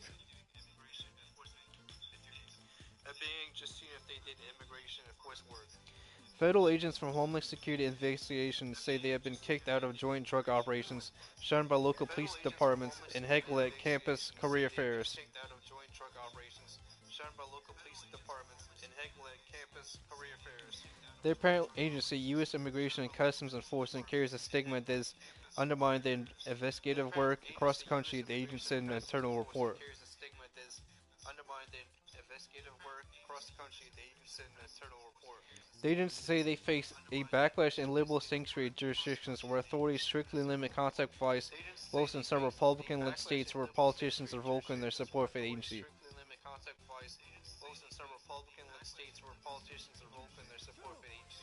And the toll on HSI agents is getting worse, according to the report that was prepared by a working group of agents formed by HSI considered changes to the agency's place within the Department of Homeland Security.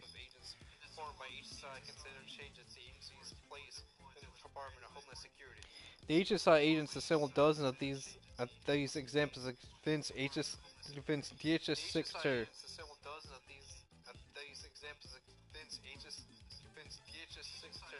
Alejandro Mayorkas that they should leave ICE.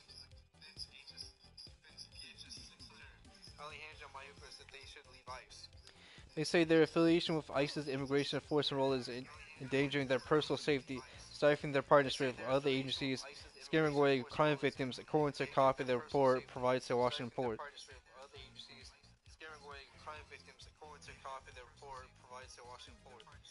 Agents with Homeland Security investigations push to break away from ICE, saying negative reputation hurts their work.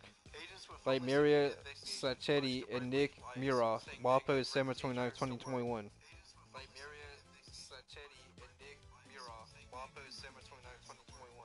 And the customs puke kept trying. And the customs pukes kept trying. And the customs puke kept trying. And the customs pukes kept trying. The investigative arm of the Department of Homeland Security is launching a new effort this week to distance itself from the use of immigration and customs enforcement as parent agency.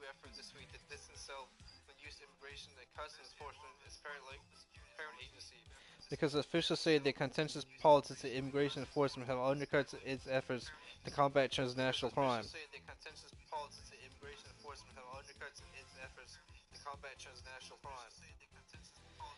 Homeland Security investigations will remain a branch of ICE will debut its own website next week, scrubbed of ICE insignia.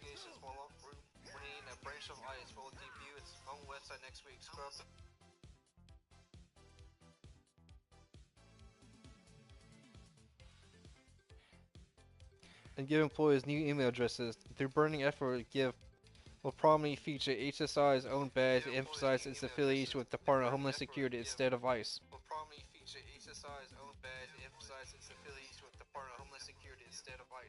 The makeover party aims to appease senior HSI agents who have caught a breakaway because so many major U.S. cities have adopted policy limiting operations for ICE.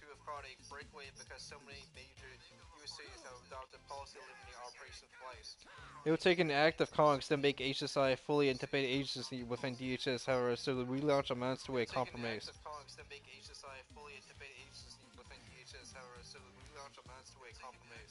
HSI officials say the ICE stigma follows them whenever they attempt to work with police departments and public officials in jurisdictions with sanctuary policies, shielding their immigrant populations from deportations.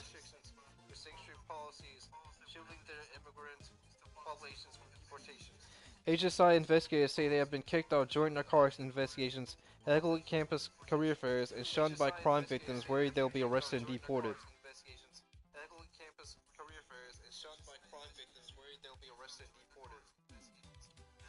HSI's new independent branding will allow its agents to work without the undue toxicity that in some places come with the ICE moniker.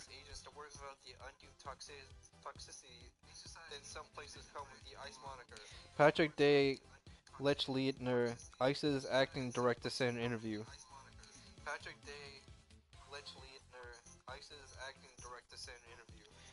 Homeland Security Investigative Agency seeks remand without ICE by Nick Muroff, WAPO, April 15, 2024.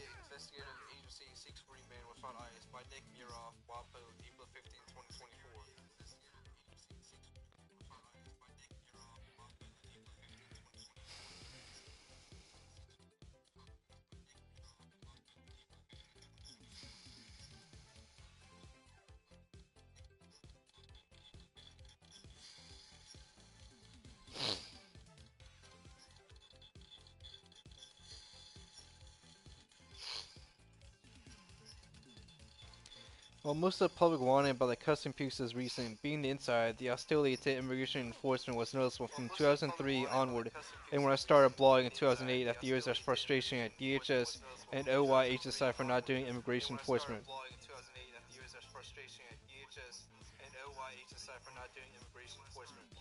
I started to refer to ICE HSI as ICE Special Victims Unit and ICE SVU because of the penchant ICE HSI had for sex.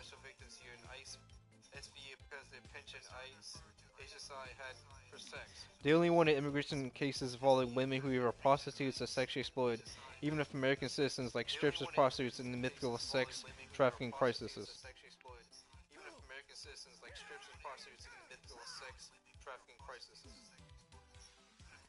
SVU was obviously a reference to the then popular Law and Order spin-off Law and Order Special Victims Unit.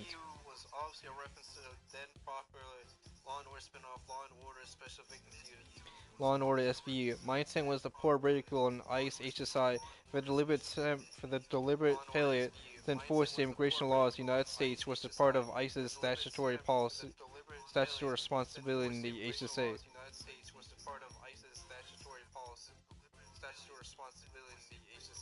With ICE HSI being given two important enforcement priorities: visa fraud and worksite enforcement, which the Customs Bureau and ICE HSI management refused to do from the beginning.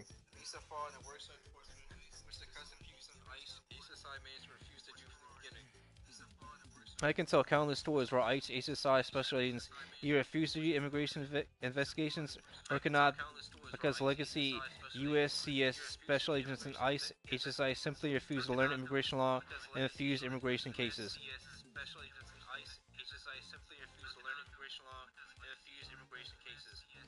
Basically, since the creation of ICE, there's been little or no worksite enforcement, area control, or visa fraud investigations, nor arrest by what is now ICE SVU until the second Trump administration.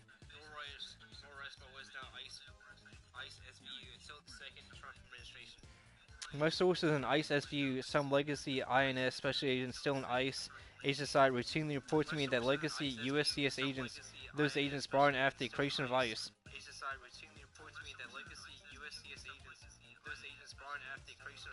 are enraged that they are being forced to not only learn immigration law, highly demanding complex area law, but also the myriad of forms and procedures necessary for immigration arrest.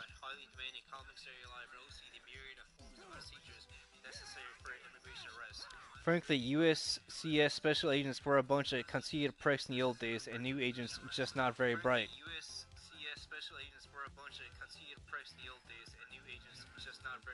But it's amusing to see them forced to arrest illegal aliens. Apparently they're having a difficult time with the forms that need to be filled out after arrest.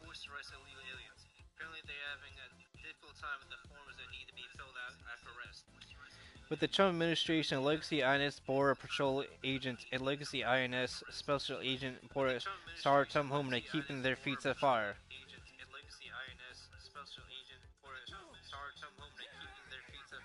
They seem not afraid of firing and transferring custom pukes who feel they get the work done.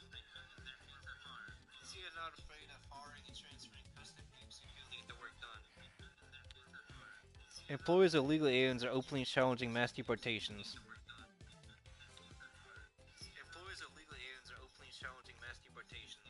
The arrogance of employers of illegal aliens has no limit. In the latest example, an agricultural labor contractor has opened up a TikTok account, what it seems is for the express purpose of challenging Tom Homan and the Trump administration promise of mass deportations.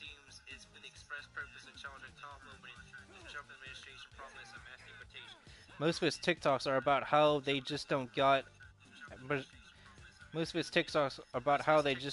any job applications from Americans.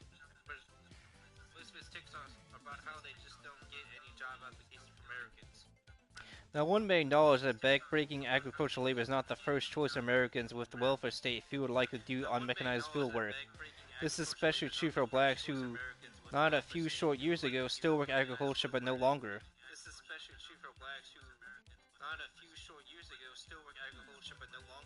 The only relationship with agriculture by blacks is endless lawsuits against the federal government, making false allegations that black farmers don't get as many agricultural loans as white farmers.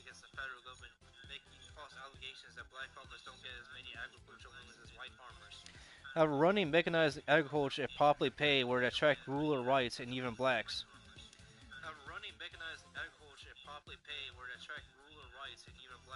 But many farmers avoid the investment in modern planting and harvesting machinery, instead preferring cheap, mostly though not exclusively legal aliens, though it is true that over half are legal in some way.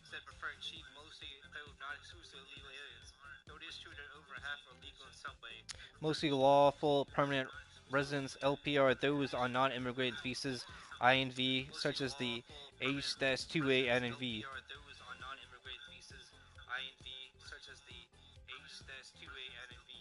One of the companies challenging mass deportations is a rather secretive company called AVL Harvesting.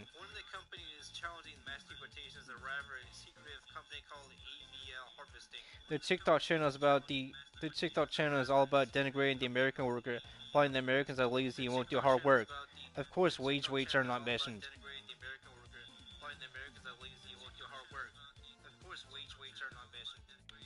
Compare that to H-1B employees who actually discriminate against Americans most while hiding their job openings.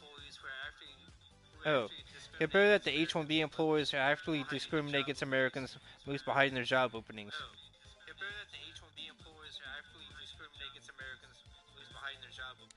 Similarly, I doubt if HVL Harvesting does any advertising for the work, but then who would, given the lack of investment in modern harvesting technology?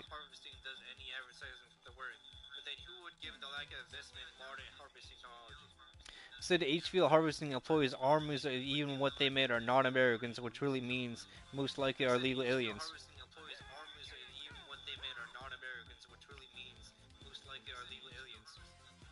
Interestingly, AVL Harvesting, which appears to operate only in Florida,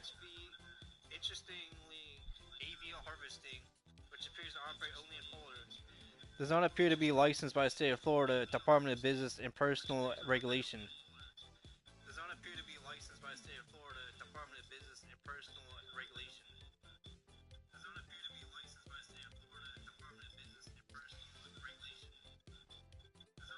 A close examination of AVL Harvesting's TikTok show it apparently overlooks for wish farms of Plant City, Florida.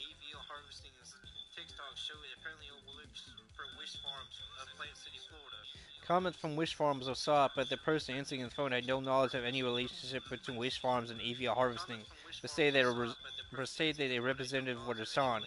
The response was forthcoming.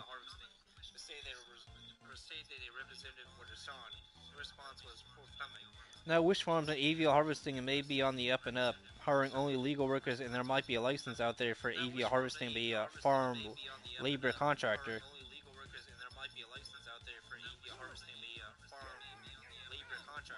But all the evidence points to an unlicensed operation that likely has no questions asked attitude to legal alien labor or fraudulent documents.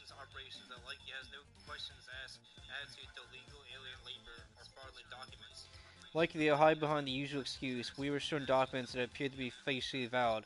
Of course, we received any no-match letters from the Social Security Administration, SSA.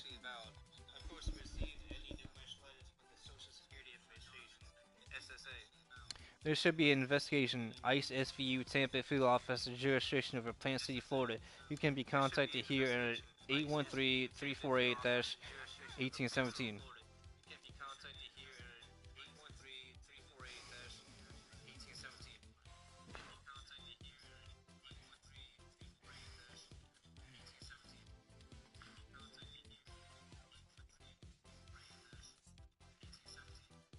While we have millions of illegal aliens, even CBP is ignoring their presence.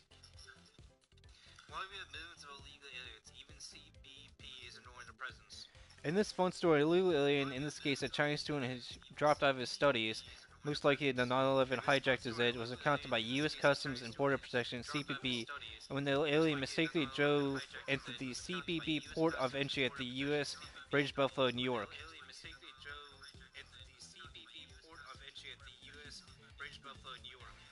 Here is a YouTube video of the counter where, after discovering that the Chinese national was illegal in the United States, the CBP officer CPO let the illegal alien go without arresting him.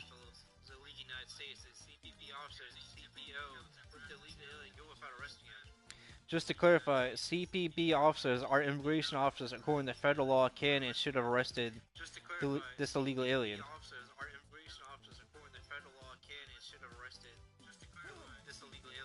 Now, from the accent of the CPBO, it appears he's of French Canadian origin, though he may be also be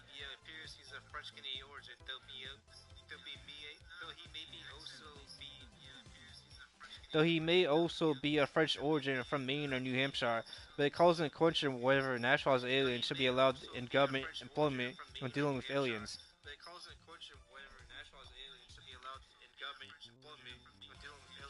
Did the CPBO sympathize with a fellow alien? Can we trust naturalized citizens to do their job when confronted with situations that they may have once had being an alien?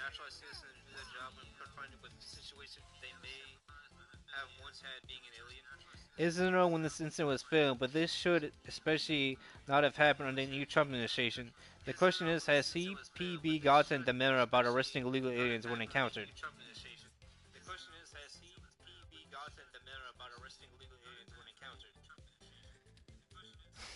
ICE SVU continues to sabotage mass deportations.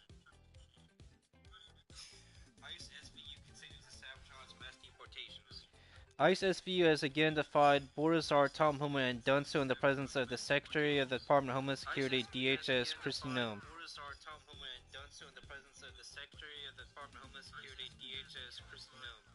Homan has been emphatic that ICE SVU arrest all illegal aliens and encounters. He has said this repeatedly, and apparently ICE SVU has not gotten the message.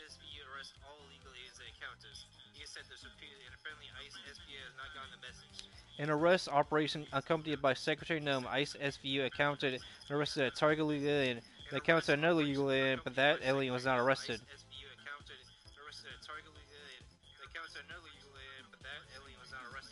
He was instead told to report to the ICE SVU office, which he will not do. He may even been served with a run letter. He may have even been served with a run letter.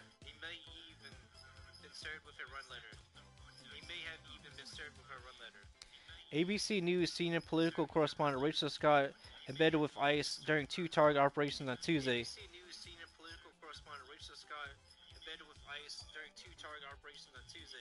Then the first stop, officials arrested a man they say is a member of the 18th Street Gang who was in the country illegally.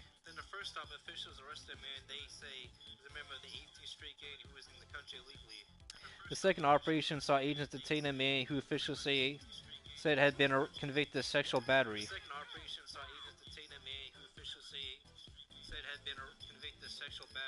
The man, they said, had been deported twice and re-entered the country illegally.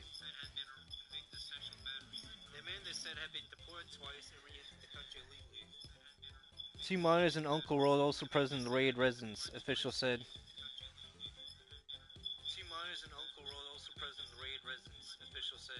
Agents said the uncle is undocumented and told him to turn himself into immigration authorities in 2 days.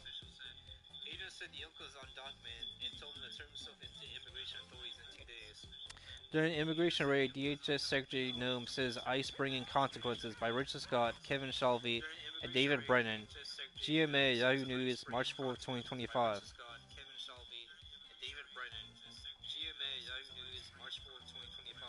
Instead of arresting the illegal alien described as an uncle, ICE SVU just told him to report in 2 days to the ICE SVU office.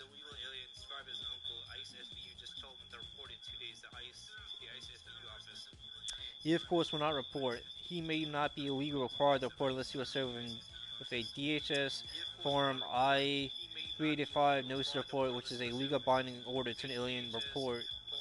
Legal binding order to an alien to report in person.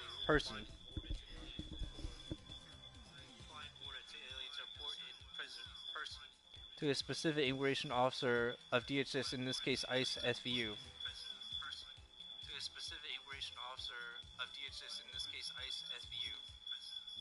However, Form I-385 is referred to colloquially as a run letter, meaning when an alien receives such a notice in the mail or is served with it personally and not arrested.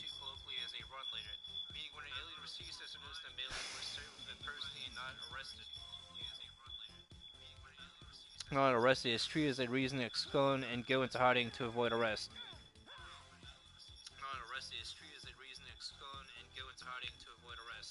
It's ironic since Secretary Nome in the article says there will be consequences for illegal aliens during the mass deportation program. It's ironic since Secretary Nome in the article says there will be consequences for illegal aliens during the mass deportation program. Secretary of Homeland Security Christian Nome said U.S. Immigration and Customs Enforcement would bring consequences during raids in Virginia on Tuesday. Secretary of Homeland Security Christian Nome said U.S. Immigration and Customs Enforcement would bring consequences during raids in Virginia on Tuesday. There is consequences, said Nome, who was present during the pre-operation debrief. There is consequences, said Nome, who was present during the pre-operation debrief. The raids were assisted by the FBI, the Drug Enforcement Administration, and the Bureau of Alcohol, Tobacco, and Firearms Explosives.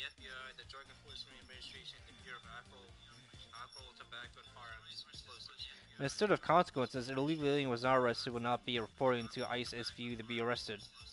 Instead of consequences, an illegal alien was not arrested would not be reporting to ICE SVU to be arrested. One can say the only consequence of this is that the illegal alien has to find a new place to live, even assuming ICE SVU will follow up on him if he does not show up.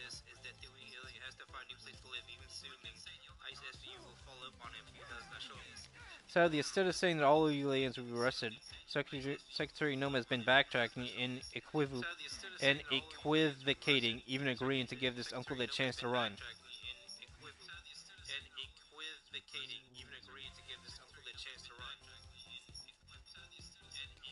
As for what happened to the two minors, Nome told ABC News, "We don't know what other family members they have. That's why he has 2 years to go locate them and make sure these kids are with someone in their family they believe will keep them safe and set a better example for them."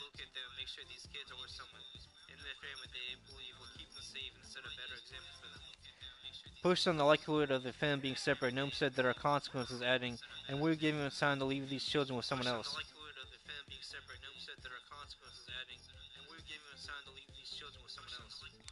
Secretary Nome should resign or be fired of his failure, and so should all the ICE SV agents involved in this issue. Secretary Nome should resign or be fired of his failure, and so should all the ICE SV agents involved in this issue. Secretary Nome should resign or be fired of his failure, and so should all the ICE SV agents involved in this issue. Now is the time for the border czar to put up or shut up. Now is the time for the border czar to put up or shut up. Clearly, Nome is working a power play against Homeland, showing him up for his claim that all illegals encountered would be arrested.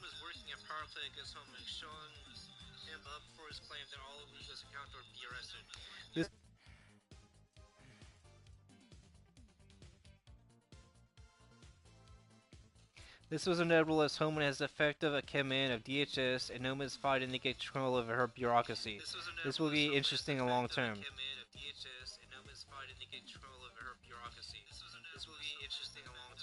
What should have happened is that the uncle should have been arrested and Child Protective Services CPS called to pick the children.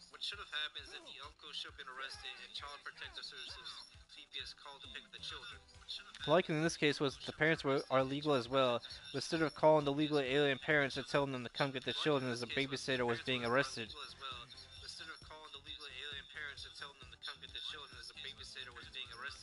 ICE SVU did not have the courage to make arrest. This is why the acting head of ICE was demoted and failed to get arrest made.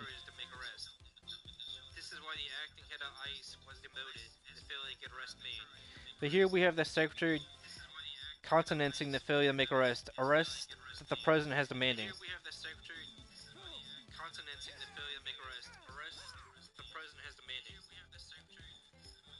That was not a 3-minute raid. That was shit.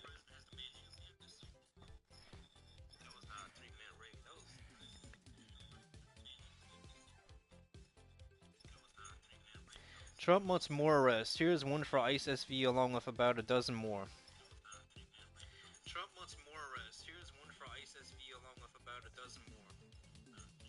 There is some debate on the internet about arresting and deportations of illegal aliens. The professional black pills like Mike Penovich and other losers claim that President Donald Trump's mass deportation campaign is a fraud.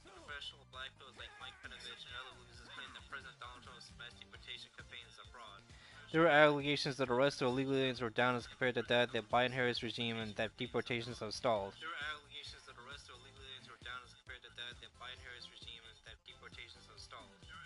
Take for instance this professional Defias and X.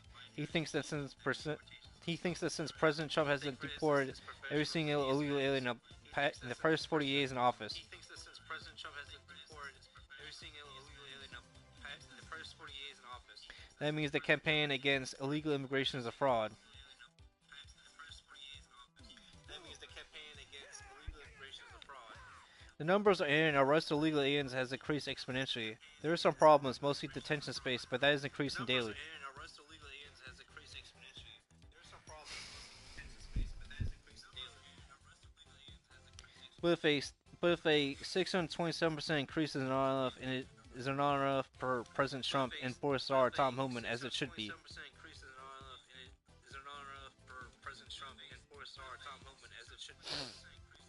I congratulate U.S. Immigration and Customs Enforcement (ICE) on the improvements Speak to help them make more rest.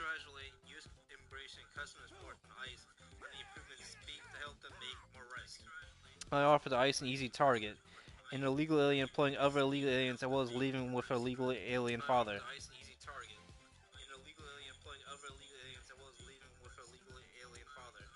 I give you a Sarahi Marquez, ungrateful and arrogant wetbag with illusions of prosecution.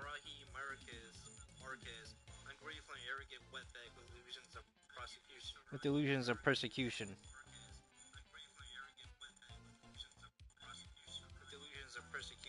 Marquez has her 15th fan appearing in Newsweek and on the British Broadcasting Corporation (BBC).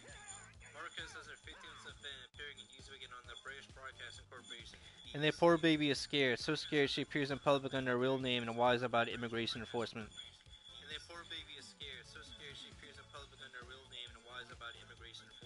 Sarahi Marquez has been a Staten Island resident since she was 6 years old. At 33, she has opened a Tex-Mex restaurant and deli offering community places to eat together, talk about what's happening in the world.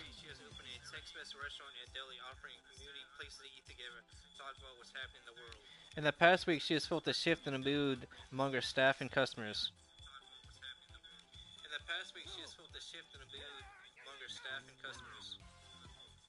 It's been a dark cloud that's come over us with fear, anxiety, depression, panic, she told Newsweek at a briefing Monday sponsored by New York Immigration Coalition, NYIC, a migrant advocacy group.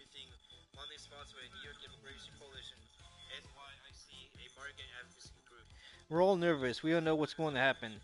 Margaret Small Business Owners Message to Trump. Allow me to prove myself by Dan Gooding, Newsweek, January 27, 2025.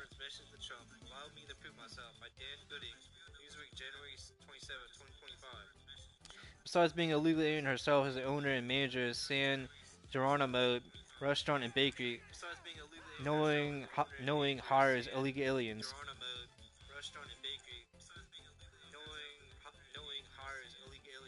They're so comfortable with their illegal status, they let Marquez know they're afraid of being arrested.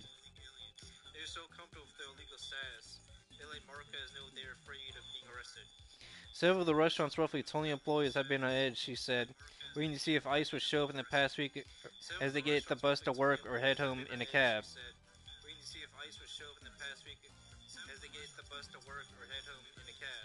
Well, there have been no reported ICE raids in the city. Enforcement action was reported on Long Island and in West New York, NYIC said.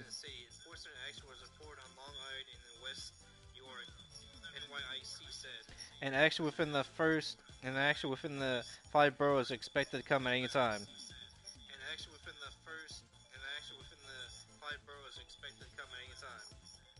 Marquez is violating Title 8 United States Code Section 1324, harboring certain aliens.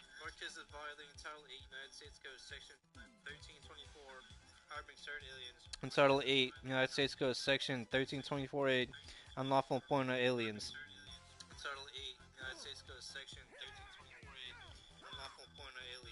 If ICE SVU needs more rest, if San Geronimo Restaurant Big has apparently quite a few wetbacks and can be arrested, they can make a criminal case against Marquez as well.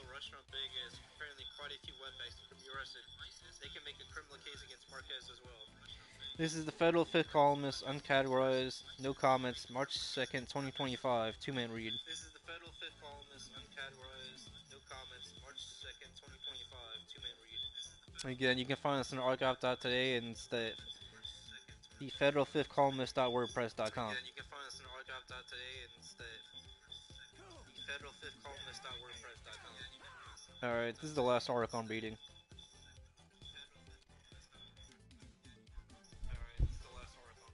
Alright, I'm signing off.